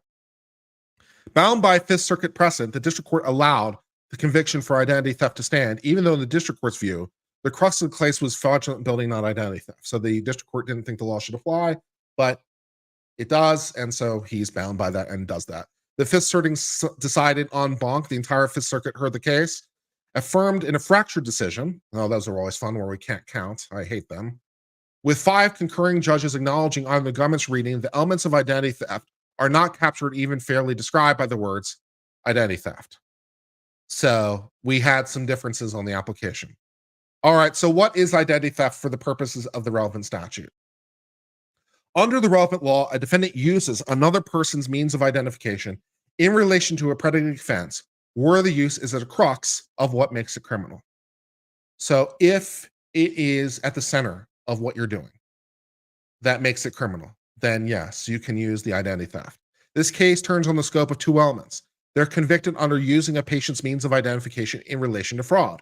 Of the government's view, the defendant uses a means of identification in relation to the offense if the defendant employs that means of identification to facilitate or further offense in some way. So if you used identification, we're good. All right. The relevant law will thus automatically apply any time a name or other means of identification happens to be part of payment or billing used to commission of a long list of predicate offenses. The defendant's more targeted reading requires the means of identification to have a genuine nexus to the offense. So it's not enough that, I use someone's name. It has to be more central to the thing. When the underlying crime includes fraud or deceit, as many of the predicates do, this entails using a means of identification specifically in a fraudulent or deceptive manner, not as a mere ancillary feature. A careful reading confirms this. So yeah, you have to actually use it directly, not as sort of a side. Also, is this really another person's ID at all? But that's another issue. The terms used in relation to have been signaled out by this court as being particularly sensitive to conduct. The various definitions of use imply action and implementation. Beyond the general concept, however, use takes on different meanings depending on context. This requires not only the word itself, but also the statute and surrounding scheme. Yeah, unsurprisingly enough, when we're trying to interpret a word, a phrase, a sentence, or a paragraph in a statute, that understanding is going to be strongly influenced by other words, sentences, and paragraphs in the same statute. Wow, amazing, right? Because when Congress writes a statute, they write typically the entire statute, or even where they're amending part of a statute, they're amending part of that statute. And we expect and anticipate that the entire statute should be understood as a whole. So what does it mean to use something? Well, it's going to depend on the statute because, of course it does, because that's how we interpret literally every statute ever. Because what else would we do? Wow, amazing. So let's look to the statute. If extended to its further reach, relate to would be practically limitless. Yes, because everything relates to everything. Right about now, I'd like to curse in Wickard v. Filburn, but we'll save ourselves the time. The phrase careful requires a relationship or nexus, but the nature of the relationship will be informed by context. Because the presence of the context-dependent terms, resorting to context is especially required. The relevant law points towards reading the provision to capture an ordinary understanding of identity theft, where misuse is at the crux of criminality. The relevant law is focused, standalone provision, suggests that identity theft is at the core of the statute. A statute title has long been held as a tool available for resolution of doubts. Please note that you can pretty much normally ignore titles of statutes. So them saying that it's a tool, I don't know about that one, Supreme Court. Let's pretend that it is, though. But most of the time, we just ignore titles of statutes and headers. So, but let's pretend we don't. Okay, fine. The title is especially valuable here because it does not summarize a list of provisions and also reinforces what this verb suggests. Sure. It is slightly blowing my mind. It is slightly blowing my mind a little bit. I'm having a little bit moment that we're literally using the title of the statute to interpret the statute. That may not seem weird to you. It seems weird to me. But that's what we're doing now. We're using the title to interpret the statute. Okay. All right. I'm gonna pretend like it's normal and press on. Fraud and related activities in connection with identification documents, authentication, and information. Congress separated the crimes of identity fraud from identity theft crime. Suggests the statute is focused on identity theft specifically rather than all fraud as a means of identification. The government urges the court to ignore the title, which, yeah. Okay. I don't know if any other lawyers out there are having a crisis moment about the whole title thing, but yeah, okay. Bears rare resemblance to the ordinary understanding of title theft. The broad reading when in practice place garden variety over building at the core instead identity theft has a focused meaning. Fraudulent approach and use of another's identity for your document, citing Webster's. And then citing Black's. The understanding of identity theft supports a reading in relation to where means of identification is the crux. Using this definition, identity theft occurs when defendant uses a means of identification to defraud. The inclusion of the title suggests Congress had in mind particular serious form of identity theft. That's just all manner of everyday overbilling. Okie dokie.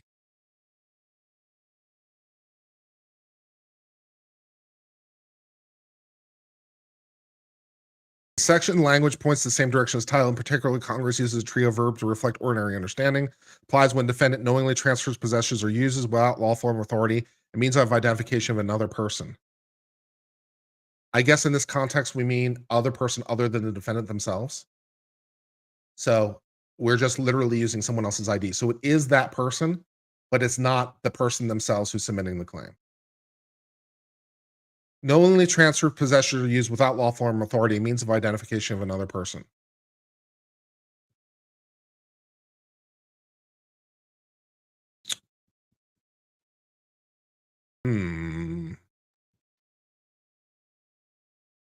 I think the government might be right on this one. The two verbs uses, transfers, and possesses are most natural in the context of code, not only theft.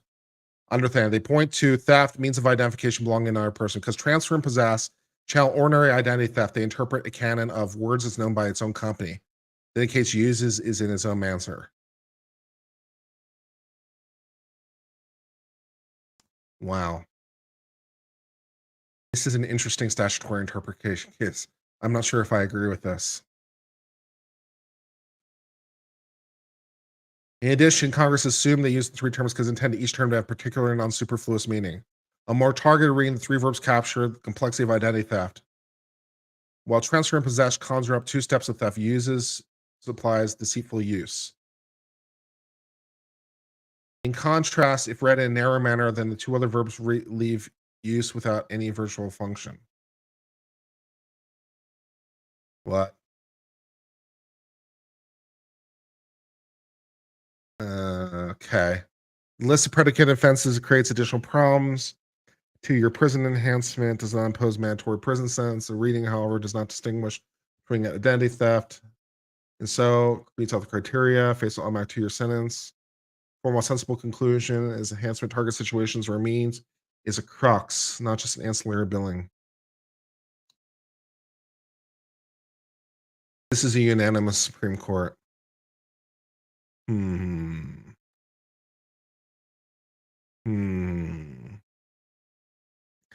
contrast to the government's over-breath, traditional exercise relating asserts and purely avoiding recognizing incongruous breath.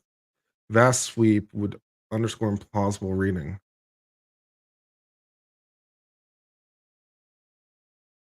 I don't know about that one.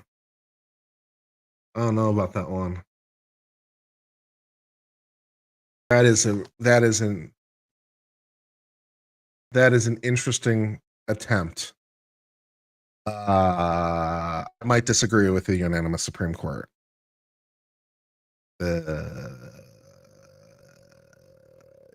Gorsuch agrees for other reasons. Maybe Justice Gorsuch can save me.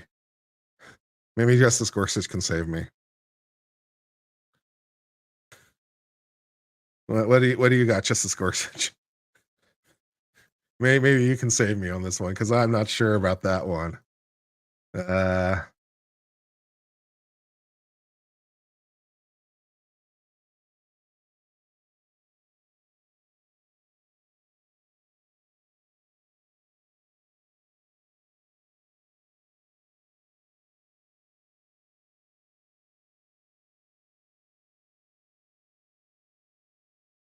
This provision is not so much better than a Rorschach test. Depending on how you squint your eyes, you can stretch or shrink the mean to convict or exonerate just about anyone. Doubtless, creative prosecutors and respective judges do the same.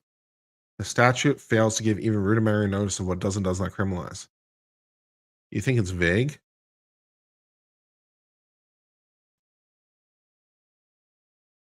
Whoever during and in relation to any felony violation knowingly transfers, possesses, or uses without lawful authority A means of identification of another person shall, in addition to punishment, be prescribed 2 years. Sets up the term what the law reaches. Term used and the phrase in relation to can support multiple possible means. Of course, imply action and implementation.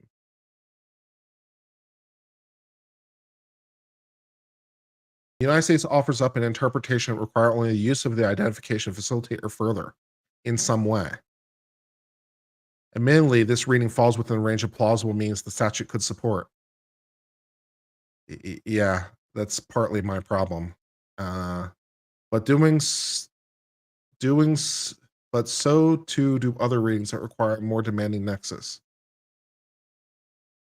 For reasons, the United States' maximal purpose simplicity on its side, as everyone is guilty standard is no challenge to administration.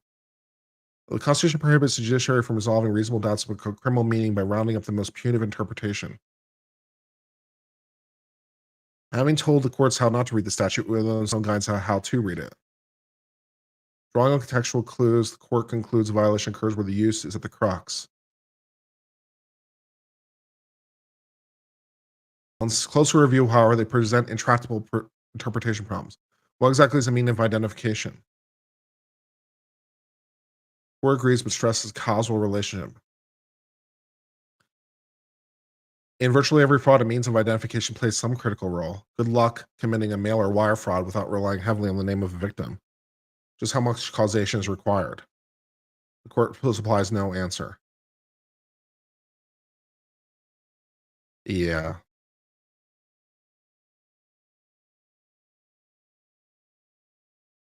Take, for instance, the court's assertion that a waiter who receives a flank steak but charges for filet mignon using electronic payment method has not committed aggravated identity theft. Why not exactly? In one sense, the means of identification of the credit card lies at the crux of the fraud. The restaurant uses it to charge the customer for a product it never supplied. Maybe that feels less distasteful than a scenario where an overseas hacker steals individual credit card information and uses it to buy stuff on Amazon. But the Constitution's promise of due process means criminal statutes must provide rules knowable in advance. Not yet convinced, consider some tweaks to the court's hypothetical. Suppose instead of misrepresenting the cut of the steak, the restaurant charges the customer for an appetizer they never ordered. What about, or an appetizer that never arrived? What about one never ordered? An additional entree, three plus a $5,000 on the way? How about a Boeing 737? This is one hell of a restaurant where I can get a Boeing 737, by the way, but let's press on. Now suppose the restaurant ran the steak twice. What if they wait an hour, a day, a year? What if the waiter gave credit card information to a different employee at the same restaurant, different employee at a different restaurant, sold the customers information on the dark web, and another restaurant ran it for a credit card filet mignon? Okay, yeah. I share Justice Gorsuch's concerns with the majority. I find the majority's analysis unsatisfactory. I'm not sure that I agree that the statute shouldn't be read this way, given the plain language. And also, Justice Gorsuch has a textualist. I'm not sure I even agree with Justice Gorsuch's own interpretive framework. I'm not 100% sure Justice Gorsuch agrees with Justice Gorsuch. Because Justice Gorsuch is a textualist, and this is text. And it's open up to wide interpretation, but is it so vague? Is it so vague as to be unclear?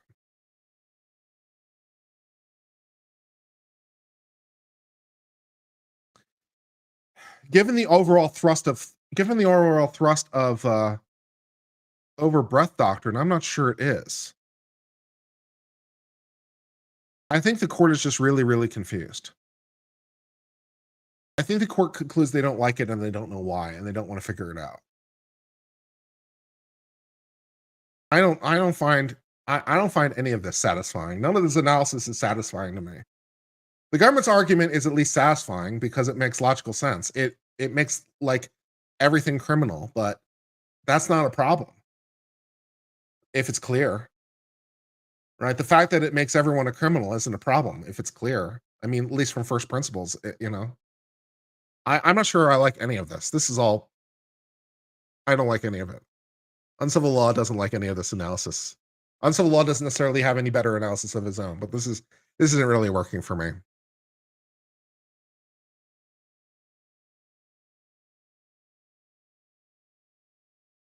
For less adventurous, consider the facts of the case. On one framing, it seems outrageous to convict of identity theft. After all, the patient did at one point receive the testing. So you might say, as the court does, they lied only about the qualifications of the individual to provide those services on the date. But another framing, the patient's identity was a key mover, perhaps even the crux. He couldn't have successfully billed the insurance provider without accurately providing some patient's name. Nor as the United States knows, because he simply drawn a random name from a hat. Rather, fraud depended on purloining the specific identity of the Texas Medicare enrollee who had at least 3 hours of reimbursement left on their account.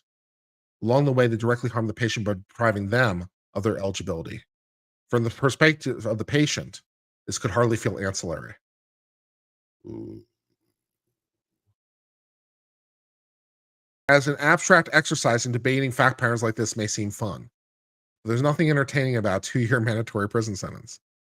Criminal statutes are not games to be played in the car on a cross-country road trip. Not for nothing, but if you come on a cross-country road trip with Uncivil, there's a half-decent chance these are the games we're going to play.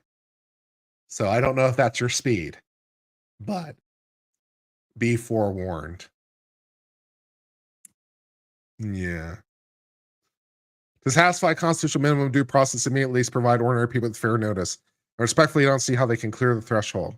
Under the Crux test, no boundary separates the conduct. I share this concern with the very lower court judges who have to apply the standard. As many, even the fourth center dissenters warn, the sort of facilitation standard that's adopted with an integral line is unworkable because it lacks a limiting principle. And it's hard not to worry the Crux test will simply become a fig leaf for judges and jurors' subjective moral judgments about whether this crime is one that warrants it. I'm not disagreeing with you as to that much. I don't doubt the court has done its best to make sense of the statute. It just faces an impossible task. Saying the whole statute is void for vagueness is better than what the majority has done.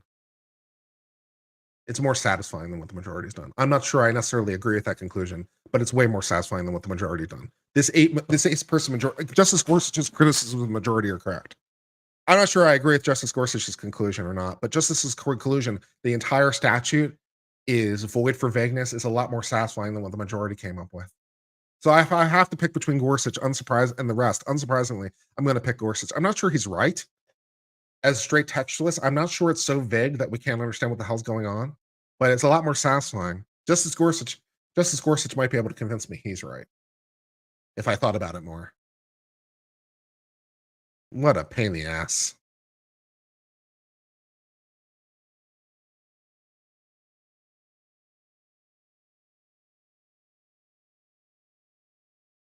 What a pain in the ass. I fear the issues long plagued the court will persist. I'll not be surprised if they find their way back here. Justice Gorsuch and I are both skeptical of the future. I'm not sure this entire thing is void for vagueness, but at this point, what the majority wrote about Crux and all the rest of it, the government's argument is straight text. I'm not sure what it says about me or Gorsuch or Gorsuch's view of textualism that he strikes us down. So I'm not sure if I agree with Gorsuch. I'm not sure if Gorsuch agrees with Gorsuch. This is an interesting decision, for sure. Okay, well, who would have thought we would have gone into full-blown existential crisis today? Identity theft means something. We're not sure what, though. So don't ask me what is identity theft, because I don't know. And I'm not sure the Supreme Court does either. Great. That's great. All right, let's see if we can figure out what the hell is going on in Alabama on direct appeal from the district court from redistricting. If this has got to be easy by comparison, right? The issue presented is whether the districting plan adopted by the state for congressional elections violated the Voting Rights Act. As a recently enacted, the language of the 15th Amendment providing that citizens of the United States to vote shall not be deprived on the basis of color or servitude. This court held the 15th Amendment, and thus Section 2 prohibits the state from acting with racially discriminating motivation or invidious purpose to discriminate, but it does not prohibit laws that are only discriminatory in effect. Criticism followed, with many viewing the intent test as not sufficient. While others believed adoption of the effect test would inevitably require focusing on proportionality, calling voting into question whenever a minority group won fewer seats than the share of the population. Congress ultimately resolved the debate, reaching a bipartisan compromise to incorporate both an effects test and a robust disclaimer that saying nothing in the law establishes the right to have members of a protected class elected in numbers equal to their proportion. Okay, great. Congress wrote a law, so let's see if we can apply that. In 1992, litigation challenging Alabama's then existing map resulted in the state's first majority black district, and subsequently the first black representative since 1877. Alabama's congressional map remained remarkably similar since that litigation. Following the 2020 census, a group of plaintiffs led by an Alabama legislature sued the state, arguing the state's population growth rendered the existing congressional map malapportioned and racially gerrymandered in violation of law. While litigation was proceeding, Alabama Legislative Committee drew a map that would reflect the distribution of prior decades' population growth. The resulting map largely represented the 2011 map on which it was based, and similarly produced only one district in which black voters constitute a majority. Okay. So we have to redraw the maps for the population because people move around. Cool. 3 groups of Alabama citizens brought suit seeking to stop the Secretary of State from conducting the elections under the law. One group challenges it valid under Section 2. One group challenges it under Section 2 and the 14th Amendment. A third group challenges it as a racial gerrymander under equal protection. A 3-judge district court, because that's how we do gerrymandering cases. 3-judge district court was convened, and the actions were consolidated. We bring it all together. After which they proceed before one of the judges on a parallel track. After an extensive hearing, the district court concluded the question of whether it violated was not close. The court enjoined it from forthcoming. The same relief was ordered in the relevant case. Okay, fine. The court affirms the district court's determination that plaintiffs demonstrated a likelihood of success. Faithfully applied precedent. First applies the issue. Essential claim, circular election law. Okay, the court's coming back.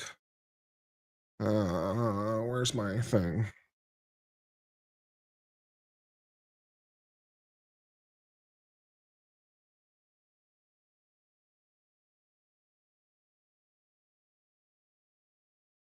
I'll wait till the court actually starts. Court starts occurs when electoral operate, minimize, cancel off victories. Such risk is greatest when minority and majority vote different candidates. Prove violation. Candidates must satisfy 3 preconditions. Must be sufficiently large group to constitute a majority in a reasonably configured district. Minority group must be able to show it's politically cohesive. Minority must be able to demonstrate that white votes sufficiently as a block and tailwood to defeat the candidate. The plaintiff who demonstrates 3 preconditions must show the challenge political process is not equally open to minority voters. Total circumstances recognizes the factors. The extensive record supports district court's conclusion, likelihood of success. District court found black voters would constitute a majority in a second district that was reasonably configured. Plans deduced 11 industrial maps that could be enacted, which constitute 2 districts that would be minority. With respect to compactness criteria, they found that some of the maps perform generally better than average and contain more bizarre shapes. The maps contain equal proportions, continuous and respective political subdivisions, and they might even split fewer county lines, which is always a plus for these things. Court finds unpersuasive states' arguments. They're not reasonably configured because they failed to keep together the Gulf Coast. Either region is traditionally a community of interest. The district court found evidence insufficient to support the argument that no legitimate interest could exist to split it. Yeah, okay. More of a district court found maps were reasonably configured because they joined together different members of the black belt, a community with high proportion similar to black voters. That's the third factor. District court determines no serious dispute are politically cohesive. Court noted that they voted a particular way. The court declined to remake the jurisprudence in line with the racial neutral benchmark theory. The court rejects the contention. Adopting racial neutral benchmark would be best matching the text. The relevant law requires a process to be equally open to minority voters that don't have less opportunity. Under the court precedent, a district is not open when minority voters face, unlike the majority peers, block voting along racial lines, asserting from a backdrop a sense of racial discrimination within a state that renders minority vote unequal by vote. Alabama would ignore this precedent favor rationale that a map cannot abridge a vote on account of race if the map resembles a sufficient number of race neutral alternatives. This court has consistently focused on specific illustrated maps that the plan produces. Deviation shows it's possible for the state to have disparate maps. The test is therefore relevant. declines to adopt the interpretation. Alabama argues that absent a benchmark, the framework ends up requiring racial proportionality in districting. The relevant law forbids.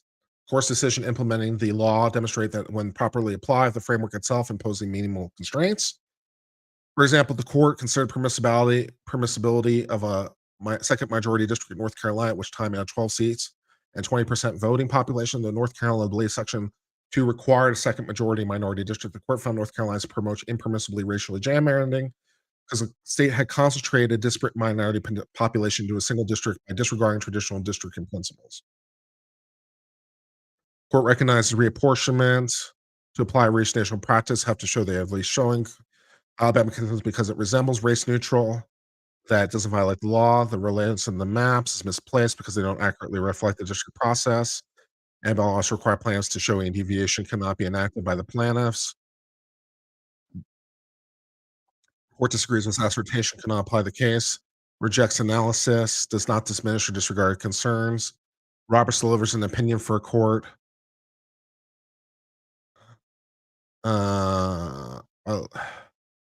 Thomas files a dissent with Scorches Barrett and Alito join 5-4. Fine. Great, no problem. I understand all those things. Eduardo Suarez. We did it, guys. We did it.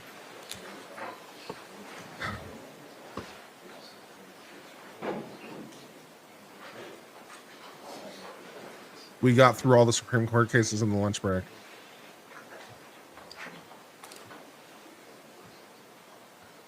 Woof.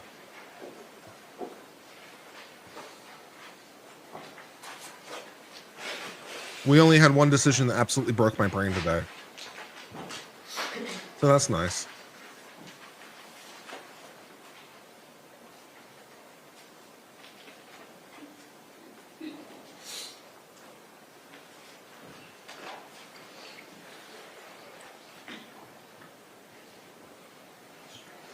And Justice and Thomas and I had words.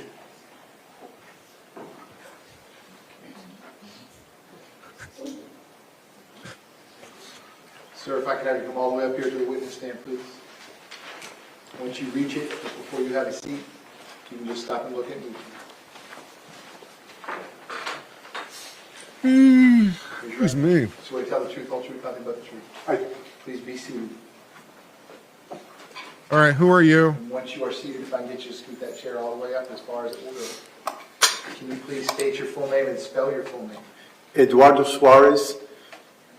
They call me Eddie. My name is Eduardo Suarez. Ms. Gomes, you may inquire. Thank you, Judge. Good afternoon, Mr. Suarez. Afternoon. Will you please introduce yourself to the jury and tell them where you currently work? I work in Stoneman Douglas High School for the last between 12, 13 years. I'm the head of facilities. What does the head of facilities title encompass? What does that mean? I run all the maintenance in the entire school. Is that maintenance inside the buildings, outside? Everything. Okay. And have you always held the title of maintaining both the inside and the outside of the school? No. Okay, give us a little bit of the background on what your experience is within the school systems. I used to be the repair person. Anyone know this guy's name?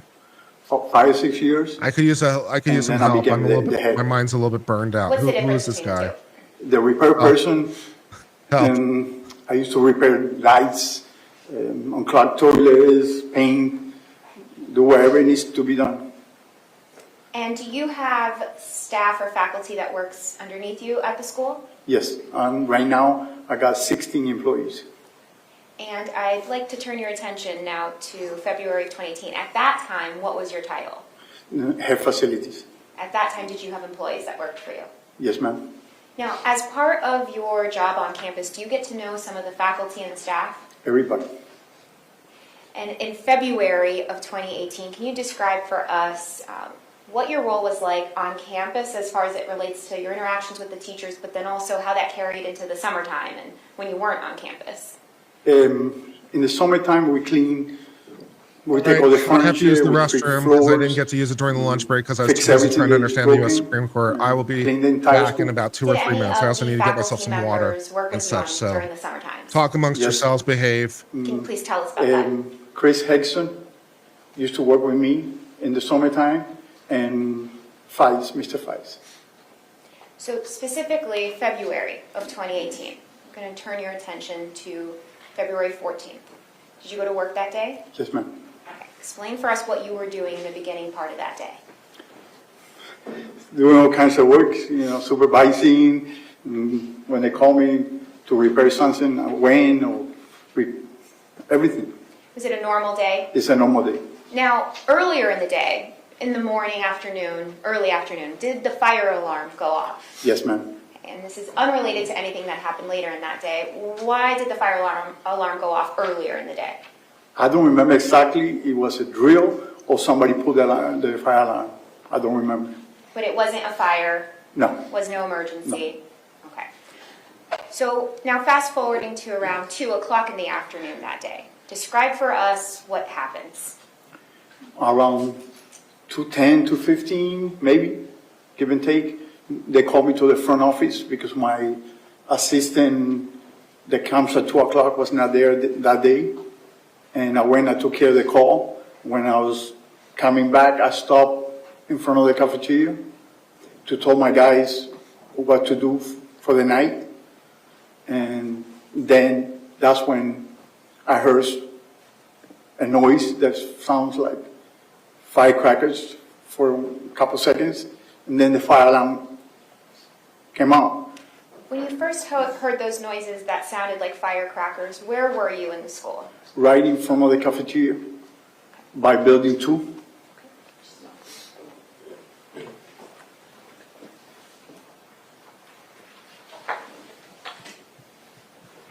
May I use the overhead projector? All right, Mr. Suarez, I'm showing you what is already in evidence as states. 1, you have a screen in front of you. Are you able to see the image? Yes. Okay, I'm going to zoom in a bit on the relevant part of the campus for your testimony.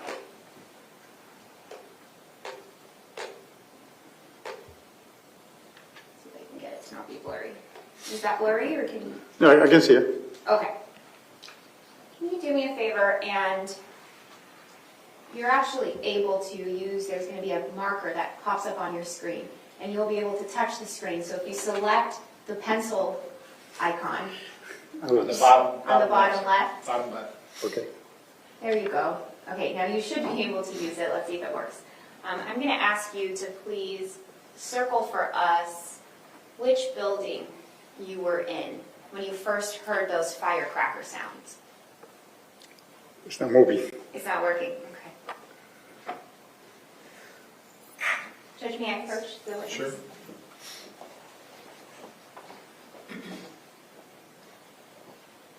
Let's see. There you go. Sorry. And what building is that? What building number? Building 2. Building 2. Okay.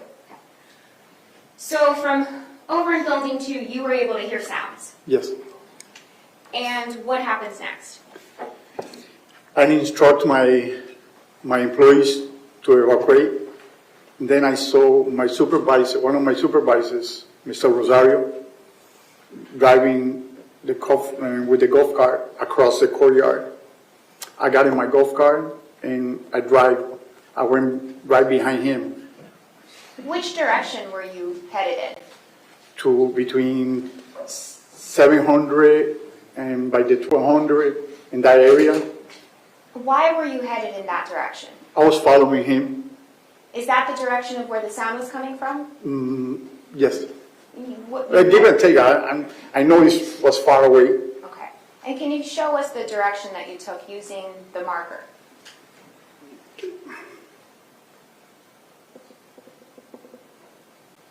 Okay.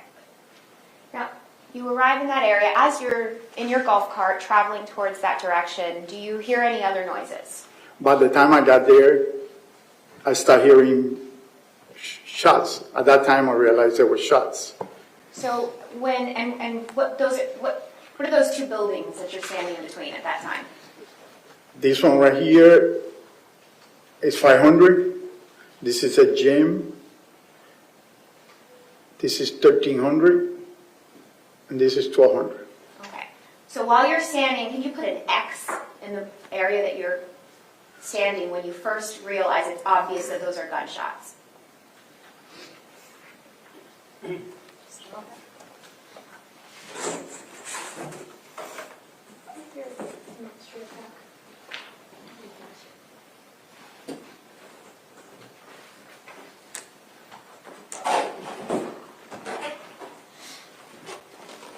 going to ask you to point out here where you were when it became obvious to you that you could hear gunshots.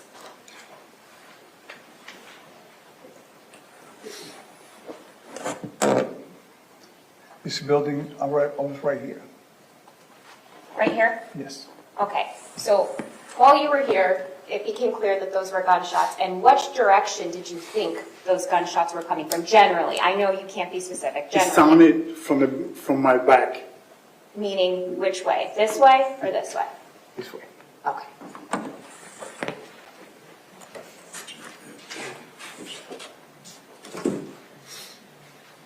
So you realize those are gunshots. What do? And a bunch of kids that were coming toward me, like toward the 1,200 building. And I stopped them, and I started putting them in the first room that was available, room 504. That's a homemade room, and that's what I did. I stopped the kids. Why did you choose to stop the children? Why didn't you choose to just run away? It's my job. As a father and a grandfather, when I see a kid that can get hurt, I try to help them.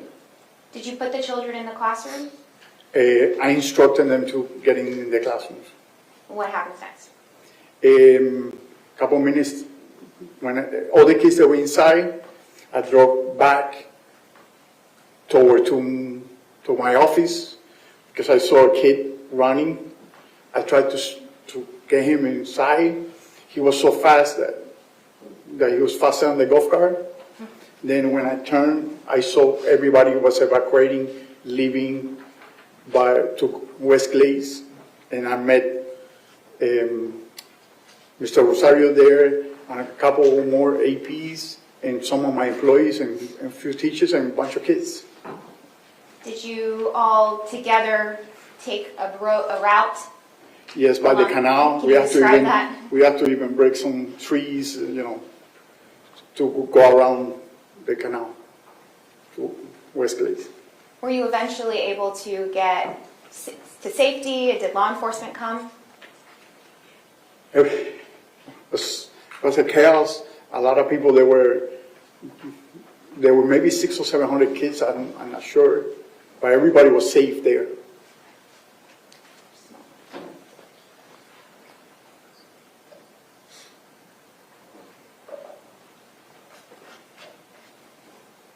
Can you show us, I'm going to zoom out, which direction West Glades is? And I'm actually going to ask you to clear it. If you select the eraser, then you can remove everything else on the screen. Is the second one? May I push judge? Yes. I can do it, sir. This one? Yes. And then just go ahead.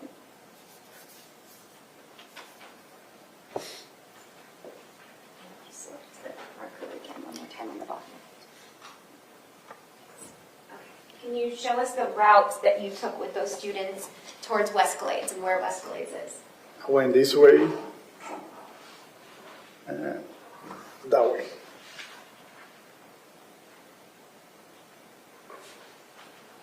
Did you have a school radio? Yes, ma'am. Do you recall hearing anything specific while the shooting is happening on the radio from Mr. Peterson? No, ma'am. Did you see Mr. Peterson? No, ma'am. I have nothing further, Judge. Okay, cross-examination, go ahead. Perfectly fine, right? He can testify to where he was and the range he was and that he didn't see the defendant. So we're getting different people from different vantage points and Nice to saying, see you like, we again. didn't see the defendant. You recall I had the chance to ask you questions in a deposition? Yes, ma'am. Yes, sir. Oh, fair enough. If I understood you correctly, you said that you were the head custodian at Stoneman Going back Douglas, to eating my correct? meatballs. And you've served in that capacity for about 12 to 13 years, correct? Correct. And on the day of the atrocity at the school, you were the head custodian, correct? Yes. And you also knew Scot Peterson because you worked with him, correct? Yes, sir. And what was your relationship like? Like an employees, we say, hey, how you doing? And Okay. that's it. And did you ever see him break up fights? Yes, sir. Did he stand on the sidelines or did he jump right in? He jumped in. Okay, you didn't see any hesitation or anything like Yes, that? sir. And did you ever see him acting like a coward at any time? Objection. No, that's overruled. Go ahead, sir, you can answer the question. I never saw him. Every time they call him, he went there. Got it. And you were in front of the cafeteria, if I heard correctly, when you heard the first sounds, Right. correct? And that's about 2 blocks from the 1200 building, correct? Give and take. All right. And then the fire alarm goes off while you were driving in front of the cafeteria, correct? No, I was standing You were in front standing of there. in front of the cafeteria. And then the fire alarm goes off. Yes. Got it. And that was a loud alarm, I would imagine. Yes. Okay. Now, when you heard the sounds, I think you said that you initially thought they were firecrackers? Yes? Right. And you couldn't tell precisely where those firecrackers were coming from, correct? No, sir. And you also couldn't tell whether they were from inside or outside a particular building, No, correct? sir. And you couldn't even narrow down, if you had to guess, you couldn't narrow down where they were coming from. No, sir. All right.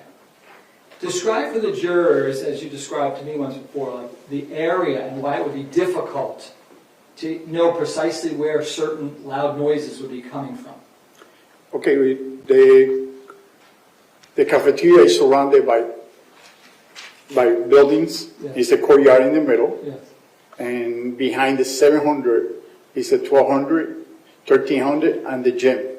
And those buildings are all very tall, correct? Yes, two stories. Okay. 1300 is 1 story. Okay. Well, you're aware that the 1200 buildings... It's 3-story. Got it. They're all pretty big buildings, right? Yes.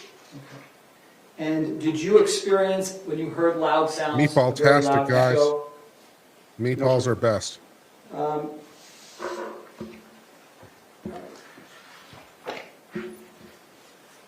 In his depo on page...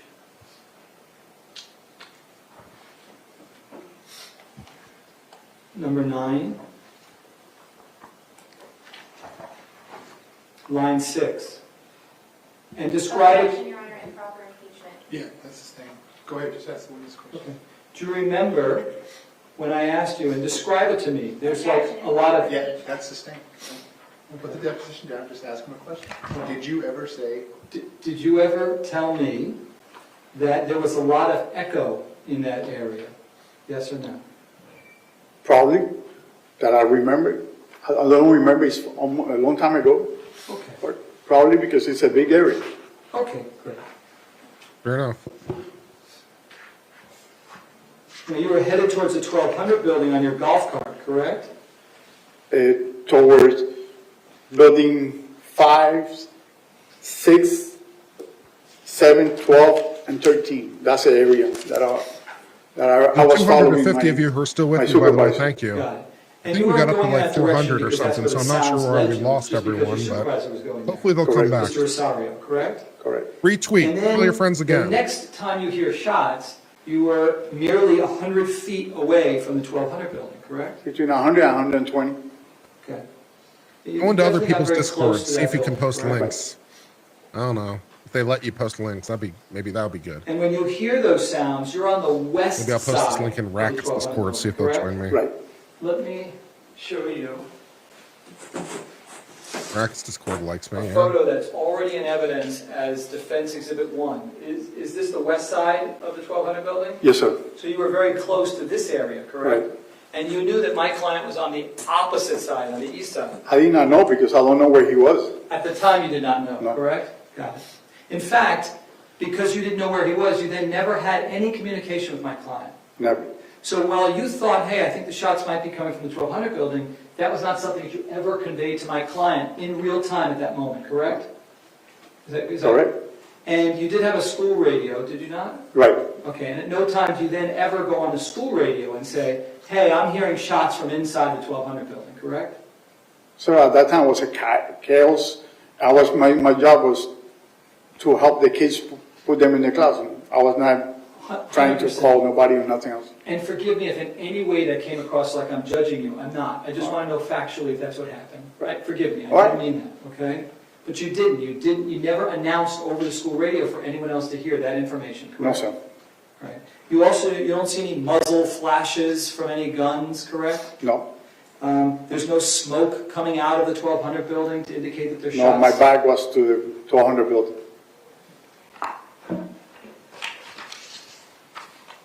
Other than the sounds, there's no other evidence of any bullets like broken glass that you see while you're standing there, No. correct? No. In fact, you only noticed the bullet holes in the windows like a week later, not while you were there, correct? Correct. And just so we're clear, throughout the entire time that you were there during the shooting, you never saw my client, correct? Never. Okay. You also never saw any kids leaving the 1200 building, correct? And while you don't remember hearing everything that was said on the school radio because it was chaotic, right? Right. You do remember hearing my client say, please stop talking over the school radio, right? Yeah, but that was later on, after all the shooting has stopped. I got you. They were asking for people to report. Okay. That would be maybe 10, 15 minutes later. I don't know. I understand that, and thank you for clarifying. But you do have a recollection, approximately 10 to 15 minutes after the shots stopped, my client getting on the school radio and saying, please stop talking, one at a time. Correct. You remember that, Yes, sir. correct? And he didn't say it in a soft voice, right? How would you describe his voice? Passionate. I don't know, sir. Okay. But you remember him saying this, Yes. correct? And it seemed to you that when he did that, it was for the benefit of those trying to communicate information, correct? Objection, counsel testifying. Yeah, that's sustained. Why- You gotta watch that. Question marks at the answer. Go ahead. Why did you believe that he was telling people one at a time, please stop? Because too many people were talking at the same time. Okay. And And one final question, sir. Have you ever had a chance to speak to my client about what he was going through during the shooting? No, sir. Objection, relevance. Well, it's overruled. The gentleman's already answered the question. Go Okay, ahead. thank you, sir. All the best. Based on that, I redirect. Yes, Mr. Suarez, I know you help those children, but in your job description, did it involve anything regarding security? no, sir. No, ma'am. Are the fire alarms louder inside the classroom or outside? Both. They're very loud. Are the 1200 building, the fire alarms inside, are they louder than when you're inside or when you're outside? Inside is very loud. And your back was turned to the 1200 building when you realized those were gunshots, correct? Correct. Even though your back was turned to the building, did you still know what direction those gunshots were coming from? Yes, ma'am.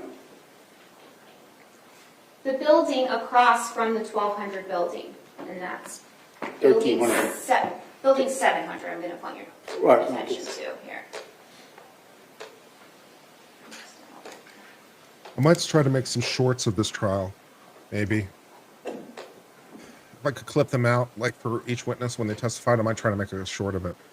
I don't know. That's a lot of Please shorts, though. I don't know. Circle building 700.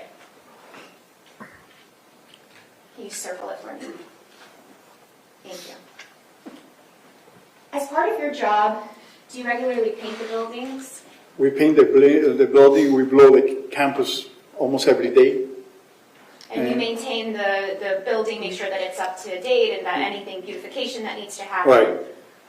Did you ever, when looking at the side, any side of building 700, notice any bullet holes No, on ma'am. building 700? Never.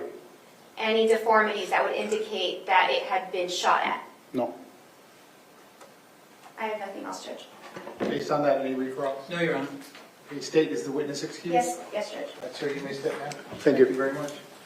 All right, perfectly fine. You may call your next witness. Yes. A little bit of a technical fail there from the defense on some of the I don't personally object to his impeachment style, but this court doesn't seem to like it. And, you got to understand what particular judges like and don't like in terms of style things and, adapt a little bit. So I don't personally find the style problematic in the way he's doing the impeachment, but this judge seems to like things a particular way and, he wants it a particular way. So, okay. But yeah, some of the questions are definitely him testifying and stuff like that. So there are definitely areas of the judge where I'm like, yeah, you're definitely on the right. Like, and serve him testifying and stuff like that. And yeah, so some technical fails. Overall good, getting information out.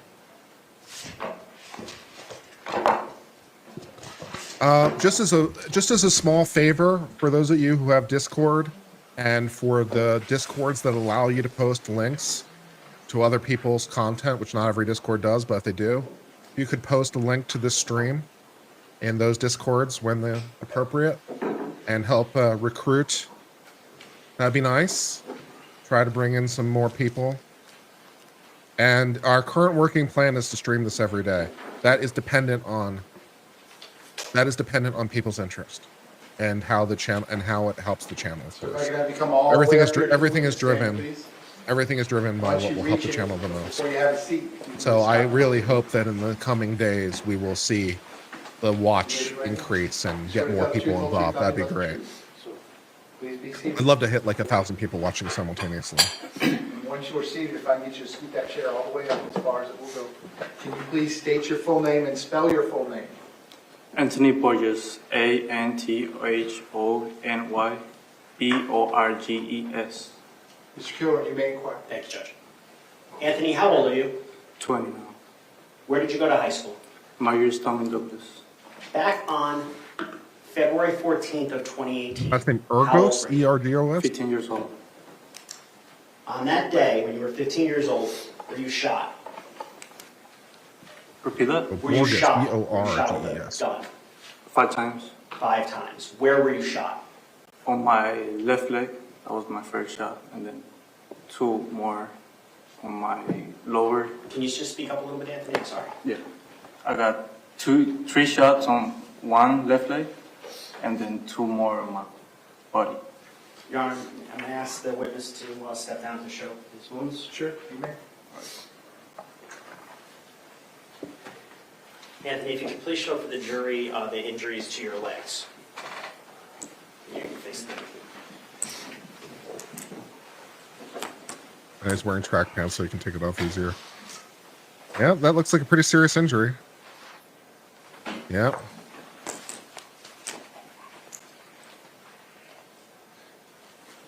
And Anthony, could you please show the injuries to your torso?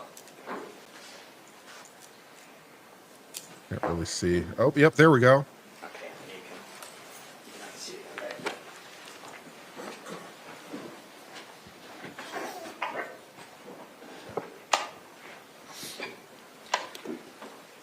Now, going back to the beginning part of February 14th, 2018, was it a normal day? before Yeah, the it was, shooting? it was straight, normal day. Was it Valentine's Day? Yes. Did you have plans for Valentine's Day after school? I had a plan with my ex-girlfriend, Nicole. With your ex-girlfriend, but girlfriend at the time? I had a teddy bear and everything. I had a plan to see her after school. Okay, so the teddy bear was a gift for her? Yes. Okay. Now, where were you during fourth period? Study hall. Study hall. What building were you in? 12, The 12 building, the 1200 building. What floor were you on? 3rd floor. Third floor. Do you recall what class you were in? What's the number? Yes, the number, Class? sorry. No, I don't remember that. Okay. It was study hall, though. Yeah, it was study hall. Okay. Now, during study hall, were you allowed to wear headphones? Yeah, pretty much you can do anything, homework, music, whatever you want. Okay. That day, were you wearing headphones? Yes, correct. Now, at some point in time, during the fourth period, did the fire alarm go off? Yes. Okay. Before the fire alarm went off, did you hear any sort of unusual noises that you didn't typically hear on a normal school day? There was a weird, like a whistle sound, but I didn't pay attention that much, but it was like kind of weird. Like a whistle sound? Yeah. Okay. Did you have any idea what that sound was? No. Okay. Now, after the fire alarm went off, Did you leave the classroom that you were in? Yes. To go to the hallway? Yeah, everybody went outside in the hallway. Your Honor, may I approach the witness? You may. Anthony, oh, it's actually not working. Mr. Kerwin, just pause 1 second. Sure. You want to snap up? Yeah, Yeah, get yourself together. Do it real quick. Again, what's the point of this witness? Is he's just there straight for damages, right? It's You all like, set? Okay, go ahead, sir. Your Honor, may I approach the witness? You may. Anthony, I'm showing you what's been previously marked for identification as States K. Do you recognize this? Yeah, that's me. Can you speak up a little bit louder? Yes, that's me. You see yourself in this picture? Yes. Okay, what are you wearing? Nike hoodie with a Adidas black pants, and it was a Nike white shoes. Okay, you guys speak up a little bit louder. What kind of shoes? Nike shoes. Okay. Your Honor, at this time, the state would request to move in state what's already been previously marked as States K and as States 11. Any objection? No objection. Without objection, States K for identification will now be in evidence. That is State Exhibit 11. wanted to thank all the people who have been giving memberships and stuff. I don't remember where the last one I picked off was. Let's see. I think Cerebral is the last one I acknowledged on chat. Happy Hippie is now a member for 3 months. Thank you for being a member for 3 months. Arlene Francis is a member for 6 months. Thank you. Yes, Jam P gave. Jam P becomes a member. Thank you for hitting the join button. What is that? Madison Stuckey became a member. Thank you for hitting the join button. E.E. Caroline is a member for 16 months. What are in Rob your ears? Price is a member for 14 months. John that's a Hansen different became an uncivilian. Thank you for hitting that Now, beautiful you join see button. Thank you The other for all your students kind support of towards the and top for of the picture. retweeting Yes. and otherwise sharing this on your social happened media. after the fire alarm It went off. really does help. Correct. Yes. Now, during a typical fire alarm drill, a normal one, what do you do as a student? Normally, everybody goes outside, wait for the teacher. The teacher like tell you where to go, where to go out, and then we wait outside in the parking lot. Okay, is that what happened this day? No. Okay, what happened when you went out to the hallway at this time?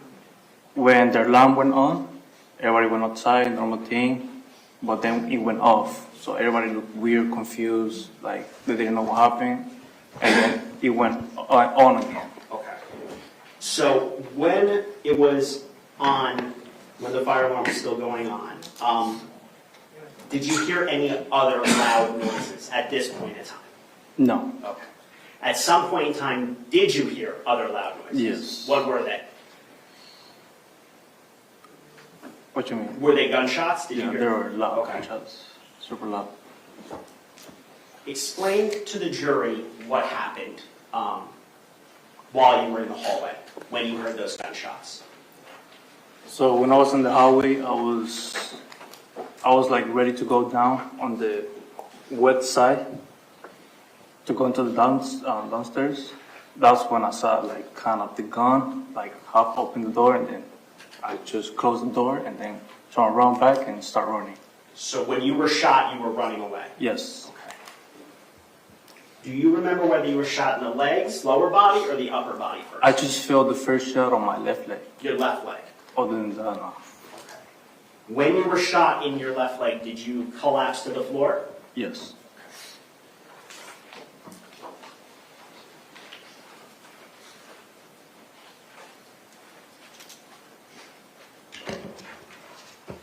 Your Honor, may I approach the witness? You may.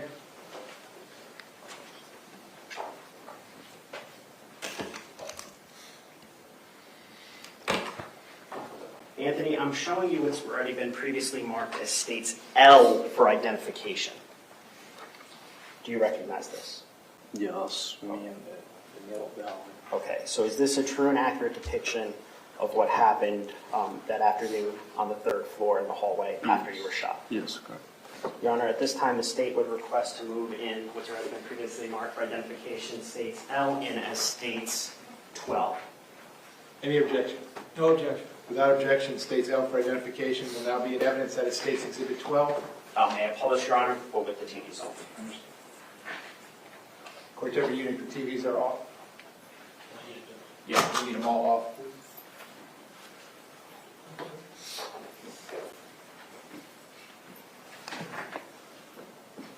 Just bear with us. Absolutely.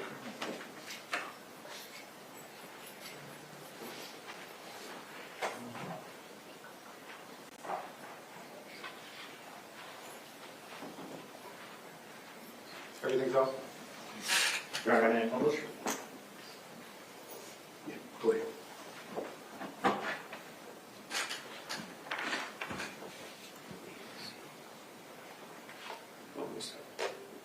Anthony, do you recognize the middle of the picture? Yes, Who is that? What is that? that's me. That's you is that you on the floor? Yes. Do you see the police officers there? Yes. Okay. And at what time, in the top left-hand corner, what time was this screen capture taken? Do you see it? Do you see where it says 3:02:57? Yeah. 257.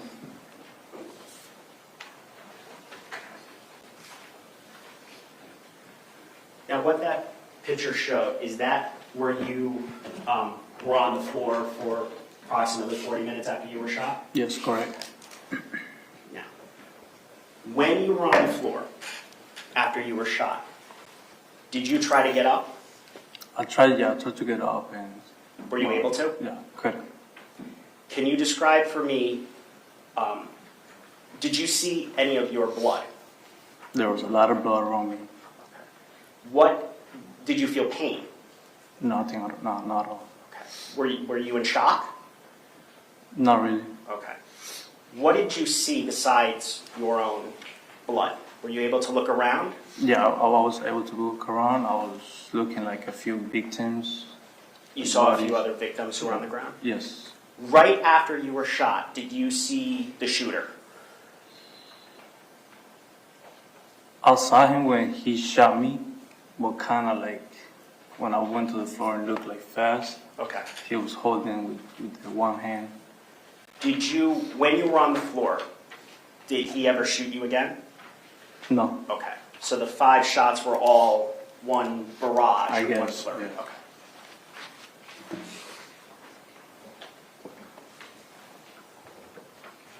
At any point in time, do you remember losing consciousness? No, not at all.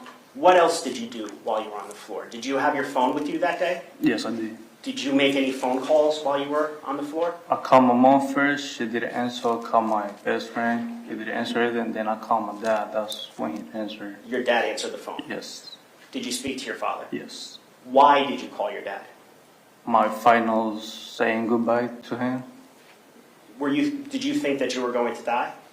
Yes. Did you have any other, what else were you thinking while you were on the floor on the third When floor? I threw the phone away and everything, I was thinking about like where's the help, where's the cops, like how long they're gonna take this for taking me out, you know? In terms of your thought process, where are the cops, where's the help? Did you keep thinking that over the course of the 40 some odd minutes you were on the floor, or did you eventually stop thinking about that? I eventually accepted that, so I was like, you know what, I'll just chill over here. Can you just say that louder? I'm sorry.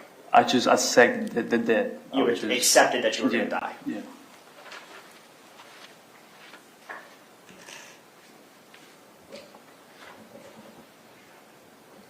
Now, ultimately, police did come to the third floor. Do you remember that? Ultimately, eventually, police officers arrive on the third floor. Yeah, after 40, 45 minutes. Say that louder. You got to speak a Yeah, little after louder. 40, 45 minutes, the cops came. Okay. And do you remember what those police officers did? The attorney came on my legs, my body, they checked everything, I was right. They asked me for my name, where I'm from, how old I am, everything. Okay. So you said that the tourniquet was put on your legs? Yes, Okay. Were you in the hallway when the tourniquets were applied, or were you somewhere else? I was in the hallway, still. Were you ultimately, or were you ever dragged from the hallway into like the stair, the landing? Yes, Okay. Eventually, were you brought down the third stories and brought to an ambulance? yes.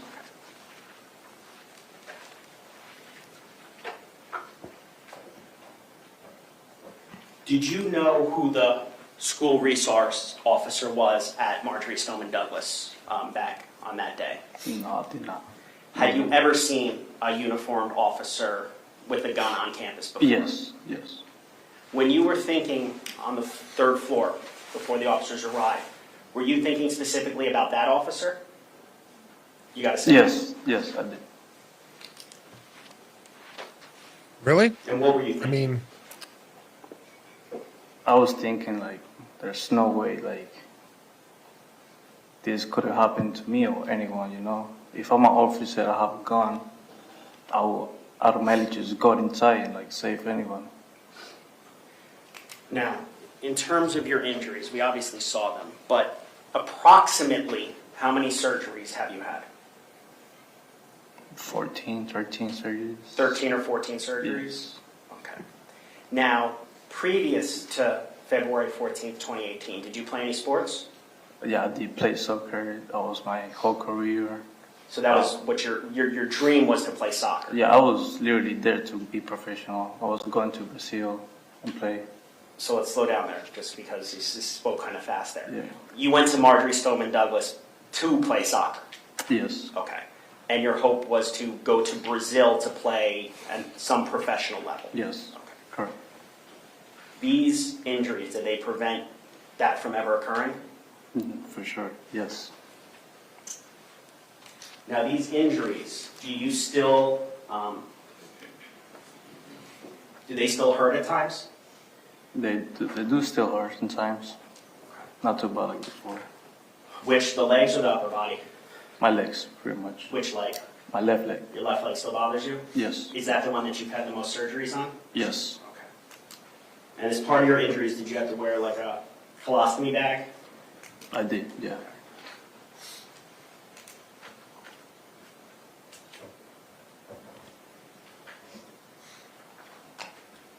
this is just emotional pleading, right? There's nothing really that he's offering that's really relevant. Now, going back to when you were on the floor, you stated earlier that you could see other victims. Yes. Do you recall how many you could see? About 2 bodies. Do you recall what they were wearing? There was a girl in front of me wearing a pink shirt, and there was a guy wearing like a military, one of those RTC Okay. things. So was the person wearing the pink shirt, were they closer to you where you were? Yeah. And the person wearing the military ROTC farther away? Farther away, yeah. Did you see them moving at all? No, no. Did you think that they were deceased? Well, I tried to talk to them, but and no response, Okay. nothing. You tried to talk to them. At any point in time after you were shot, did you yell for help? I did, yeah. What did you yell? Help, help. Did Yeah. you- Spanish too, ayuda. Yeah, In David, Spanish it's very, and very English? technically relevant. It just doesn't really do how long anything did to you change yell the out? picture. About Like- 3-4 minutes. And sort Why of did you stop after 4 minutes? trying to clarify what the That's when I defendant did realized do that or nobody didn't do gonna or his come legal fight. responsibility. So yes, I Were you mean, the it only is person in the hallway at that it's point in time who... technically Alive. relevant. It just Alive, doesn't do yes. anything to help me understand the picture better. Like, because I know that Cruz killed a whole bunch of people. I know he injured a whole bunch of people. I know that apparently the defendant didn't help any of these people, right? So him testifying Now, to when his you injuries doesn't were really shot- clarify the picture at all for me. Did you hear the gunshots? So maybe I should clarify it that way. Like, you gotta it doesn't, speak up, Anthony. Yeah, I did, super loud. They were doesn't super really- loud. Yes.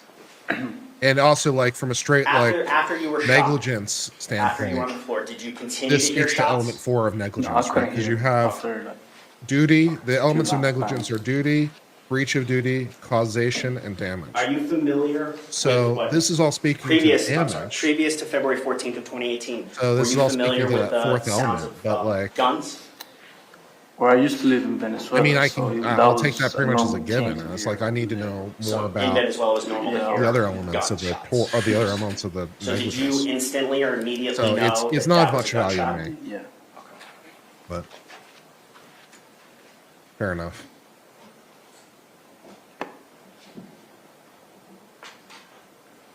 Did it sound like a firecracker to you? No. No. Have you heard firecrackers before? Yeah. Was this louder? Super loud.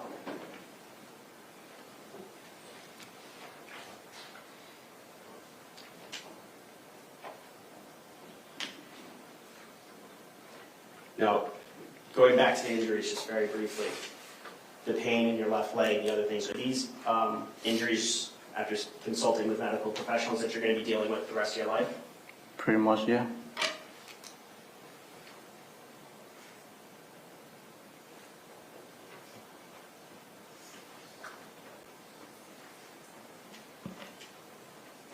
Yeah, just one moment. Yes, sir.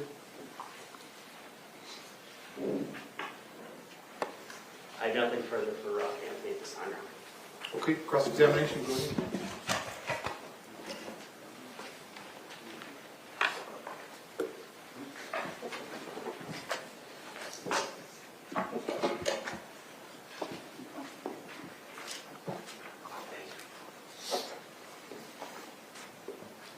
Good afternoon, Anthony. Good afternoon. It's nice to see you again. I'm sorry it's under these circumstances. I'll be as quickly as possible. All Okay? right.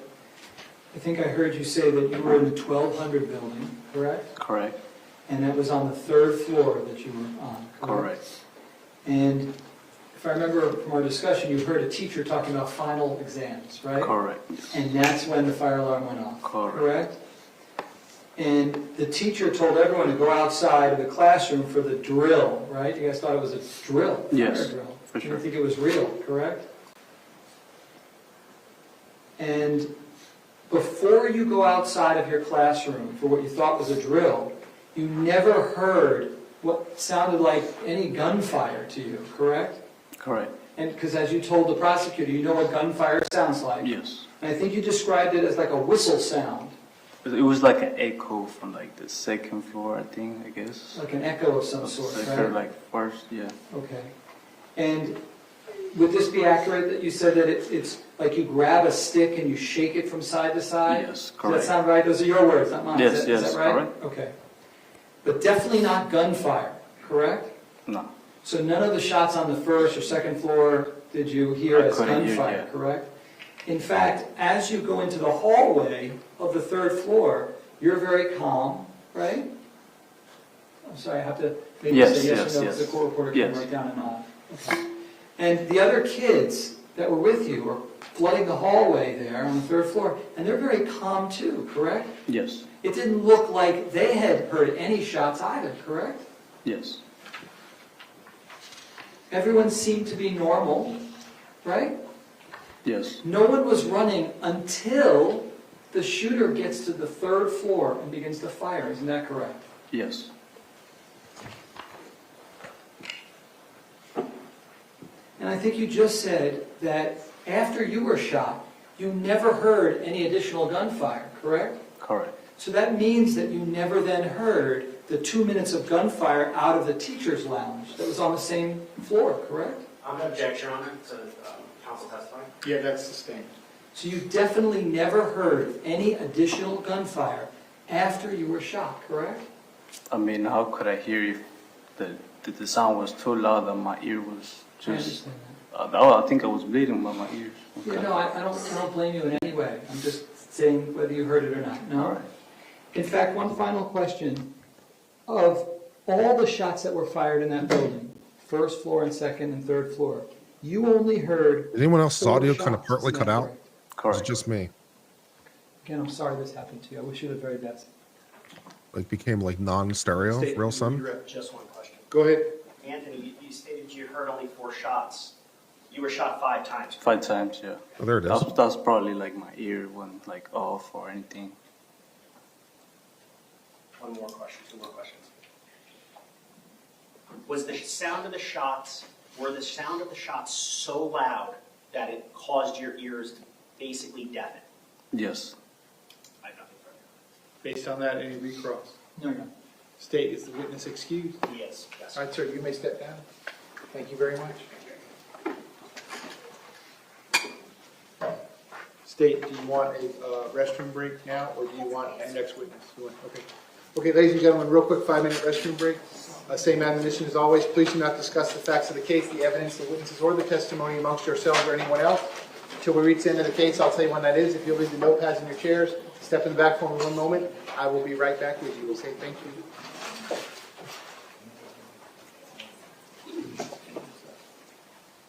All right. Yeah. So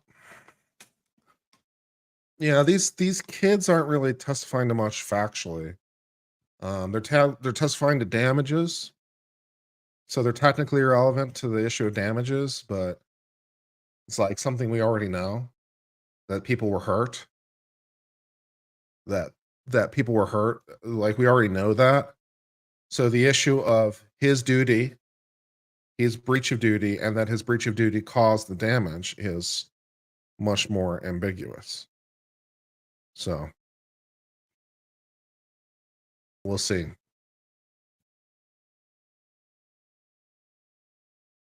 We will see.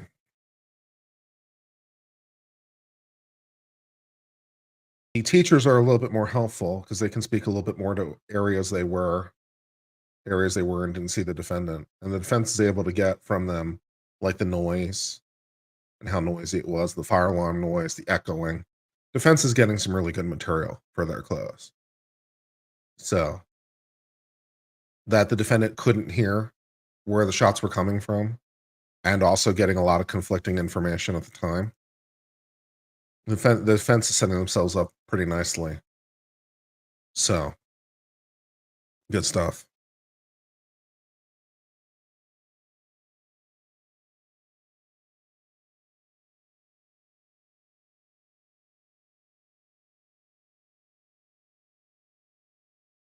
Felony child neglect does not have to result in damages. Intent to disregard duty is enough. Well, then it's even more irrelevant. If it doesn't have an issue of damages, then it's even more irrelevant. I just assumed it did from like standard tort law. So if it doesn't have that element, it's even more irrelevant. If we're not using it to prove damages, what are we using it to prove?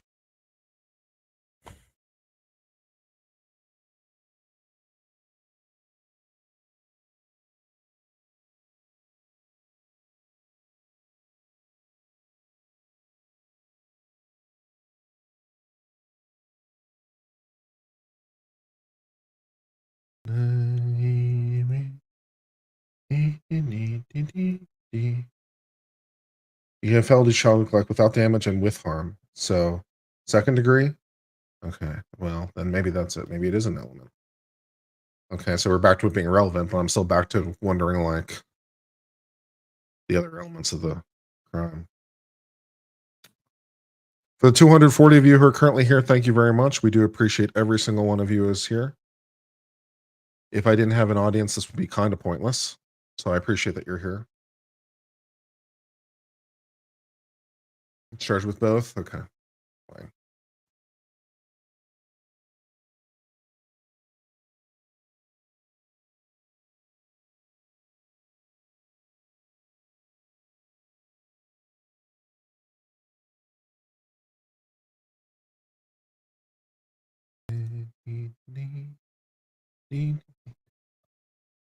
I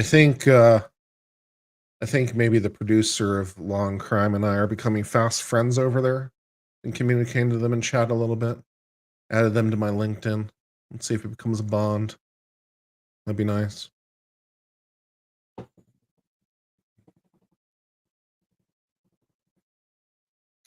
What else can we talk about while we're waiting for the court to come back?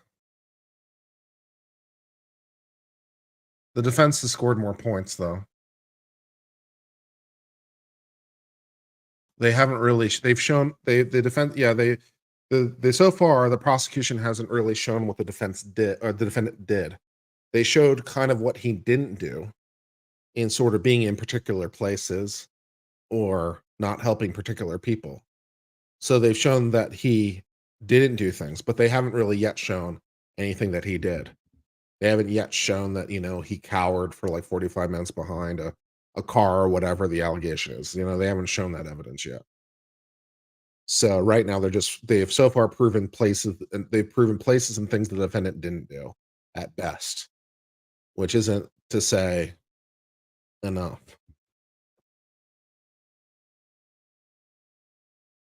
Get a job at Long Crime just to spite Nick? I would absolutely get a job at Long Crime just to spite Nick. That sounds hilarious.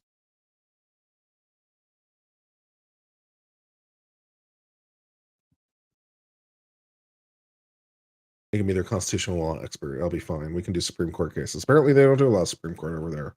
It's all right. I'll bring it to bear.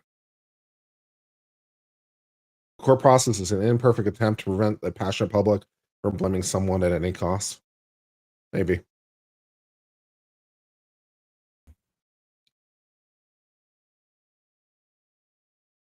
So we haven't really shown what actions the defendant took yet.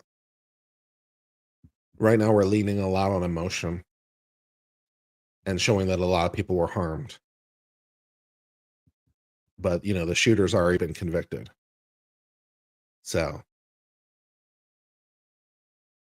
we'll see how it develops.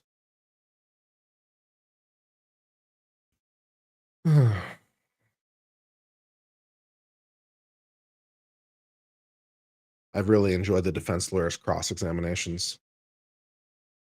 He's very good at them. Very textbook. Getting a little flustered around the edges. Speaking a little fast at times. Has some trouble with some phrasing. He doesn't quite get the answer that he wants, so sometimes he is testifying rather than asking questions. But on the whole, he's pretty good. On the whole, he's pretty good. I like the defense lawyer's cross. I like the state's direct pretty much too. This is pretty good. It's nice to have two sets of attorneys that are pretty good. You know, this is just like, when was the last time we had a trial when both sets of attorneys were just, you know, hey, they're good. It's been a while, right? The state hasn't really done a lot to forward their case yet. They're leaning with emotion, which isn't necessarily a bad strategy, right? Get the emotion early. Get the jury outraged early. Use it to drive home some facts. It's not a bad idea. The state's organization of the case makes logical sense. There are other ways to organize it. This way makes sense. The witnesses that they call make some sense, even if they don't really drive forward the legal case, because they drive forward the emotion. And they can get it in under technical legal grounds, so it's good strategically.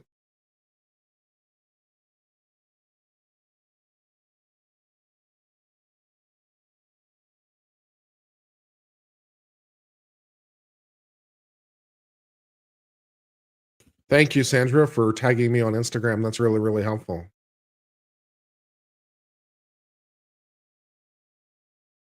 Prosecutor could also use a little bit of help on the pacing.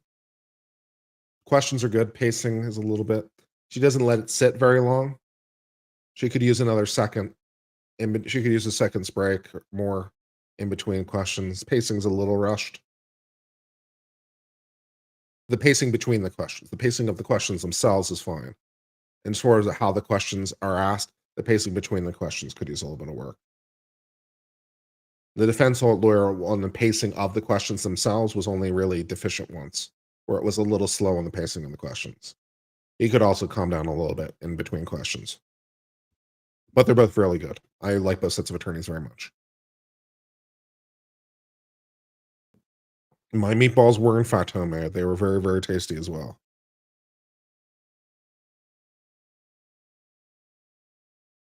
£1 pork, 1 pound sirloin beef, Italian herbs, seasoning, a little bit of better than bouillon, seasoning, salt, pepper, a little bit of onion and bell pepper I had left over. I had some left over, so I used the rest of that. Some barbecue sauce I had left over. A little bit of spicy mustard, 2 eggs.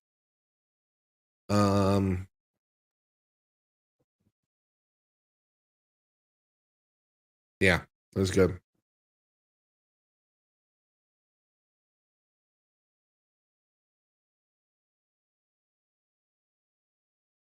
A little bit of mixed Italian pre-made cheese blend I didn't really like. I didn't like one of the cheeses that was in there. No breadcrumbs. No breadcrumbs.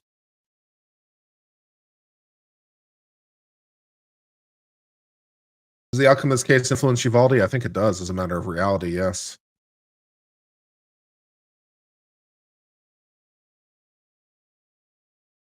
I think a strong verdict in favor of this would help a lot in Uvalde. So yes, I think it's a practical reality. This This case may well tee up Uvalde.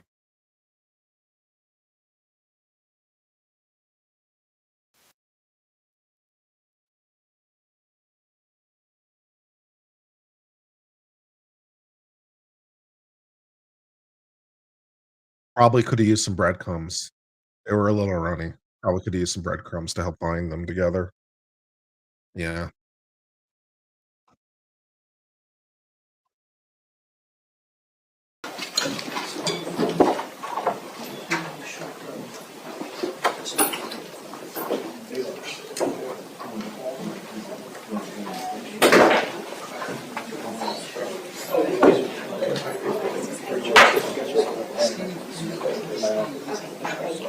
Got a highlighter on the top and then the print on the bottom is for the phone. You can text the diamonds. Yeah. Do I keep it clear? Oh, very cool. Tell me when you're good. You're good? All right, I'm going to go back on the record. State versus Scott Peterson, 1971-66 CF10A. I continue to have Ms. Gomes, Mr. Kilroy, Mr. Klinger present for the state. I continue to have Mr. Igard Ate the same present for thing I made Mr. yesterday. Peterson. Yeah, I still had some left. Likewise is present. We are outside the presence of the jury. I have one meatball left. State, anything Very you need to sad. address Running out before of we meatball. resume your presentation? Judge, not so much address, but I just wanted to make Your Honor aware of something. Mr. Eyewash has agreed to stipulate to our records custodian, who's our next witness, which would have taken a substantial amount of time. Okay. We have one more substantive witness lined up for today, but after that, unfortunately, Your Honor, and I Okay, apologize. so are you calling the records custodian? No, I think we're just going to stipulate she's here. If you wanted to stretch out the day, Judge, I could No. take back my stipulation. I don't need to stretch out the day. So we'll do the records, we'll do your last live witness for today. I have a short docket tomorrow. I was going to ask the jurors to return at 9:15 with hopes that we could start at 9:30. Does that work for the state? It does, Your Honor. Does that work for you? Yes, Your Honor. And just to give Your Honor. You go. Okay. Well, no, I'm talking about your issue. Right. Tomorrow, Mr. Eyewash asked if he could put one witness on who's going on vacation for the rest of the summer. State has no objection. Okay. I told him after lunch, you know. Tomorrow? Yes. That's fine. Okay, not a problem. And this is the stipulation when you're ready, Your Honor. Yeah, do you want to do this in front of the jury, or do you want to do it now? Yeah, sure. I just want to let you know that I spoke to Ms. Wilcox, and she said since there's 8 different packages, we're making it a composite, so they'd all be in one folder. And and that state's exhibit right now? That'd be M. M for identification, and Yes. what is it? They consist of various records from DSO that concern training that was completed by the defendant, the contract between DSO and Parkland for SROs, and a listing of his training summary. All right, so these are, I don't even know if you call it stipulation. You want to move these into evidence, and you have no objection? That is correct. Okay, so we're not going to do it through a witness. Right. It's just going to be moved into, you'll ask to move it into evidence. I'll ask the defense if there's any objection. There being none, it'll come into evidence. I guess that'll be state's exhibit number 13, a composite exhibit. How many different packets of information? 8, sir. 8? Okay. And then I'm going to ask the state, when they come back in, then I'll ask you to proceed. You can do that, and then I'll say you may call your next witness. And then you're telling me that'll be the last witness today, correct? Thank you. Yes, Your Honor. Understood. Okay. Please bring the jury in. Fine. So they're the records custodian. They're going to stipulate to authenticity to save time. Fine. No problem.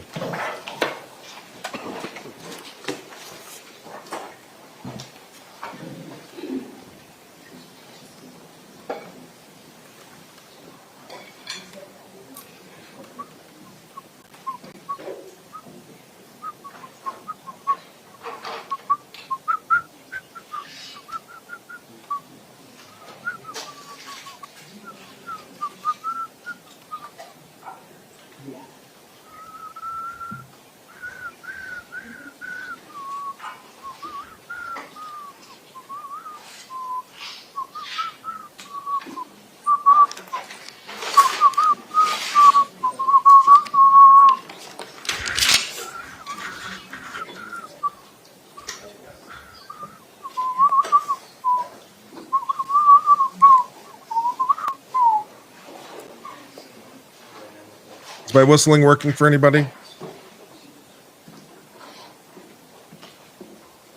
Greg says no. Oh dear.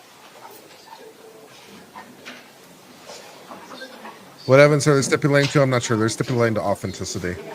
So they don't need the records custodian to say how the records were kept and maintained. I'm not sure what records they are, but they're just stipulating to authenticity, so we can skip that stuff.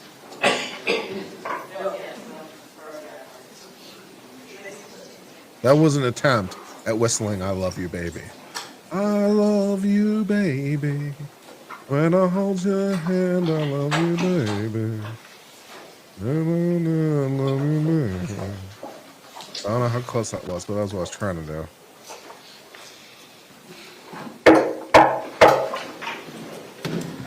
Jurors entering. My whistling is best whistling.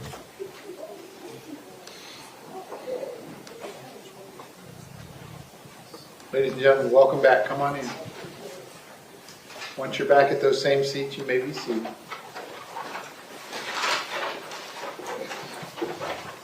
Ladies and gentlemen, welcome back. Once you're back at those same seats, you may be seated. All the parties may be seated. Ladies and gentlemen, those of you using the notepads, I'll give you a moment to get the notepads back on.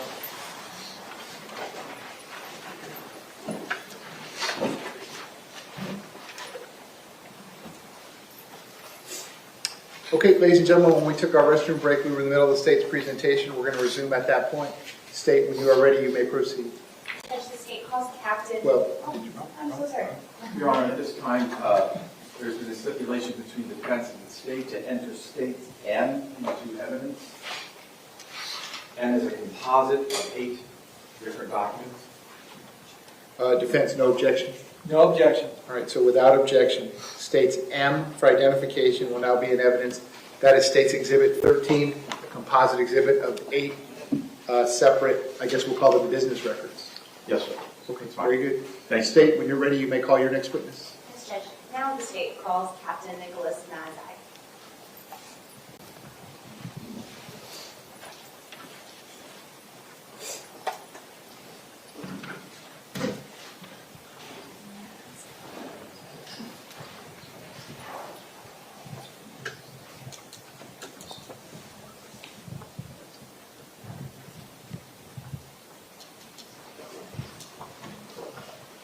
Uncivil law is greatest law.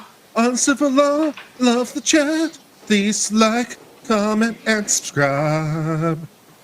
Uncivil law.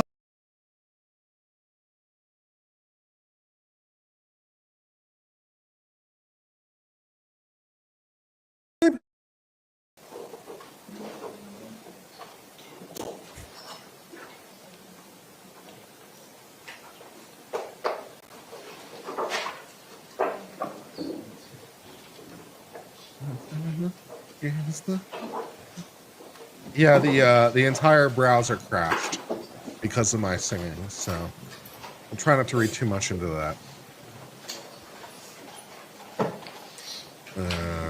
Let's just pretend that didn't happen. Sir, if I could have you come all the way up here to the witness stand, please. Once you reach it, before you have a seat, you can just stop and look at me, please. Yes, sir. Raise your right hand. You swear to tell the truth, whole truth, nothing but the truth. Yes. Please be seated. And once you are seated, you can scoot that chair all the way up as far as it will go. Can you please state your full name and spell your full name? Nicholas Mazzi, Nichol.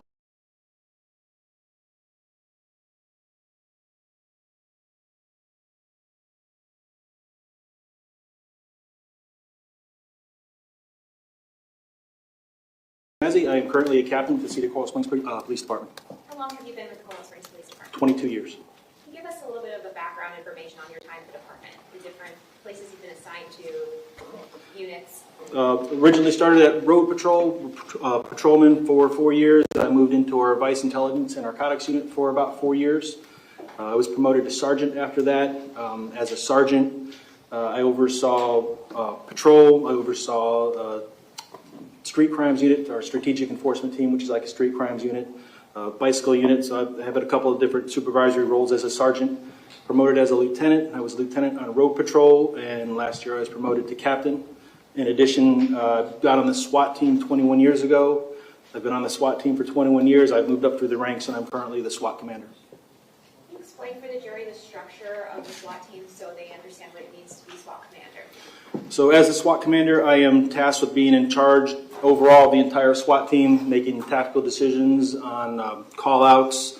I'm in charge of the budget. I'm in charge of basically anything related to SWAT. Underneath me, I have an executive officer who takes care of trainings, making sure we're getting the proper training, documenting our training. Underneath them are our team leaders, and our team leaders are the ones, if we have an operation, who are tasked with going out and making sure the operation is done to what the XO, the executive officer, and myself as a SWAT commander need to be done. Were you yourself a team lead at one point? Yes. And explain for the jury, as a SWAT commander, what trainings have you been through? How does SWAT school work? Just so we have an understanding of how frequently you all practice wouldn't be the right word. Train.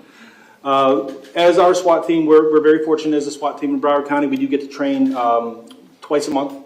So we and it actually turns out we end up making it 26 trainings in a year. Every SWAT operator is required to go to a 2-week SWAT school. We ourselves at the Police Department have actually hosted SWAT school for the last 7 years with myself organizing the school, instructors underneath me teaching. Hold on.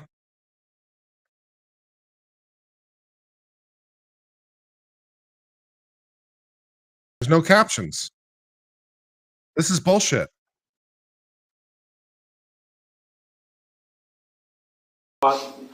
Many times at SWAT school. I've been to many different National Tactical Officer Association courses, from team leader development to SWAT command decision making. So quite a bit of training related to the SWAT team. What are some of the training topics that you've taught or attended? More specific, you name it. I've been to so many different types of SWAT school. I've been to hostage rescue classes. I've been to rappelling classes. I've been to. Have you been to uncivil SWAT school? Armor classes, armor basically, working on schools. guns. I've been to all the best SWAT range instructor, range master. So.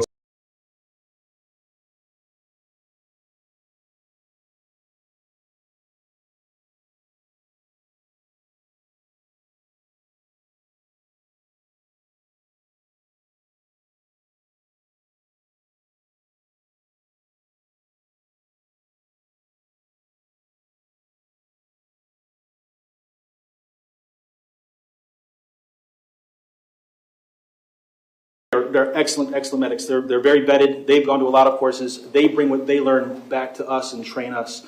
We do have one medic who is on the team. He's even gone as far as having our SWAT guys go out to live tissue classes where they actually use live pigs and do full-on scenarios and try to keep a live pig alive for 45 minutes that have been given a catastrophic injury. So we've had the opportunity to do a ton of training like that. I personally have not been to that particular training, but many of our guys have. Even as our department pushes training all the time. Every officer carries tourniquets. We've had chest seals, and we've done that for a long time. I think we were maybe towards one of the first agencies that started really incorporating medical aid with our guys. It was really pushed by our training unit, and then again, being on the SWAT team, we train it a couple times a year. We train it. We go up to Camp Blanding. We've trained it. We've been to a couple classes up there where we've got it from the military guys. So we've got a lot of medical training. Is the importance of stopping the bleed, tourniquets, chest seals, is that something that just SWAT people get, SWAT employees, or is it all law enforcement employees are trained on it? All law enforcement employees. Our agency is very big on training, stop the bleed, and chest seals, and tourniquets, and rendering aid. When you say tourniquet, I'm sure it's common knowledge for some, but just in case, what is a tourniquet? A tourniquet is basically it's a strap. When somebody has a catastrophic injury, it's a tourniquet. It goes around a leg. It is strapped down tight, and then you basically twist it until it basically stops somebody from bleeding. People with arterial injuries can bleed out very quickly, very rapidly. That's why our SWAT medics are, really pushed us to make sure that we knew how to use tourniquets and do stuff like that because of how quickly somebody could die with a catastrophic injury. What if you don't have a formal tourniquet with you? Are law enforcement officers trained on what to do if there isn't a tourniquet? There are some measures that you can do. There are stopgap measures, in which you basically use even before you get a tourniquet on, and basically that, for instance, if somebody had a catastrophic leg injury, you might put your knee right on top of the femoral artery, in their groin to stop the bleeding until you can get someone either to you with a tourniquet. You can make a makeshift tourniquet if you can find something, a belt, something that could work. But the important thing is you need something that will help you really tighten down that tourniquet. Just pressure alone isn't going to do it. You definitely need you need someone to get a tourniquet to you. Captain, can you explain to us, well, are you familiar with the acronym POE? Priority of life. POL, priorities of life? I'm sorry. Yes.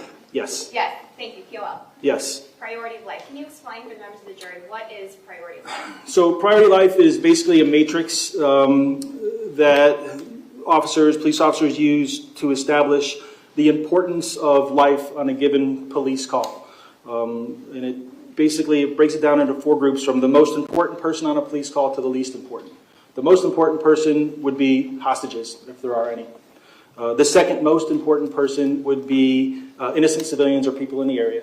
The third most important people are police officers. And then finally, and they do get a spot on the list, is the suspect or bad guy, because all life is valuable. They are considered on the priority of life. And basically what it does is it establishes a matrix for the decision-making process for police officers, supervisors, tactical leaders, on what risks they're willing to take based on who they're dealing with and that priority of life. Basically, the most important to the least important when making decisions. When entering an active shooter situation, are you taking into account the priority of life? Absolutely.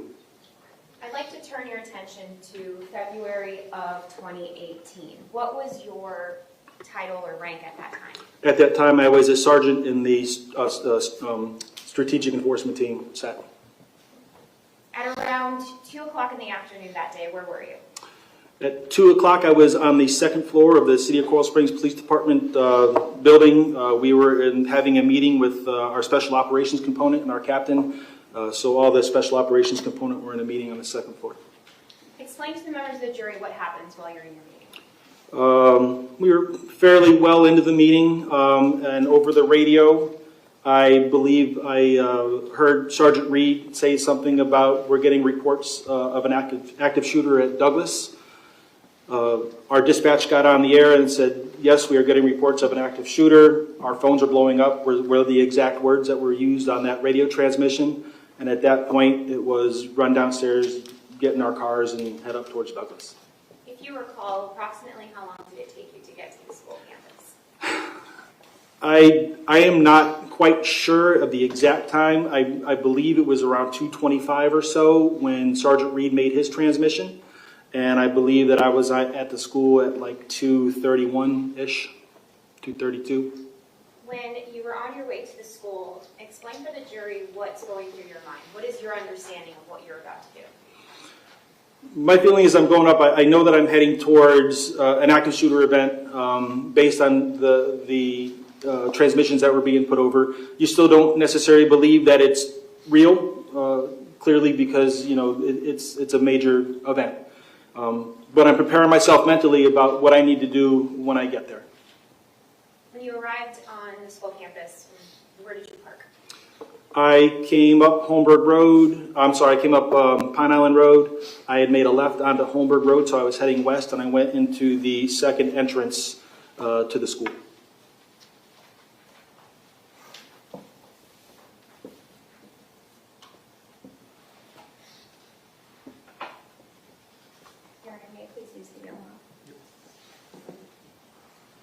Captain, I'm showing you what's already in evidence as states 1. You have a screen in front of you. Are you able to view the image on the screen? Yes.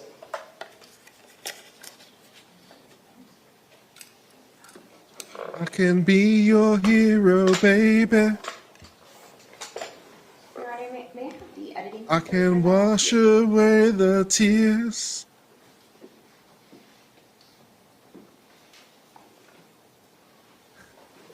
Be in your arms forever. You can see if you can erase it.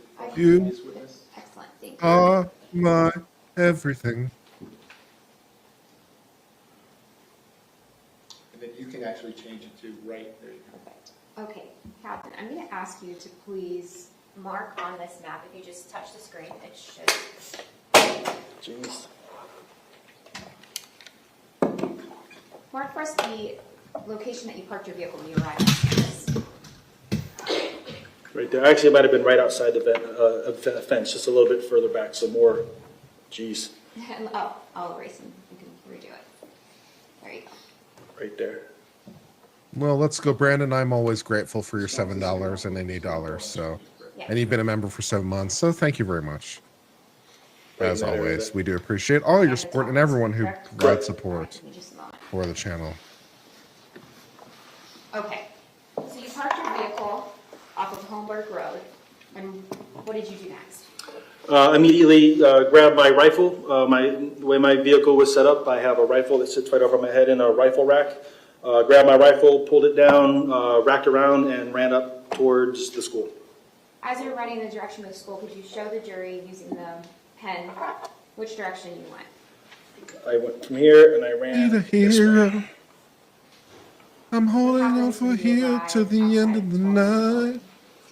So as I'm approaching, as I'm making that run, I catch up with Detective Monzone, Sergeant Monzone at the time. He works for me. I got to him, said, let's go. We ran up towards the school building, and we could see Aaron Feiss laying dead right outside the west doors. As you're running towards the building and you see Monzone, what's going through your head when you see Monzone? I don't know that I was thinking anything other than I need to get inside the school. Did you have any conversation with him, like, should we go in, should we not? There was no conversation. We both have extensive training on active shooter. We knew what we were going to do. We knew what we were supposed to do, and we did it. You both run towards the building, and when you see Aaron Feiss, what do you do? We had no active stimulus at the time. There was no active shooting. We didn't hear anything. I thought it was important to check him for vitals. I did. He was clearly deceased. Then I went back to the active shooter protocol. Even though we didn't have the active stimulus, it was still, there was nothing more I could do for Aaron Feiss. We needed to get in the school. You just you prefaced the fact that you stopped to check for a pulse based on the fact that you didn't have stimulus. Describe for the jury what stimulus is, just briefly. Thank you, Sandra, for the gift memberships. As always, do appreciate it. Thank So you. stimulus would be screaming, yelling, Got to be fresh from the shooting, fire. most importantly I need shooting. a hero. If there was active shooting that we had heard inside the school, we would not even have stopped at Aaron Feiss. We would have gone directly into the school Got to be seen. and He's continued got through to the be school until larger we than located life. the shooter. Larger than life. If there's Hero. active shooting inside the school and you're alone, do you still go into that building? Yes. After you check Aaron Feiss and Yes, YouTube realize does take a that cut he's of the memberships. deceased, But, which you know. doors do you go through? Do you go through the west or the If you east don't want side of the YouTube to building? take a We cut, you entered can right always there donate through the to west PayPal or doors Stripe. into the hallway. Those links are available through my link tree.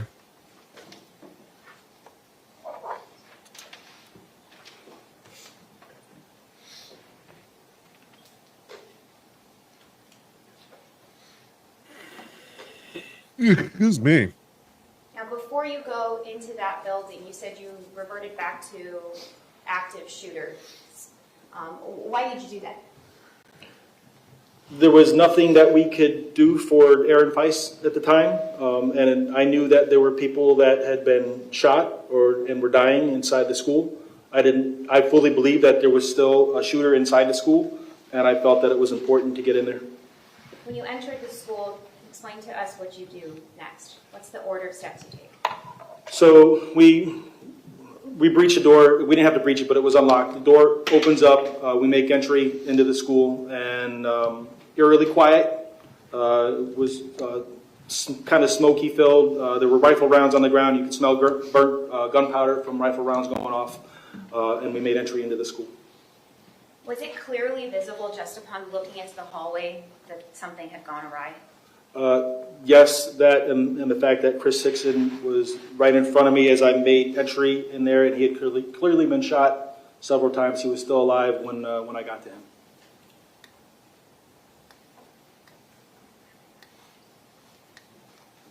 Yeah, see, there's the stream elements providing you the links on the regular timer, reminding you that you can tip through PayPal. We also accept Stripe, which is available through my link tree if you prefer that. And we're also set up for This going to the TV's gonna have to go off. Yes, please. Whatever you think the TV's gonna have to go off. Please. Zell. And for the court's reference, I'm now playing what is already in evidence as states 6F10.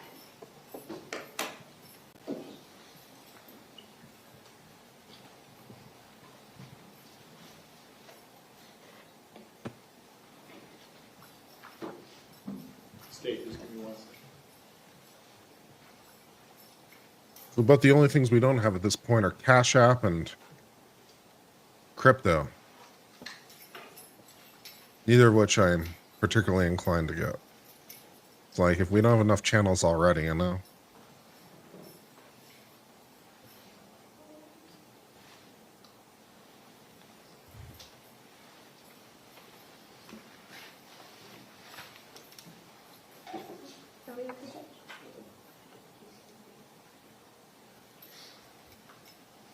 Court deputy, if we got one? We're good on that, okay.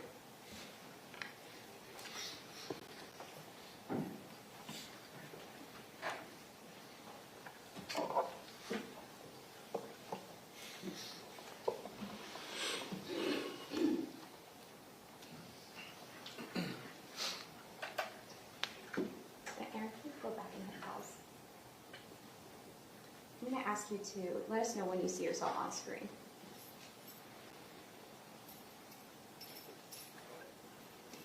That's me.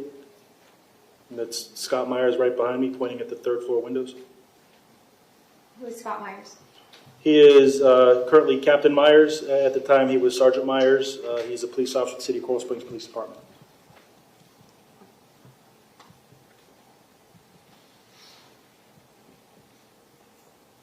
Hit pause. Judge, can we use sidebar? Yeah, sure.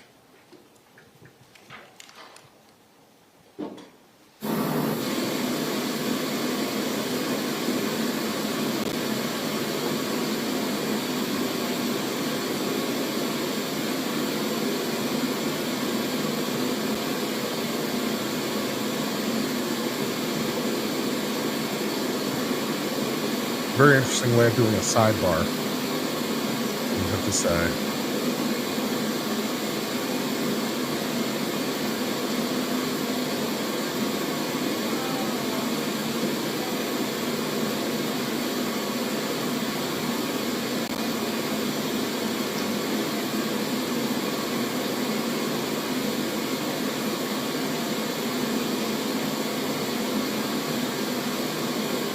The headsets are new. We've definitely done the white noise before, but when we've done the white noise before, they've done it at the table. Not sure I've ever seen the headsets like we're football color commentators or something. Well, you see, the thing is, Tom, that, you know, the cops have to go in. You know, they go straight away. You gotta make the touchdown or you're not gonna score. You gotta get around those defensive ends to get through there and get the touchdown. Thanks, John.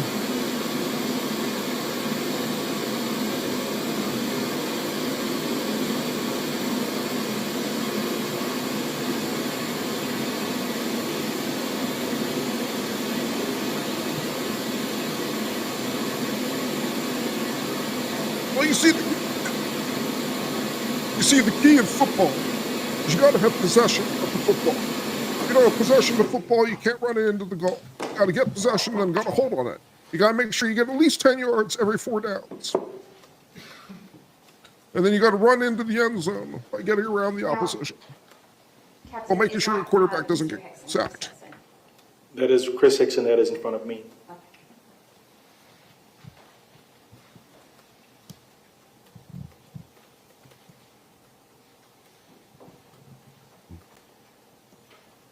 At this point, is it your understanding that you are to believe that there's still an active shooter inside the building as you're operating through that building?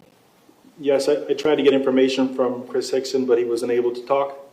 He could not provide any information to me, and at this point, I believe that there's still an active killer shooter inside the school.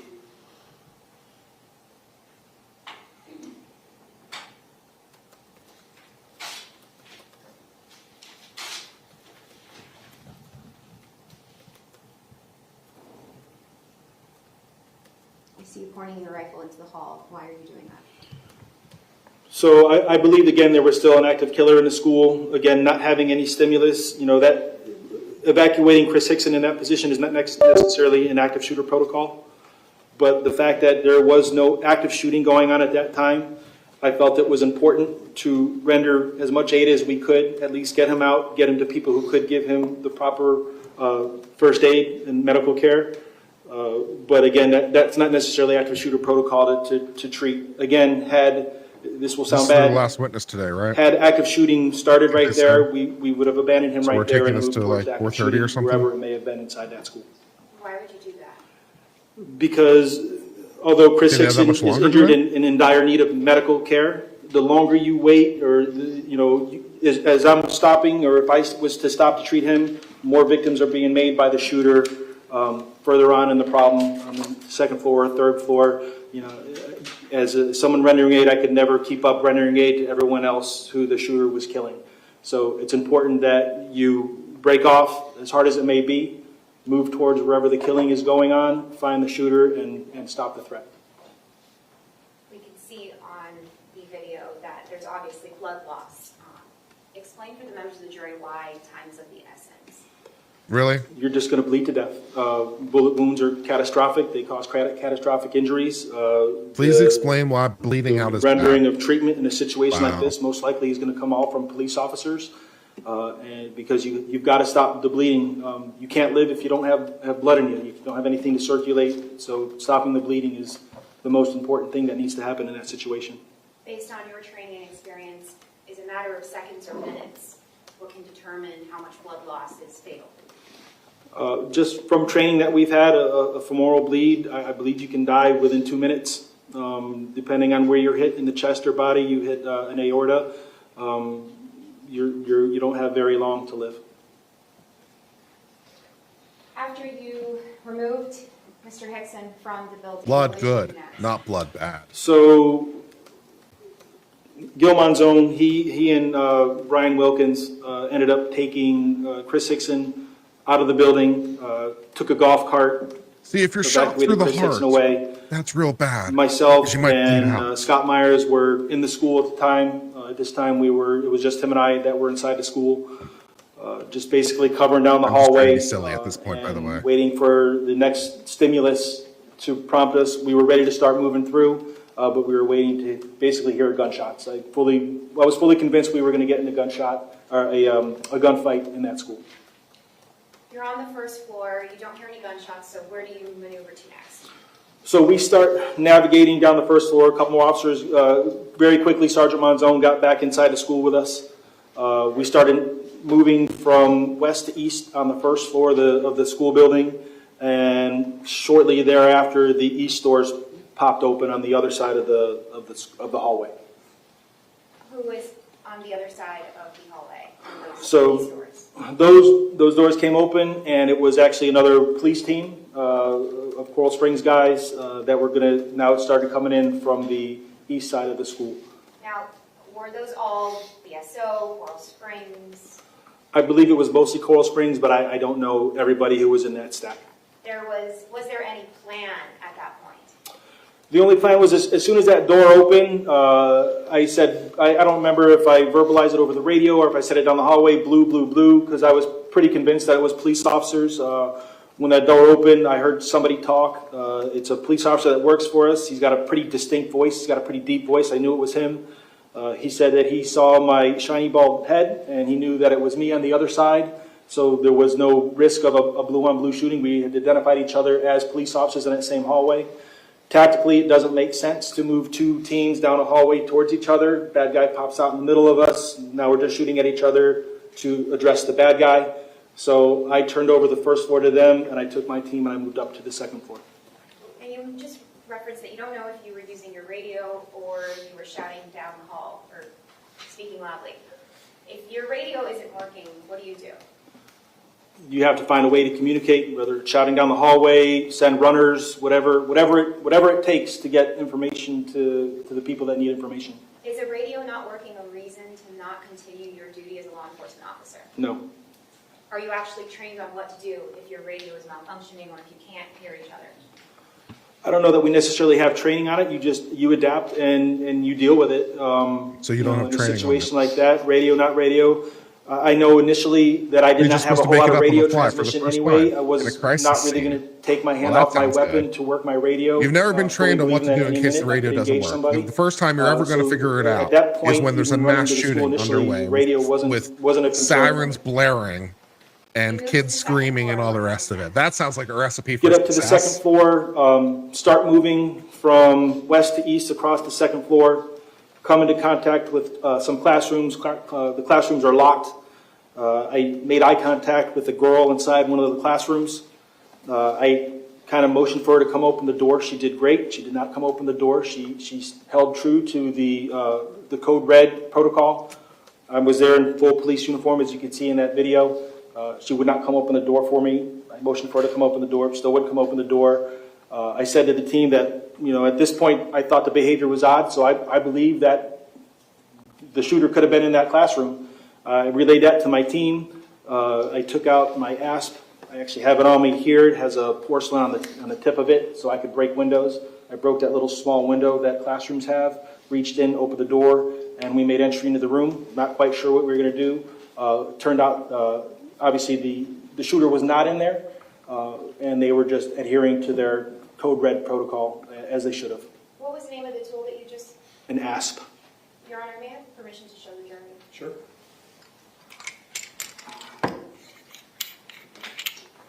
This is the porcelain tip here. I don't know if you want to touch it, see it. This is also an expandable baton. You can break windows with it. It expands to, I don't know, about this long. But this is porcelain here, used to break window in emergency situations, somebody trapped in a car, whatever it may be. But it'll break windows, and I use it to break multiple windows that day at Douglas. After you broke the window, that you opened the door, you look around, what do you see?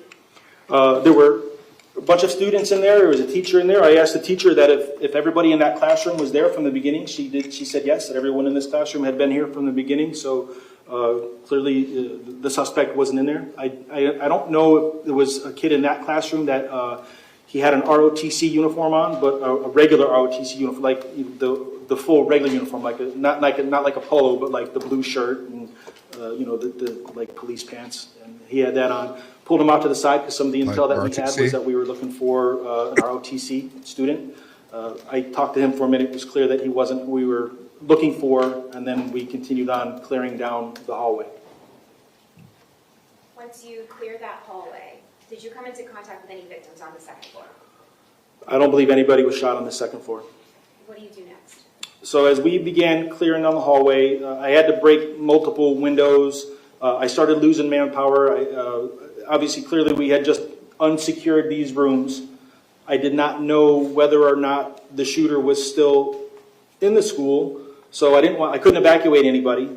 I didn't want to pull them in the hallway, and then next thing you know, he pops out of the next classroom over, and he comes out and he's got a bunch of targets in the hallway. So I ended up losing manpower. I started leaving police officers in room as guards at the door, and by the time I got towards the end of the hallway, I had run out of manpower. And it was right about that time that BSO SWAT team had come on scene and made contact with me on the second floor. You just used the term manpower. How important is it to have the amount of bodies that you need in order to properly clear a building? A building that size, and especially with the number of victims, especially on the first floor, people needed to be in on the first floor starting to evacuate victims. The first floor was cleared fairly quickly, and there were quite a number of victims, and the more people, the better. Organized as you can be to start getting people out and get them over to the casualty collection point.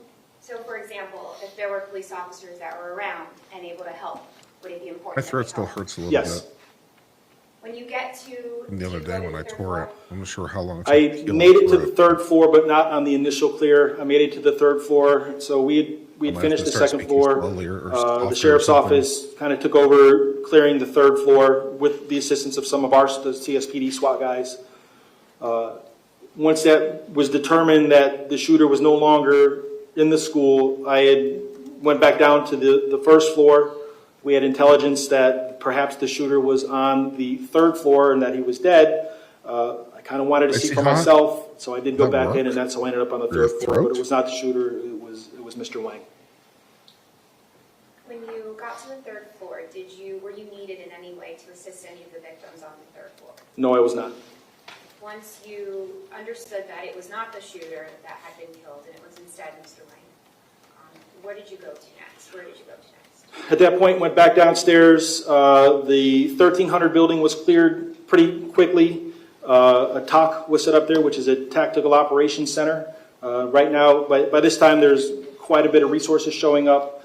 I am not sure if the main command post had been set up, but a Tactical Operations Center is like kind of a smaller area away from the main command post where the decisions are made as far as, all right, who's going to take what piece of the pie here and start clearing the school. So in that room was myself. I was in there. The BSO SWAT commander was in there. Our SWAT, the Coral Springs SWAT commander was in there. And we started kind of formulating how the school was going to be cleared. Did you assist in rendering aid to any of the victims that day other than Coach Hickson? Other than checking the pulse of Aaron Feiss and instructing Gil Monzon and Wilkins to get what is your favorite pie and why is it I did pumpkin? not render aid to anybody. And is that because the other officers that actually entered the building were already taking care of the third floor? So, yes, they were already, by the time, they were already on the third floor rendering aid to the victims on the third floor. The people on the first floor had already been evacuated out. So at the time, I didn't come across any other victims that needed aid or that were alive. Prior to this date, did you know who Scot Peterson was? I did not. Just move here. Hold on.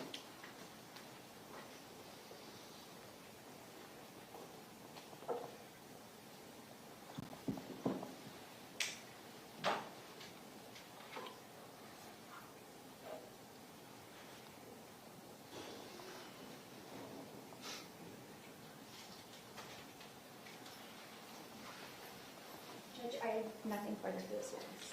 Okay, cross-examination, go ahead. I can see some areas for cross. Like, what was your equipment? You had other people with you. Sir? What was your equipment? That kind of First of all, question. thank you for your, was it 22 years of service? Yes. I'm extremely grateful. Thank you. Thank you. You're with Coral Springs Police Department, correct? That is correct. That is a completely different agency than BSO, Broward Sheriff's Office, correct? That is correct. You guys have different 911 centers, correct? That is correct.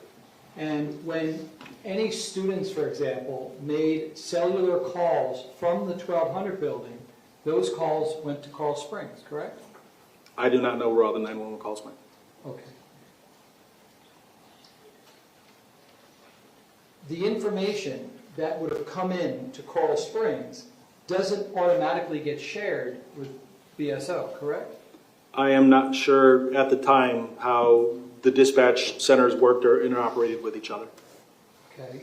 Are you familiar with a concept called patching Yes. radios? Yes, I am. Okay, tell us how that happens. How does that get initiated? How does that work? Well, I'm not technical as far as how patching. I know that when we ask our dispatch to patch channels together, they can patch channels together. Like if they want to patch, two of our channels together, so we operate on a couple of different channels. Say, for instance, we have our Coral Springs main channel, and then we have our Coral Springs patrol TAC channel. They can patch those together. I know they can patch interagency as well. It just requires that agency to ask for the patch and then to make the patch. Okay. And it doesn't take that long to do a patch, correct? I couldn't tell you exactly. Again, not my dispatch is my area of expertise, but no. Got it. But the idea also is that when you patch radios, then you're sharing the information, correct? Correct. You're not operating separately. You're now hearing all the same real-time intelligence, correct? That is correct. Okay. Now, you arrived at the school, and it's a 45-acre school, correct? Correct. Well, I don't know the size, but I know it's a big campus. It's huge. Yes. Right? So you wouldn't have just 45 gotten acres, that's a lucky pretty big to school. Go to the 1200 building, correct? Objection, counsel testified. No, that's overruled. Go ahead, sir, you can Go answer ahead. that question. Repeat the question, I'm sorry. You didn't just get lucky and just go into the 1200 building. You had some real-time intelligence, didn't you? Yes, I did. Okay. Now, how did that intelligence come to you? How did you learn to go to the 1200 building and not the other 45 acres? So as I was driving north on Coral Springs Drive, which turns into Pine Island once you cross under the Sawgrass Expressway, Tim Burton, who was a school SRO who had gotten to on the scene over there, had put over our radio that the building was a 1200 building, was the 1200 building. He called it the freshman building. And one of the biggest pieces of intel he gave was the third-story building on the north side of the campus. That's a big boy. And that's where he directed us to. Okay. So you specifically knew over your radio that you needed to go to the 1200 building, correct? I did. And Tim Burton is a Coral Springs police officer, is he not? He is. Okay. Were you monitoring your radio? So, yeah, as you it's, were approaching the school? Absolutely. And you were A lot of listening ground to all try to the things that were secure. being said over the Coral Springs radio, correct? Oh, Yes. that might go a You were long then way heard to at potentially explaining some of the defendant's 2:34 actions, right? that Depending there on were exactly what 3 happened. people shot There's a lot of in ground to room secure. 1216 in the freshman building, correct? I don't remember believe the specifically what school's transmissions about I was. 3,000 I did know that students. people were shot I inside seem the to remember 1200 reading at one point. Okay. Did you know at the time Hold on. whether Coral Springs ever contacted BSO to share that information with them? I certainly did not know that. Did you know whether that information specifically, I know better. that there were 3 people shot in room 1216 in the 1200 freshman building? Whether, Counsel testifying. Well, hold on, I didn't get to the end of the question. whether that information, In did you know whether that 2020, information had the ever, population was 3,300 been shared at all with students. It's overruled, go ahead, so you can answer the question. I have no idea if that was shared or not. Did you think, though, as an experienced officer, that that likely would have been done? At that point, I was not thinking about whether or not we were sharing information with BSO. I get it. Now, you arrived at about 2:31, 2:32, correct? I believe so. And while you didn't know it, the shooter was already gone, correct? Missed him by 4 minutes and 52 seconds, I believe. Got it. And did you know that there was just one shooter or multiple shooters? I did not know. Okay. And tell the jurors about the +1 rule. What are you supposed to think when you get to a scene if you're not sure how many shooters are there? We should always consider that there's more than one perpetrator on anything, whether you're clearing a car, clearing a house. If you find one person, just assume that there's another person. So you can assume that there might be somebody else. You just don't want to get complacent. And it was your words, I think I heard you on direct, you said that the Coral Springs Police Department's phones were blowing up, right? That was a transmission made by a dispatcher to Sergeant Reed. Indicating that there were tons of calls coming into Coral Springs Police Department, correct? Yes. Now, when you went into the building, it was to the west end of the 1200 building, correct? That is correct. Can I show you this photograph and you tell me whether this fairly and accurately depicts the side of the building that you went in on? Yes, that looks like the west side of the building. Okay, and can you show us where you saw Aaron Feist? This is the door that you went into on the west I side? believe we actually went into the main hallway doors. I think that's what the video will show. I think this door here is for the stairwell. Aaron Feist, not specific, was somewhere out in this area here, I believe. Got it. And you remember that he was literally outside of the 1200 building, correct? That is correct.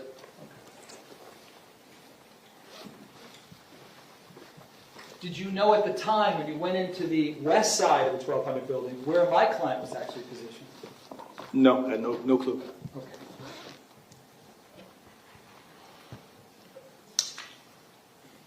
He's good. Now, He's we doing a good job discussed on cross. one of the- He's getting what he you said, needs. I know this is hard to hear.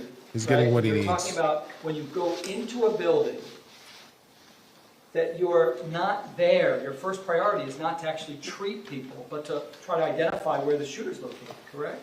That is correct. And I think you made it clear to them, and just tell us why you said, I don't remember the exact words, but you were almost like uncomfortable saying that, right? That you're not there to just stop and treat everybody. Could you tell us why you said that? Certainly, it's not easy to hear that law enforcement is going to bypass your loved ones or injured people who clearly need aid, children, adults, whatever it may be, in order, basically people screaming for your help and you're running by them and you're leaving them behind because you know that you have a job to do. which is to prevent him, a shooter, from making more victims like the ones that you're passing over. It's not easy to hear. It's not easy to discuss. Nobody wants to hear that. But it's the reality of what is expected of us.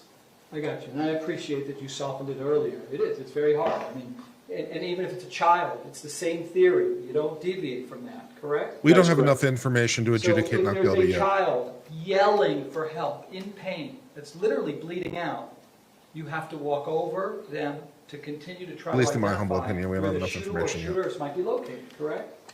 If there is active shooting, and Correct. without the active shooting, it kind of becomes a blend of slowing it down a little bit because, you know, for instance, this case is a perfect example. Shooter was already gone.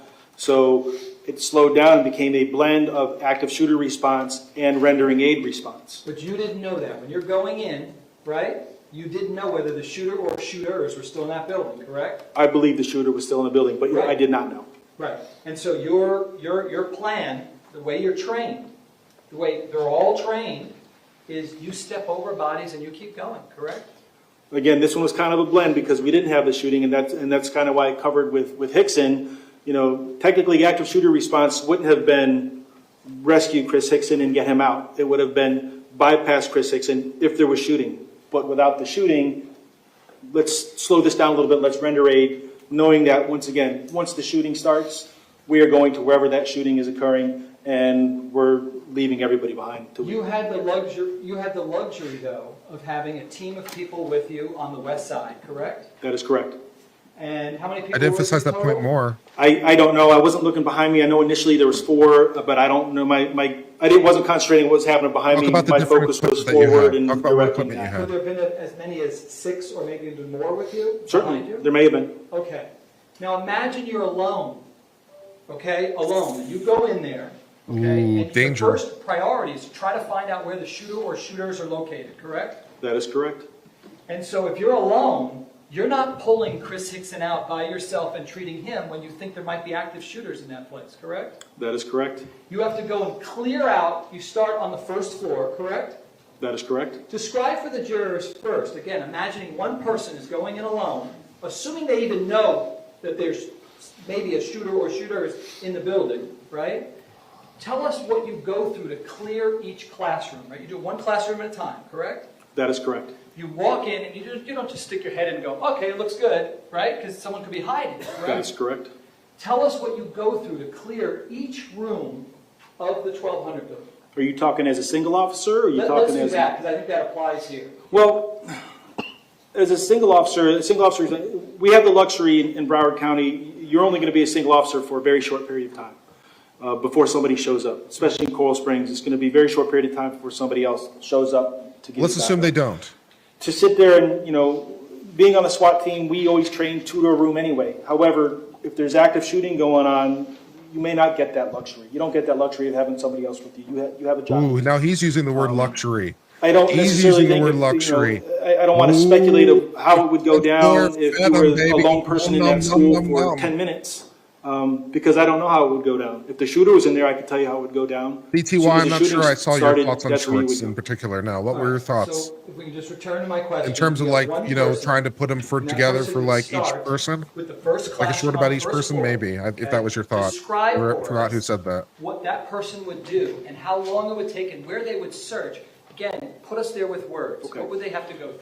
So if you were by yourself and you had no active stimulus and you were tasked with clearing, you know, start moving your way across the first floor because you didn't have the bodies with you, you would get to the door. You'd have to figure out a way to breach the door, whether it was with the ASP. Again, all the doors were locked, whether it's ASP or other means. Reality is I got lucky. We were able to break the windows and get inside the doors. By yourself, you would reach in, you would open the door.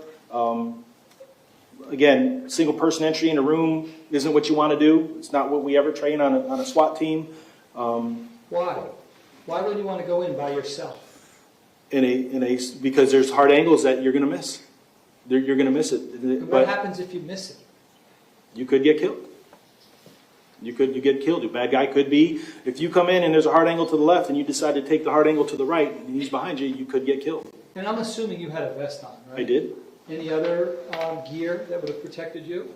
Nope, I did not. You didn't have a pistol. You had a rifle too. I had a rifle. That helps. You didn't use just a little pistol. Are you asking if I wouldn't or if I didn't? There was a reason why you chose to use a rifle instead of your pistol. Why? I believed I was going to get in a gunfight with somebody, and rifles are better than pistols. And so a single person Defense goes is into a room, crushing it. and again, what are they Crushing physically doing? it. Are you looking at every possible place that somebody could be hiding? Again, a single person isn't necessarily going to go into a room. It's not necessarily going to happen that way. The reality is if a single officer I'm gonna after go over to shooting law response, and you're crime going chat in and tell and them you're going to they're- start searching. This guy's You crushing it. probably We're will gonna end up love to staying hear in the this. hallways to start Hold searching on, I'm going to law and crime chat. through a Telling them the school bad to try to news. find a shooter. Because if the shooter's on the third floor and I'm trying to get into every alcove, every room, every bathroom, and everything, I'm sure they'll love to hear this. I don't know what's happening on the third floor. I may get clues as I move through. I may run by a classroom and I may hear, he's in here. I may hear screaming. I may hear something that would then prompt me to direct my attention to that room. Now, if that did happen and my attention is directed to a specific room, there's also a hierarchy of how you're going to deal with your threats. So if I breach that door, I go in that room, that real threat is going to take priority over any geographic threat. So if I go in there and the bad guy's in there, he's a real threat. I don't care what's on my left. I don't care what's on my right. As a sole officer, I'm still going in, and I'm going to deal with that. I understand.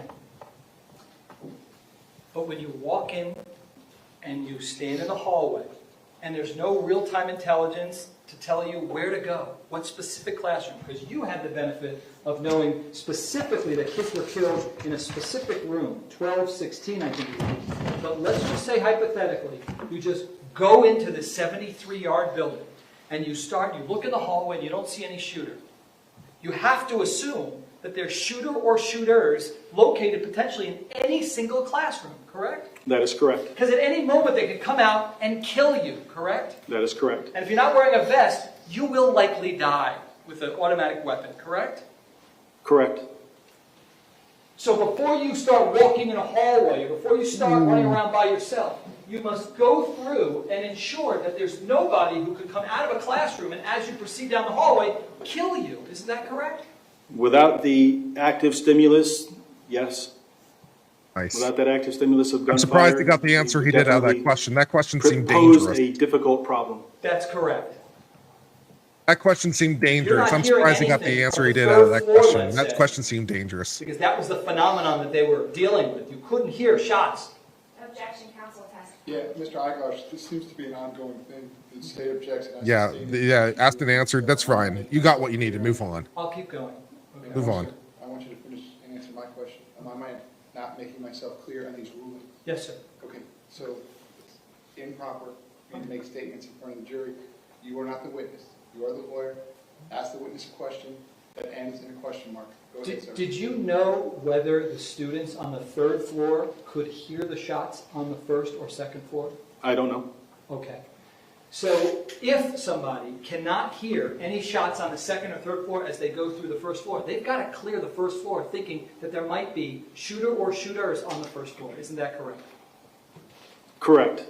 And then they've got to move to the second floor and clear every classroom, and assuming it's one person, they've got to go through and do it by themselves.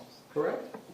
I don't want to speculate what it would be for, again, what might have been if only a single officer showed up, because I don't know what might have happened if a single officer showed you up don't and know. only was there by That himself works for and me had too. to I'll clear take that I don't entire know. structure That's by right. You don't himself. know That what would would take happen, do you? an inordinate You've never been amount of trained on that time situation, for have you? somebody to. I'll take I don't First know. of all, I can it make could that never be work safely too. done because every room you go into, you're exposing yourself to an angle.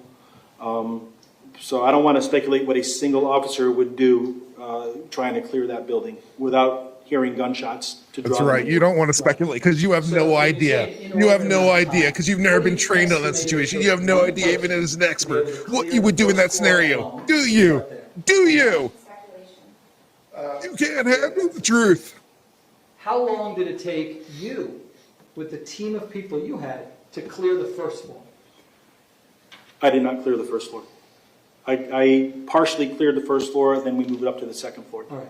Why did you only partially clear the first floor? The other team came in from the east side and it created a blue-on-blue situation where we were we'd be moving down a hallway towards each other, and so that's bad tactics. I got you. So how long did it take you to clear half of the first floor with your team? I don't even know if it was half. It was a section of the first floor. I couldn't speculate. It's on video. You would be able to see how long it took. I don't even think we made it into that many classrooms on the first floor, my team, until we went up to the second floor. Is there any way that you can at least just give a ballpark as to how long you think it took to clear just a portion of the classrooms on the first floor with your team? I would. Objection, asked and answered. No. No, that one's overruled. Go ahead, sir. Yeah. Answer the question. I would be guessing. Repeat the question. I'm sorry. Yeah, just a ballpark of how long it took you to clear the section that you did on the first floor with the team of people that you had.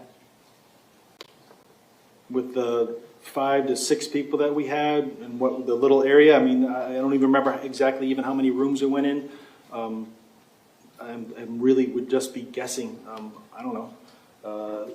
I know when we made entry into the classrooms, a single classroom would take a minute or two. Okay. And so if we apply a minute or two to each classroom with a team of 6.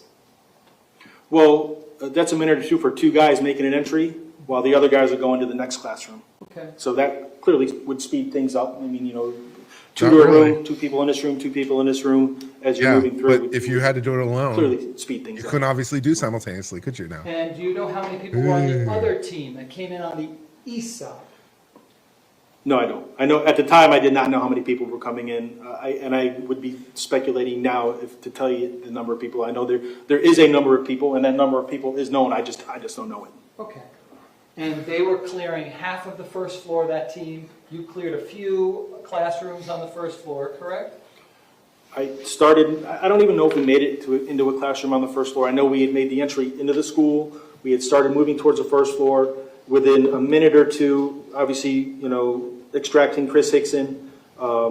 Within a minute or two of kind of moving through, the other team had already breached the other door and were coming in. And it was a pretty quick, hey, we're leaving this behind. We're giving it to the other team. We're moving up to the second floor. Okay. And did your team clear the second floor?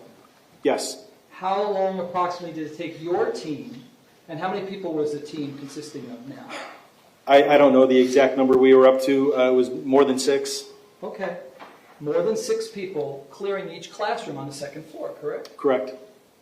Approximately how long did that take? Again, it would be on video, exactly how long. I don't have a number in my head. I know as we started to go through, clearly we were slowed down by having to breach windows, slowed down because I had to leave bodies behind in those classrooms to protect the students in those classrooms, not knowing. And then we finally got to, and we were delayed as well when we started getting the intel. The delayed intel that the shooter was on the third floor, coming down to the second floor. You were delayed by conflicting information. They were watching You were video that delayed was by 20 minutes conflicting delayed, information. But we were on the second floor. Oh, how interesting. All lined up in the hallway. You had conflicting information Truly and it believing he was delayed gonna you come in your down to the efforts. second floor. and Because he you never showed up, had and that's conflicting when information. we realized. How So we did get interesting. Tell me delayed there for more. a very short period of time, maybe Tell me more. 2 minutes. So what I heard you say was you were delayed as you're going to each classroom because not every classroom door was open. You had the word you used was breach to get in. Correct. And by breach, that would mean more time to take out your ASP, correct?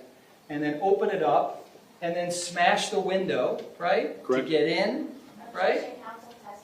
Yeah, that's the same. What would be the steps? You tell us what the steps would be to breach and to get into a classroom. As described earlier, remove the asp, take the cap off, break the window, clear out the window with the other end of the asp, reach in the door, open the door. Okay. And so how many minutes would that add on to one classroom search? Maybe 1. Okay.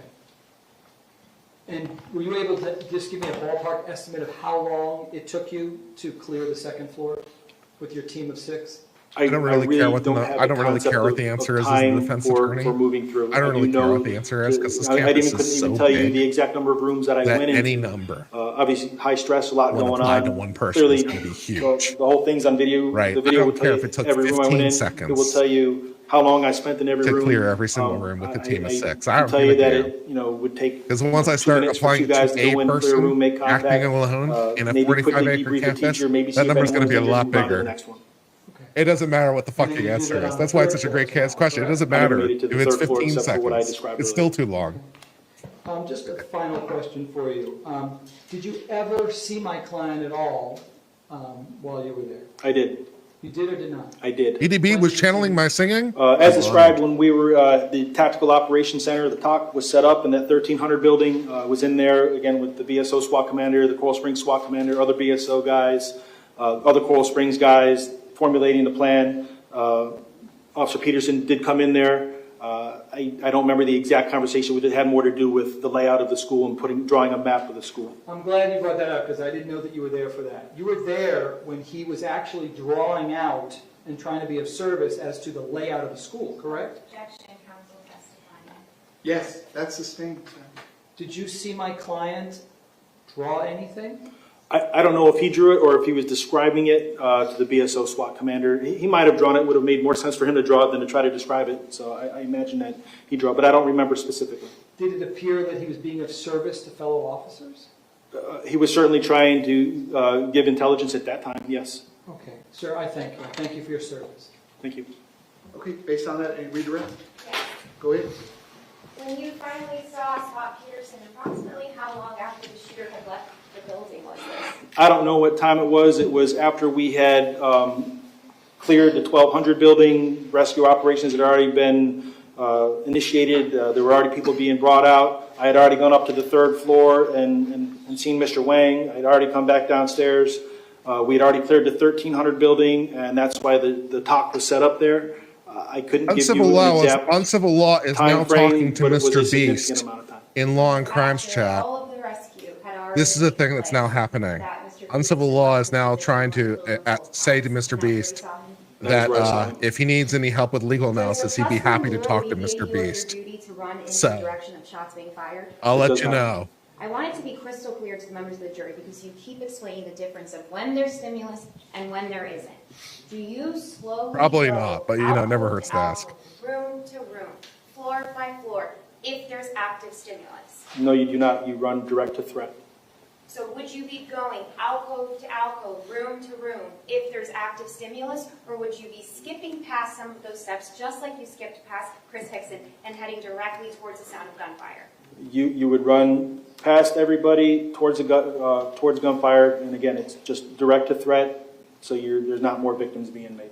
So in that entire Please, hypothetical Mr. that you Beast, just please did, retweet out my about link. how Please. you cleared the first floor and Please. how you would clear and how long it would Please. take, was that all under the hypothetical of if there's no stimulus? Yes.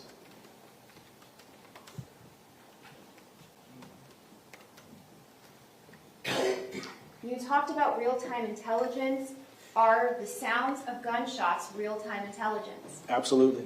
So if you're standing somewhere and you can hear gunshots for almost 5 minutes, 70 rounds, is that stimulus? In the event that 100% Mr. Beast is stimulus. watching this program, I just want to say hello. And does Welcome to that Uncivil Law, stimulus, should it do have legal an effect analysis on and legal any discussion reasonable over law here enforcement about all officer? kinds of Yes. legal cases that are happening in the world. We covered the U.S. Supreme Court, covered 4 cases earlier today from the U.S. Supreme Court. Came We're up with some asked brand new about law whether that the was guy gets exciting. shot. Is the We also third cover shot trials, as reason you can not to see. enter We also that cover a lot of Court of Appeals, some It is true crime definitely not stuff, a try to reason give not to some enter that building. well-rounded legal analysis about all the legal things happening in our world and try to give an informed perspective.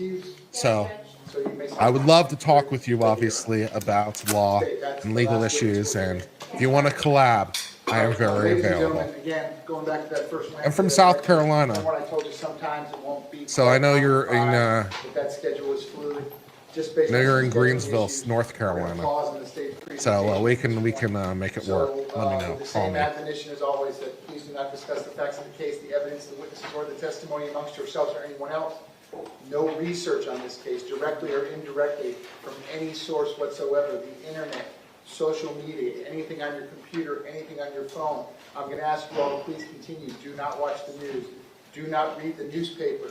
There's a hockey game on tonight for those of you. Runkle in the house. Maybe Hello, it's not. Runkle. I know it didn't work too well with the basketball game last night, but we'll try again tonight. In Uncle, you any want to event, pop on? Please, no media. We're just wrapping up over here. I don't know if you've seen any of this or want to talk. Do you want to pop over? Talk about Supreme Court? We covered some Supreme Court stuff earlier today. You want to talk about that? And the one juror that does have an issue regarding the employer, I am working on that. I know we have a 10-day window. I think tomorrow would be day 6 of your service. So I am working on that, and I will keep you updated as to that. I did get all the information from the court deputy. So with that being said, ladies and gentlemen, if you will put the notepads in the envelopes, they will be waiting for you when you come back tomorrow. I hope y'all have a good night. I'll see you tomorrow, which is Friday, June 9th at 9:15 a.m. in the jury room. Have a good night. All right. So we will be on tomorrow, 9:15 as well. So that takes us to the end of the day. All right. So let's do a little roundup for today. All right. And if I cut that, will it cut off audio for me? No. I have to find the actual audio source. Hold on.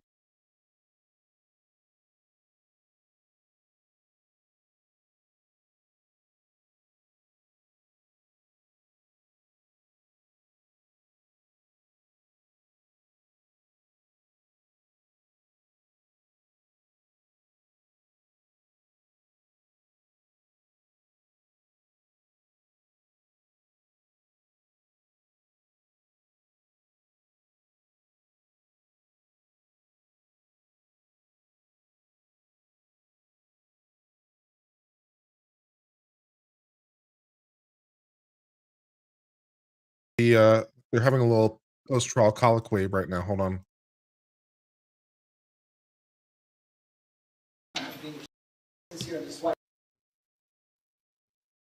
Oh, did we lose audio?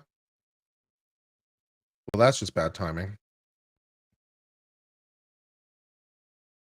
Well, never mind then.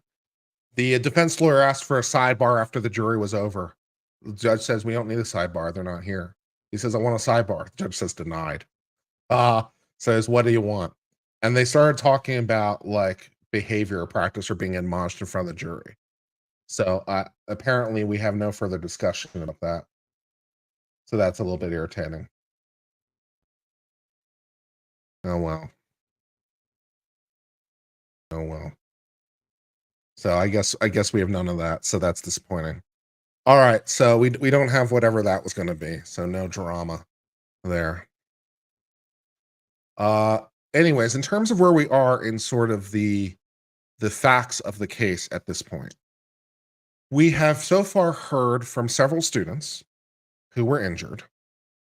We've heard from a couple teachers who were there and the coach who was there at various points in various places in the building, talking about some of the steps they took. And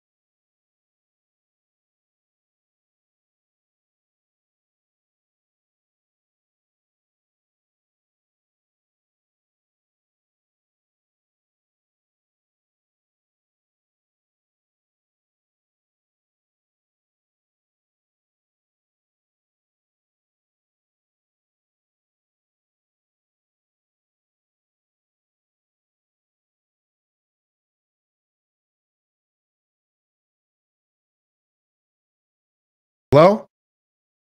Am I here? Is this working? Am I on? Oh my God.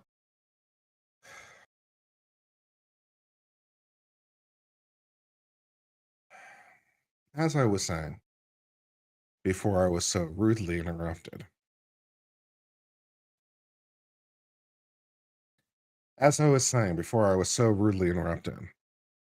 what we have so far from the state is a combination of teachers and other faculty members, the coach, the janitor, teachers, other faculty members. So what we have so far is a combination of teachers and faculty members and students.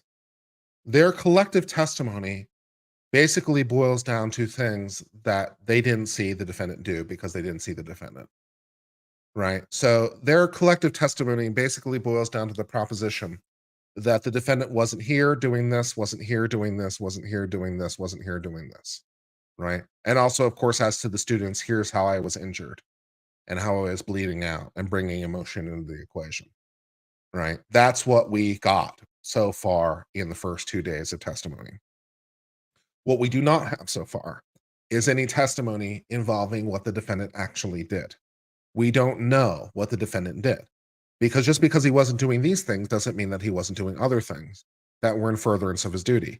And one of the nice things we got from the cross-examination of the officer who was just on the stand is that the duty may actually include bypassing people who are injured, bleeding out, and potentially dying, because the first priority is to stop the ongoing threat so that more people aren't injured and dying.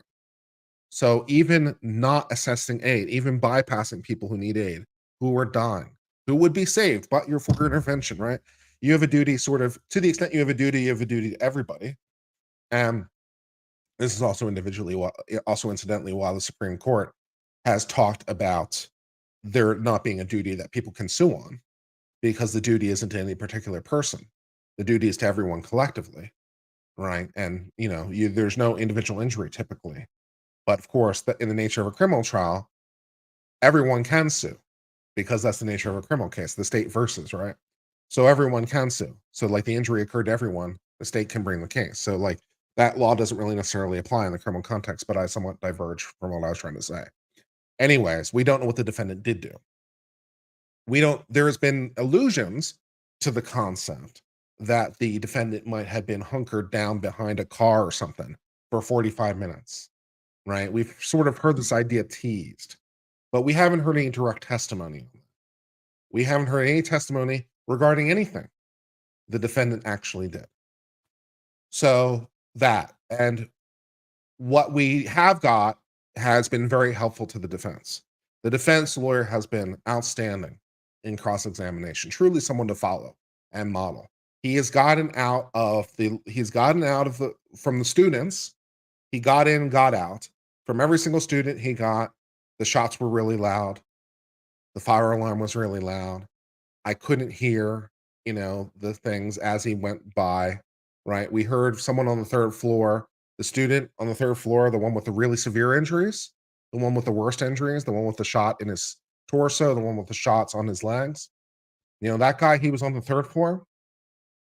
He heard the fire alarm, and he and his whole class apparently went out into the hall as part of staging for the fire drill, as the shots were apparently happening on the first floor, if I understood the testimony right. But he couldn't hear the shots. On the third floor of the same building, he couldn't hear the shots.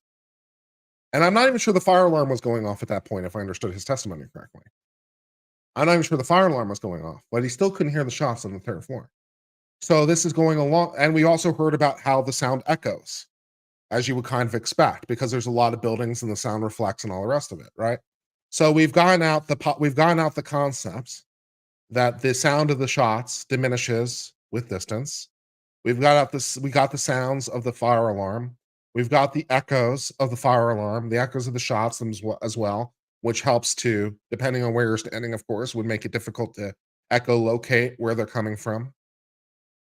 That the shots couldn't be heard, even without the fire alarm, on the third floor, when the shots were happening on the first floor, if I understood correctly, right?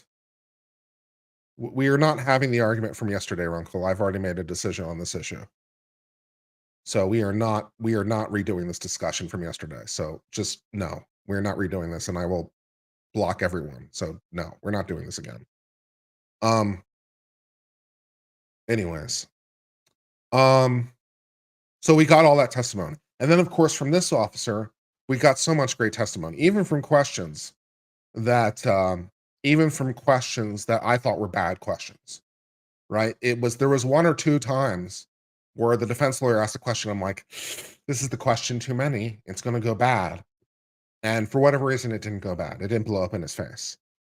And it was really, really nice. And he was getting so much good stuff from this officer. Like, oh, I had a team of 6. We had SWAT equipment. We had the rifles. Why do you want a rifle? Rifles are better. Oh, are they? Oh, we were on the 3rd floor. You know, how long, or we were on the 1st floor. How long does it take you to clear a room? About 1 to 2 minutes. But other people were clearing the room across the hall, so we're able to do multiple at the same time. Oh, were you now? Well, what does it mean to clear a room? Oh, we have to bust in. Oh, how long does that take? About a minute to bust in? Oh, okay. You're on the 3rd floor. Did you complete it? No, we didn't, because we got conflicting information. And then we went off to a different scene. Oh, you were interrupted in your effort to clear because of conflicting information on the radio. How interesting, right? And you went in with a team with SWAT vet. Why do you wear the SWAT gear? Because it helps protect us against the bullets. What would happen if you didn't have the SWAT gear and got shot? Probably die, right? And so forth and so on. Just getting so much good. And you had clear information when you first went into the building, right? You had clear information. The shots were coming. Why'd you go into the building in the first place? Because dispatch told us where the shots were coming from and then we're in that building. Oh, so you went in because you had clear information. How very interesting. And then you went about your clearing with your multiple people. How very interesting. In your full tactical equipment and so forth and so on. Right? And got so much good information out of this. It's like, and I don't know, like the defense lawyer was just getting so much good information out of this guy, who I don't think was particular. Oh, and you're in a completely different police department from the defendant, aren't you? So your radios aren't connected to their radios, are they? Oh, well, that's interesting. And your training isn't the same as their training. Oh, how interesting, because you're a completely different police department. And so forth and so on. And so forth and so on. So you can tell me why the defense lawyer felt safe?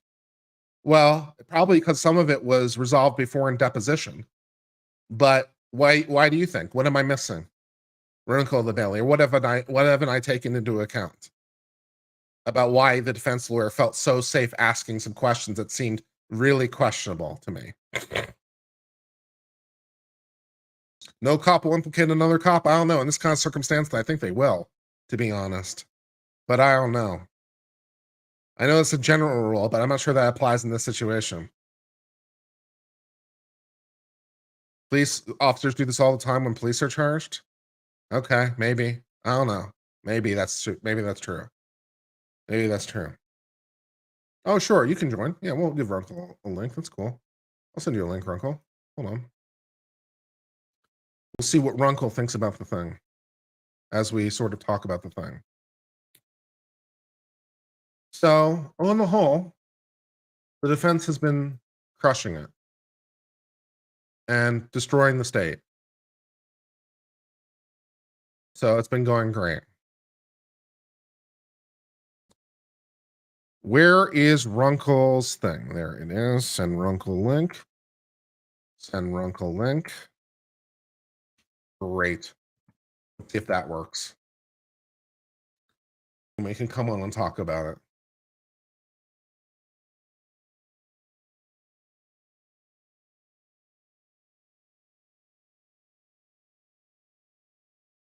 I don't think I'm in trouble.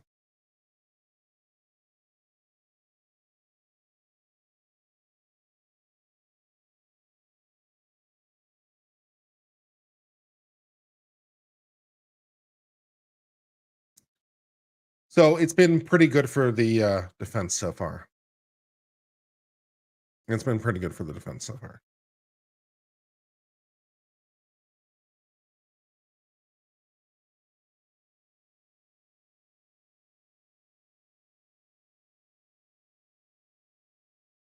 And the defense lawyer's been doing a very good job of getting what he needs out of the witnesses. And only really once had a pacing problem. And here Here, he kept wanting to hammer the points home because they're so good for him. Like, I don't know if that was deliberate or not. Like, keep saying it until they cut me off. Maybe that was a deliberate decision. But it did go on for a while. So, asked and answered was a perfectly appropriate objection.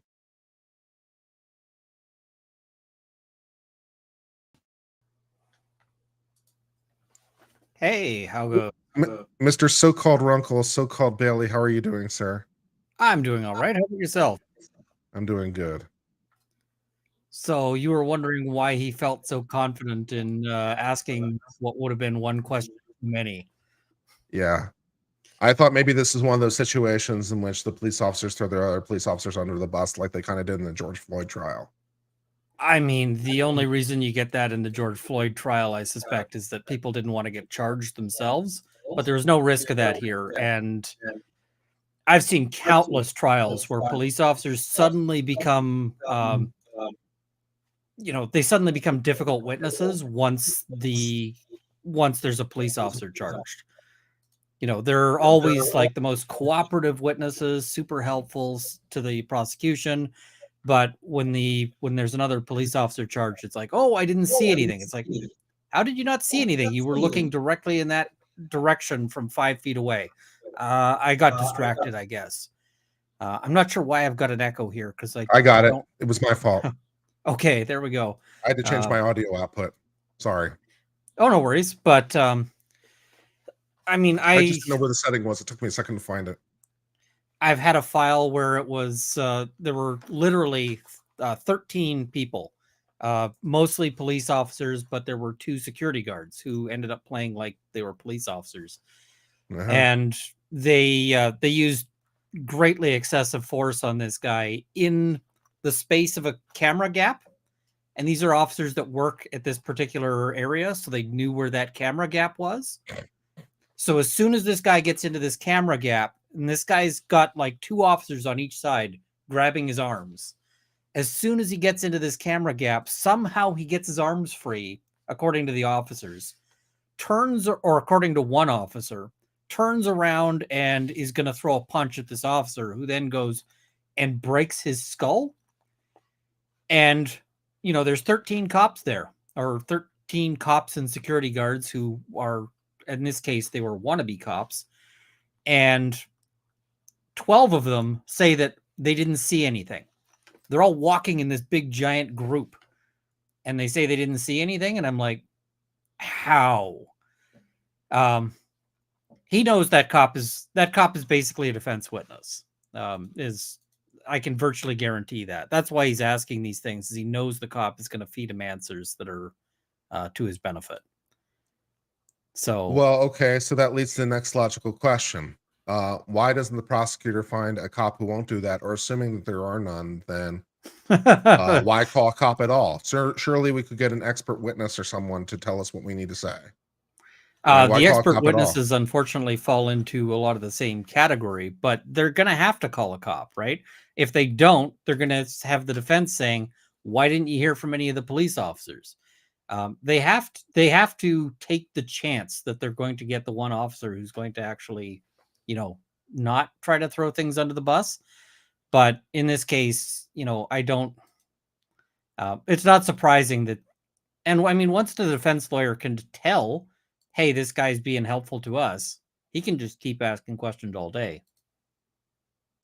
So this does not surprise me at all that they're getting to a place where they're like, oh yeah, we can ask more questions. And I haven't actually watched it at this point, so, but what you're describing as like, why is this not going bad? It went about as well for a defense lawyer as you could have possibly dreamed. Yeah, all the answers, I'm sure all the answers were truthful, but they were all very helpful. Yeah, and we see that a lot in in these situations. I'm not so sure about your 12 people we didn't see anything on the truthful aspect, but I didn't detect anything I thought was a lie. It just was very helpfully phrased. Yeah, and that's the thing, is I don't think he has to lie with any of the questions that he's being asked, like the ones you're describing about like what sort of gear and so forth. I mean, really, the prosecution, what they should be going through is a lot of the training on, the IACP protocols for active shooters.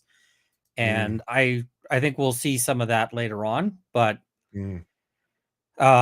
I mean, this is going to be a tough case for the defense to win. Ultimately, the case law is not great in terms of police officer duties, in that there's a lot of cases of police just completely not doing anything about something, and that's fine. They're trying to get this through another theory on that. I mean, this is a tough case, and I don't think it's going to make a lot of people happy, but they're going For the to. prosecution, you mean? Yeah, it's a tough case for the prosecution.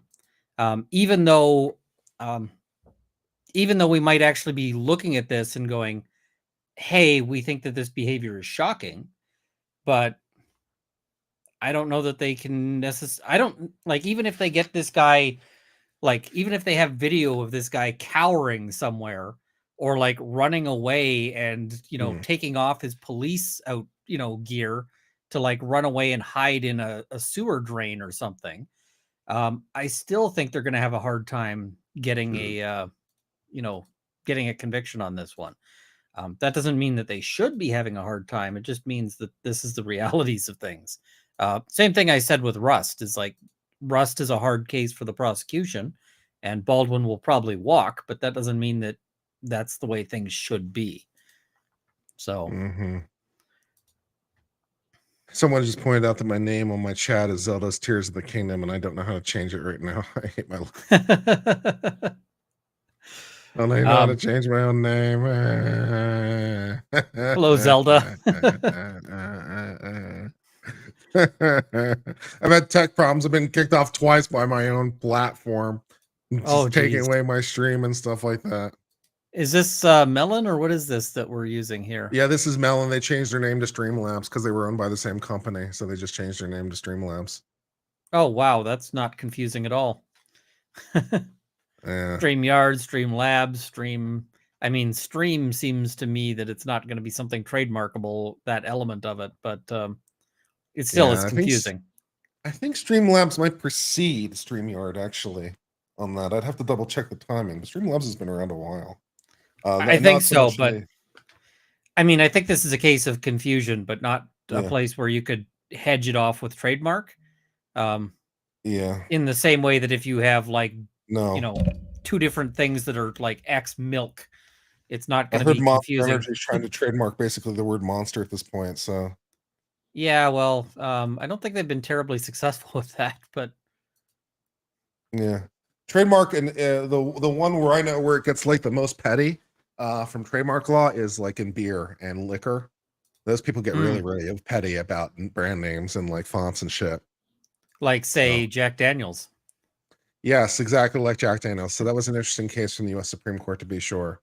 Fairly narrow grounds, but it seemed to turn on a concession from the VIP products that they were using the trademark as trademark. And let's like, well, okay, if that's true, then the only thing left is confusion, and that's the ball game.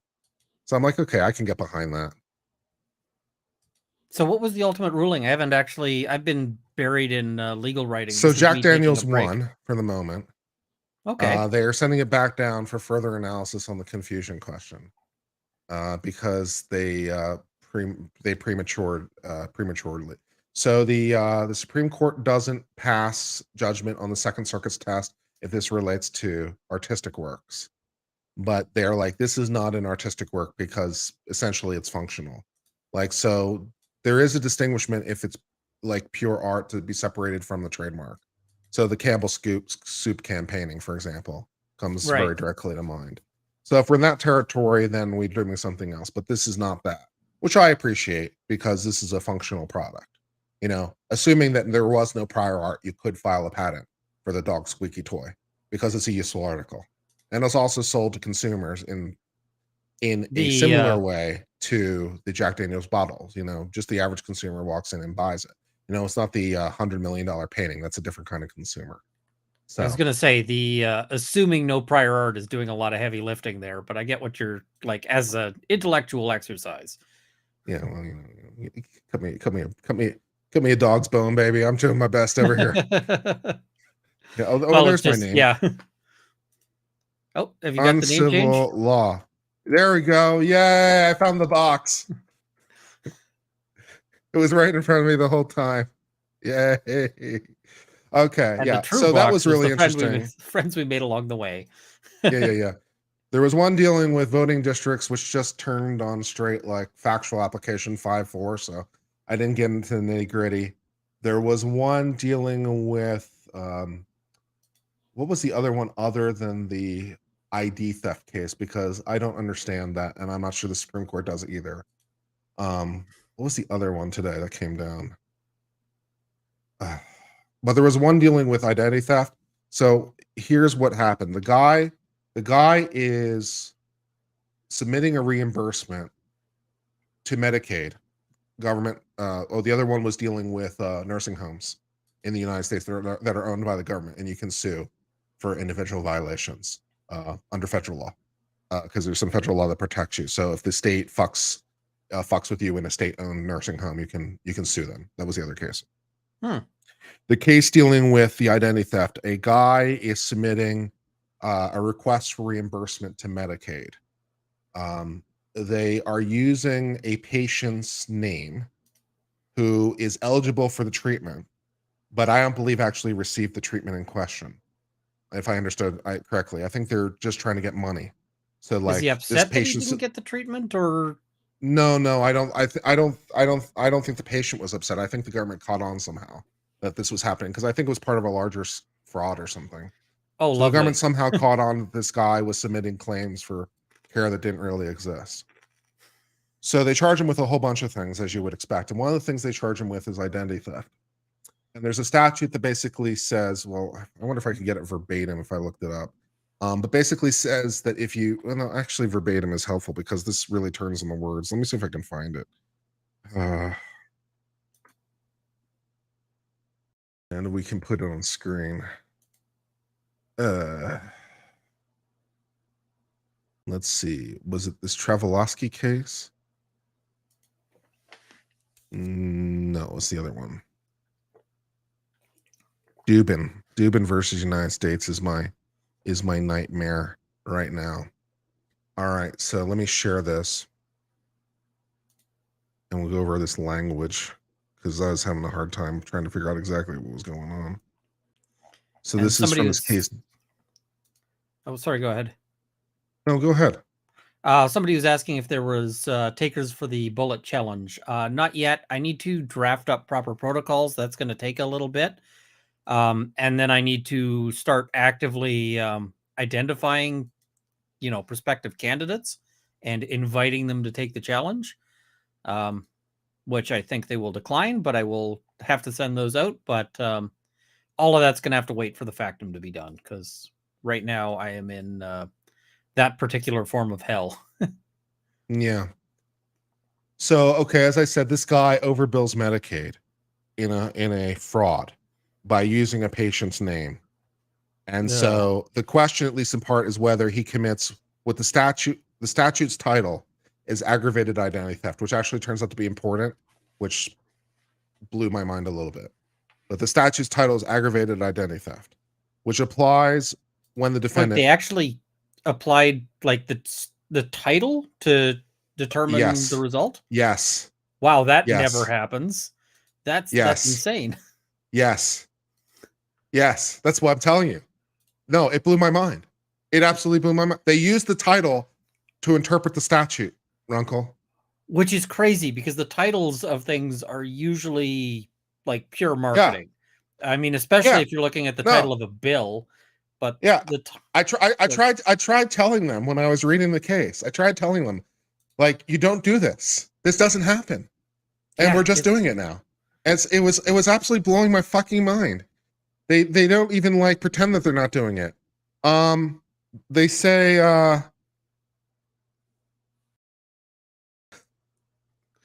that's gonna just. This is good. A statute's title has long been considered a tool available for the resolution of doubt about a meaning of a statute. No, it's been considered the opposite. This is actually gonna. The section's title is especially valuable here because it doesn't summarize a list of complicated and prolific provisions and also reinforces the text, nouns and verb, and independently suggests the result. Oh, this is going to cause some problems for statutory interpretation. I mean, we're using the title to interpret the text. I tried telling my chat it was blowing my fucking mind, and I don't think they understood how much it was blowing my mind. Because this is like, you don't use the title to interpret the text like ever.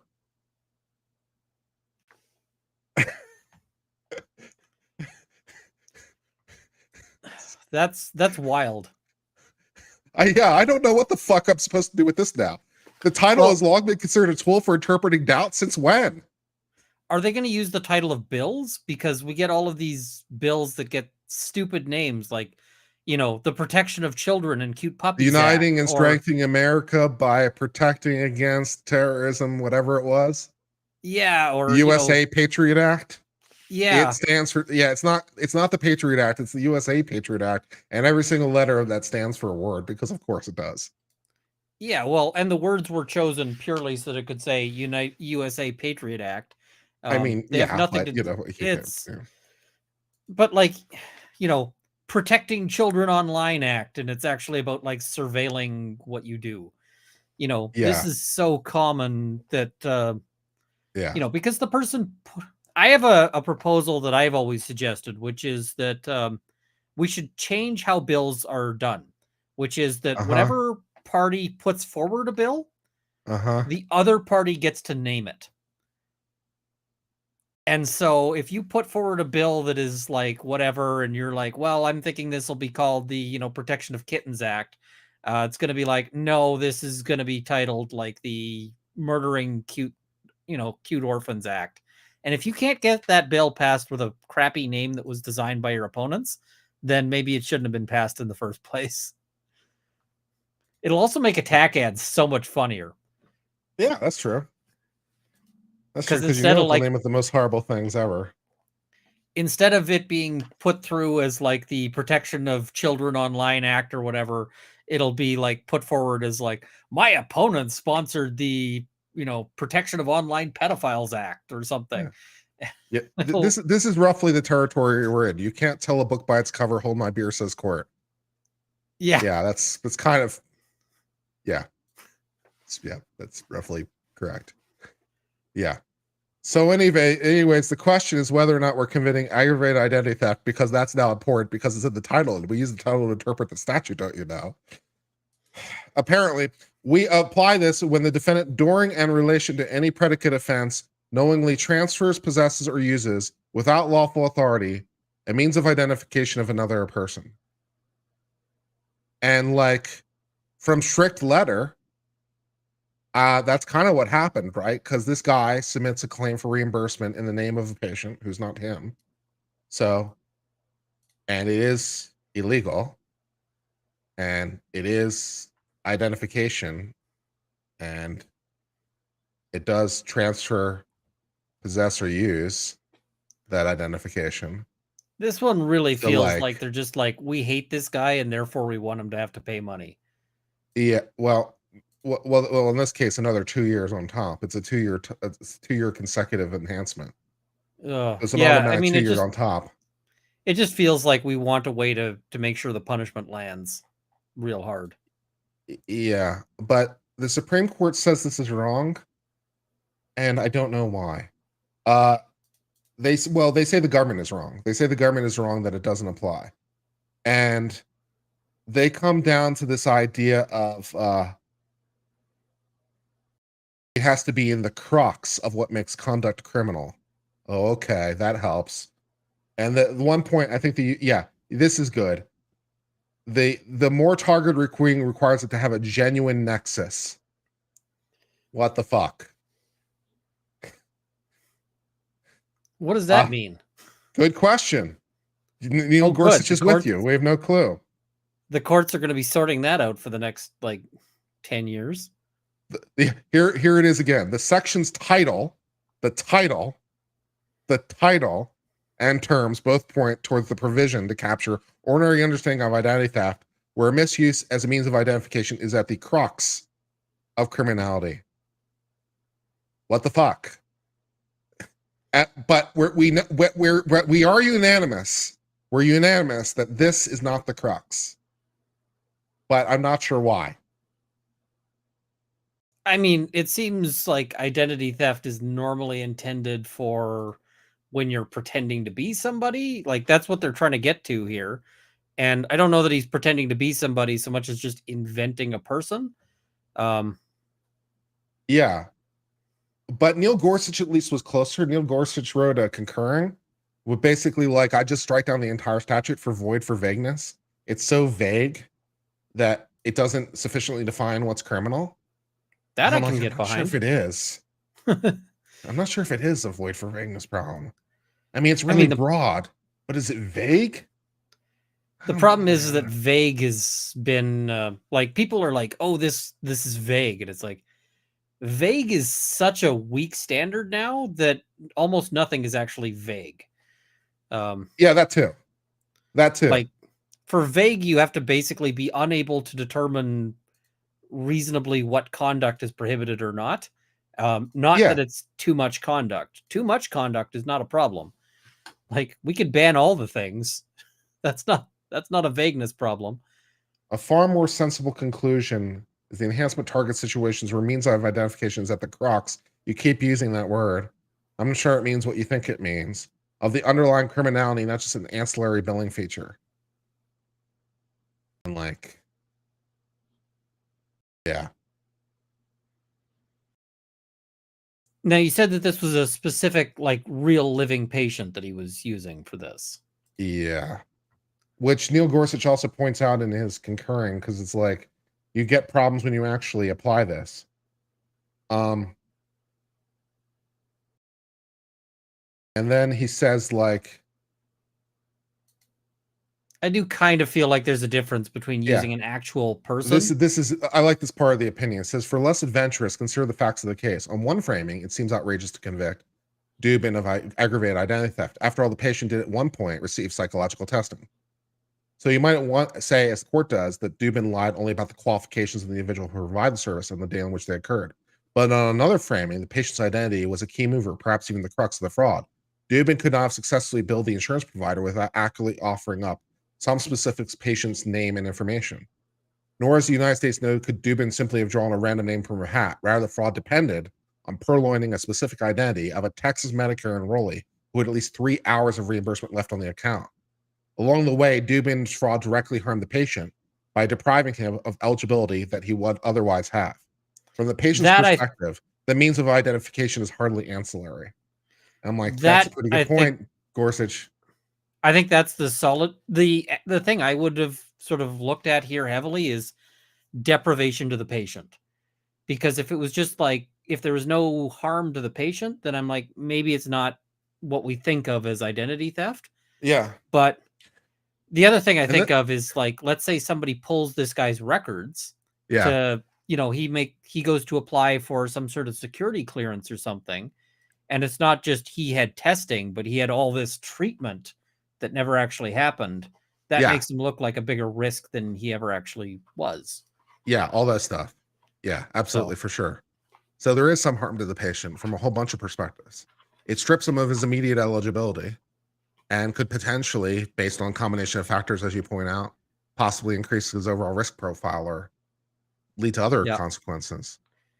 So, or later on, they ding him for some sort of insurance fraud or the like. Yeah, going, that too. Hey, wasn't this you? And then the Supreme Court calls out me personally in a little personal attack, or Gorsuch does at least. He says, as an abstract exercise, debating fact patterns like this may seem like good fun, but there's nothing entertaining about 2-year mandatory prison sentence. Criminal statutes are not games to be played in the car on a cross-country run trip. Hey, that's not fair. You don't know my life.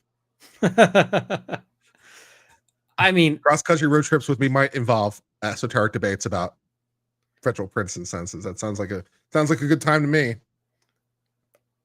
Me too, but I mean, it's less fun when there's actually somebody going to jail if you're the person going to jail. No, that part's probably less fun. That's true. I also think I need to do a video about arson. People are asking about the Canadian wildfires, some of which are arsons, a lot of which are just like, stuff burning. Wildfires do happen naturally. Yeah. The interesting thing is that there was somebody charged for some arson on some of them, but most of them are just the usual kind of, I suspect just usual people being stupid thing. Because a lot of wildfires are started by things like, somebody operates their ATV when there's a high risk of fire. It's like, Your smoke those is things- also coming into our territory. So on behalf of the United States, you're trespassing across our lands. Well, I would just like to remind you of the old acid rain, debates from like the 70s, was that? And then cite the case of Suck v. It. It's Fair enough. the US, their position on that was, we got no responsibility for that. That's a you problem. So I feel like that precedent has been established, and therefore that's a you Is problem. that similar to the precedent of get versus fucked? Mm-hmm. Okay. Different facts, but very on point. Okay, yeah. I thought there might be a parallel pattern in there somewhere. Also, the US can't threaten to invade because it's like, what are you going to do? Bring freedom? Oh no, I'll be able to buy more guns. What are you going to threaten us with? Less Mounties. Did you see the story of the guy who took the wrong GPS turn? I was watching when you were talking about that, and What a great case. that has to be the most expensive wrong GPS turn of all time. It's got to be pretty up there. I mean, some people have driven their cars into lakes before with wrong GPS turns, but this is pretty bad. The one that happens in Australia a lot is that there's a particular section of roadway that has like no gas stations along it for this huge, and like no water or anything like that. So they literally have signs basically going, if you don't have extra gas, if you're not prepared for this roadway specifically, turn around. But And the people ignore the GPS signs. People ignore the signs because the GPS is saying go this way. My dad used to have property that was on like a private area, like this big private ranch. And he just had this little tiny house on the corner of it. But Google Maps saw from satellite pictures a road, and so it assumed that it's a public road. So we started getting people all the time who'd be driving along that going, what do you mean I can't be here? It's like, you can't be here. This is not your road. And they didn't always take it well either. Well, you are out in the middle of nowhere, and I have a gun, so what do you want to do? Usually they were like tourists who had less guns than the locals. No, that's my point, right? Yeah. If I'm the homeowner, I'm like, you are literally in the middle of nowhere. You're on my land, and I have a gun. What do you want to do? Yeah. There were some interesting, like one guy parked his car on somebody else's property, and then he was like, well, what are you going to do about it? And it's like, well, your car's here and you're not here, and we have a tractor. So while you're out on your little beach hike, we are going to tow your car out of our property. That will then be like a 5-hour hike for you to go back and get it. Except we'll tow it to the nearest parking, which is actually on the other side of this island. So, good luck. Yeah. He decided he would rather park elsewhere. Yeah. It was a good move. The car will not be here when you get back. Yep, Good luck. we will have lawfully towed it off of the property, and that'll be on you. You'll have to figure that out. Oh, and by the way, there's no cabs here because this is private property and you can't get a cab to the middle of private property. And also there aren't any on this entire island. Yeah. Well, I'm interested to see how this case develops, especially on the law or facts, because we have no evidence submitted so far at trial about his legal responsibility. The prosecution in opening alluded to contract, but we have no evidence of the contract yet that's been presented at trial. And we have no response as to his obligations. And we have no evidence so far as to what he did. Some vague allusion to him hiding behind a car or something for 40 minutes, but we don't have any evidence of that yet. So we're nowhere close to being able to And we have so much stuff from the defense and sort of like alluding to possibilities that are opening up reasonable doubt, like echoing the loud noises of the fire alarm, the fact that they couldn't hear the noises like 2 floors up, and so forth He's and so all- on. That goes a long way. Yeah, no, the little bit I could catch so far, and I'm gonna watch you on replay, later tonight.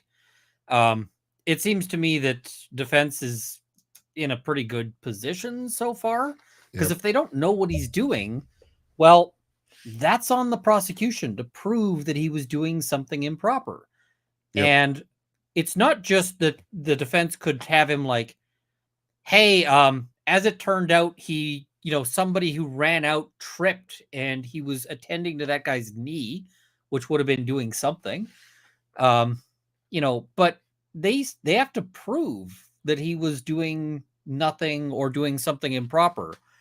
And if they just get to the point of, I don't know what it is, then at that point it's like, what's the case? We don't know what he was doing during this time. Cool, acquit. And I say that as a guy who's been pretty critical of, of this, right? I'm critical of the Uvalde cops and so forth, but you got to actually have the evidence. You can't just. So that annoys me. Yeah. Well, I'm planning on streaming the trial. I think it's supposed to be 6 weeks, so we're going to be here for a while. I would love to. I am not going to. I'm buried in factum for the next couple of weeks. Yeah. I'll probably do occasional recaps. Factum, damn near rectum. Exactly. Well, if I do end up coming back to this, what I'd probably be doing is like an after trial recap kind of thing, like I did with Paltrow. So it would basically be you're done streaming, and then I'll do I'll do some commentary and some let's discuss the day. And I think that's Okay. That's a good. I may join you team-up. for that. That might be fun, doing a wrap-up thing. Exactly, and it's a good. What is it? I think that's a good sort of synergistic thing. It's like, check out Kurt. When you're done watching Kurt, come watch the highlights. Come watch that and have you on and talk about it and so forth. Because that. But I don't know. I Also, gotta get. Mr. Beast said hey to me. That was nice. Was it Mr. Beast or a fake Mr. Beast? How do you? Yeah, it had the check mark, so I think it's the real account. Holy crap, dude! If it is the real account, that's pretty awesome. Yeah, well, I doubt I'll go anywhere. But if I wind up, getting a referral, if getting a checkout uncivil from Jimmy, I think that would help the channel grow. I think that would probably get you to well above my subscriber count in like an afternoon. So here's hoping, man. That would be awesome. I'll let you know. I'll pay it forward. If it happens, you will experience both my congratulations and my envy. Yeah, so we'll see. All right, I'm going to sign off for now, guys. Runkle the Bailey, you guys know where to find him on his channel. Great Canadian lawyer, does wonderful commentary on a lot of stuff, and I always learn things by watching him. And also did a very good job of hosting Friday Night Frenzy, if I don't say so myself, in the absence of Ra, our erstwhile host. And I'm going to be watching the your stream here on Recap because I think you've been doing great commentary on it, and also just every time I want to know what's going on with the U.S. Supreme Court, there's nobody I trust more than your commentary on that one. So, yeah, no big ones today. We're still waiting for the Native American adoption rights case. That could be really interesting, depending what direction that goes. And dealing with the Students for Fair Admission, racial discrimination in colleges. That's going to be a big case. I'm pretty sure they're going to strike. Pretty sure they're going to strike down all racial preferences in colleges. So that's going to piss everyone off. Oh, and, that'll be if that gets struck down, will there be a cause of action for people suing based on I didn't get a place? They'll make it easier to sue. They would use Title 7 of the Civil Rights Act. Because that'd mean a whole bunch of universities have some real problems in a real hurry. Yeah. The university's already trying to cope. They're already thinking ahead to some of those stuff. I'm trying to think what else is coming on Court. Those are two big. The Native American adoption case is a really disturbing fact pattern because it's like one of those cases where no matter what they do, it's going to piss people off. It's like, Yeah. there's no bad actors here. It's just how are we unhappy gonna- facts. Yeah. Yeah. I'm just trying to see what else is happening in this. So, 303 Creative, the baker who didn't want to bake the cake. Yeah. That's going to be big. And that comes down during Pride Month. So you can look forward to articles to crying. Even in Pride Month, the Supreme Court says that gays aren't equal. So 303 Creative. If I was the Supreme Court, I'd probably be like, we're going to put our decision out after this just because we don't want the headache of these. Yeah. Because those are either probably the way, big ones. like, everyone's going to be unhappy about that one. Yeah. All right. I'll let you guys go. It's been fun. Until later, my friends. I hope all's well. Cheers, my friends. We will see you tomorrow, 9:15 Eastern Time, 8:15 Central. Be there. Till tomorrow, my friends. I hope all's well. Cheers and goodbye.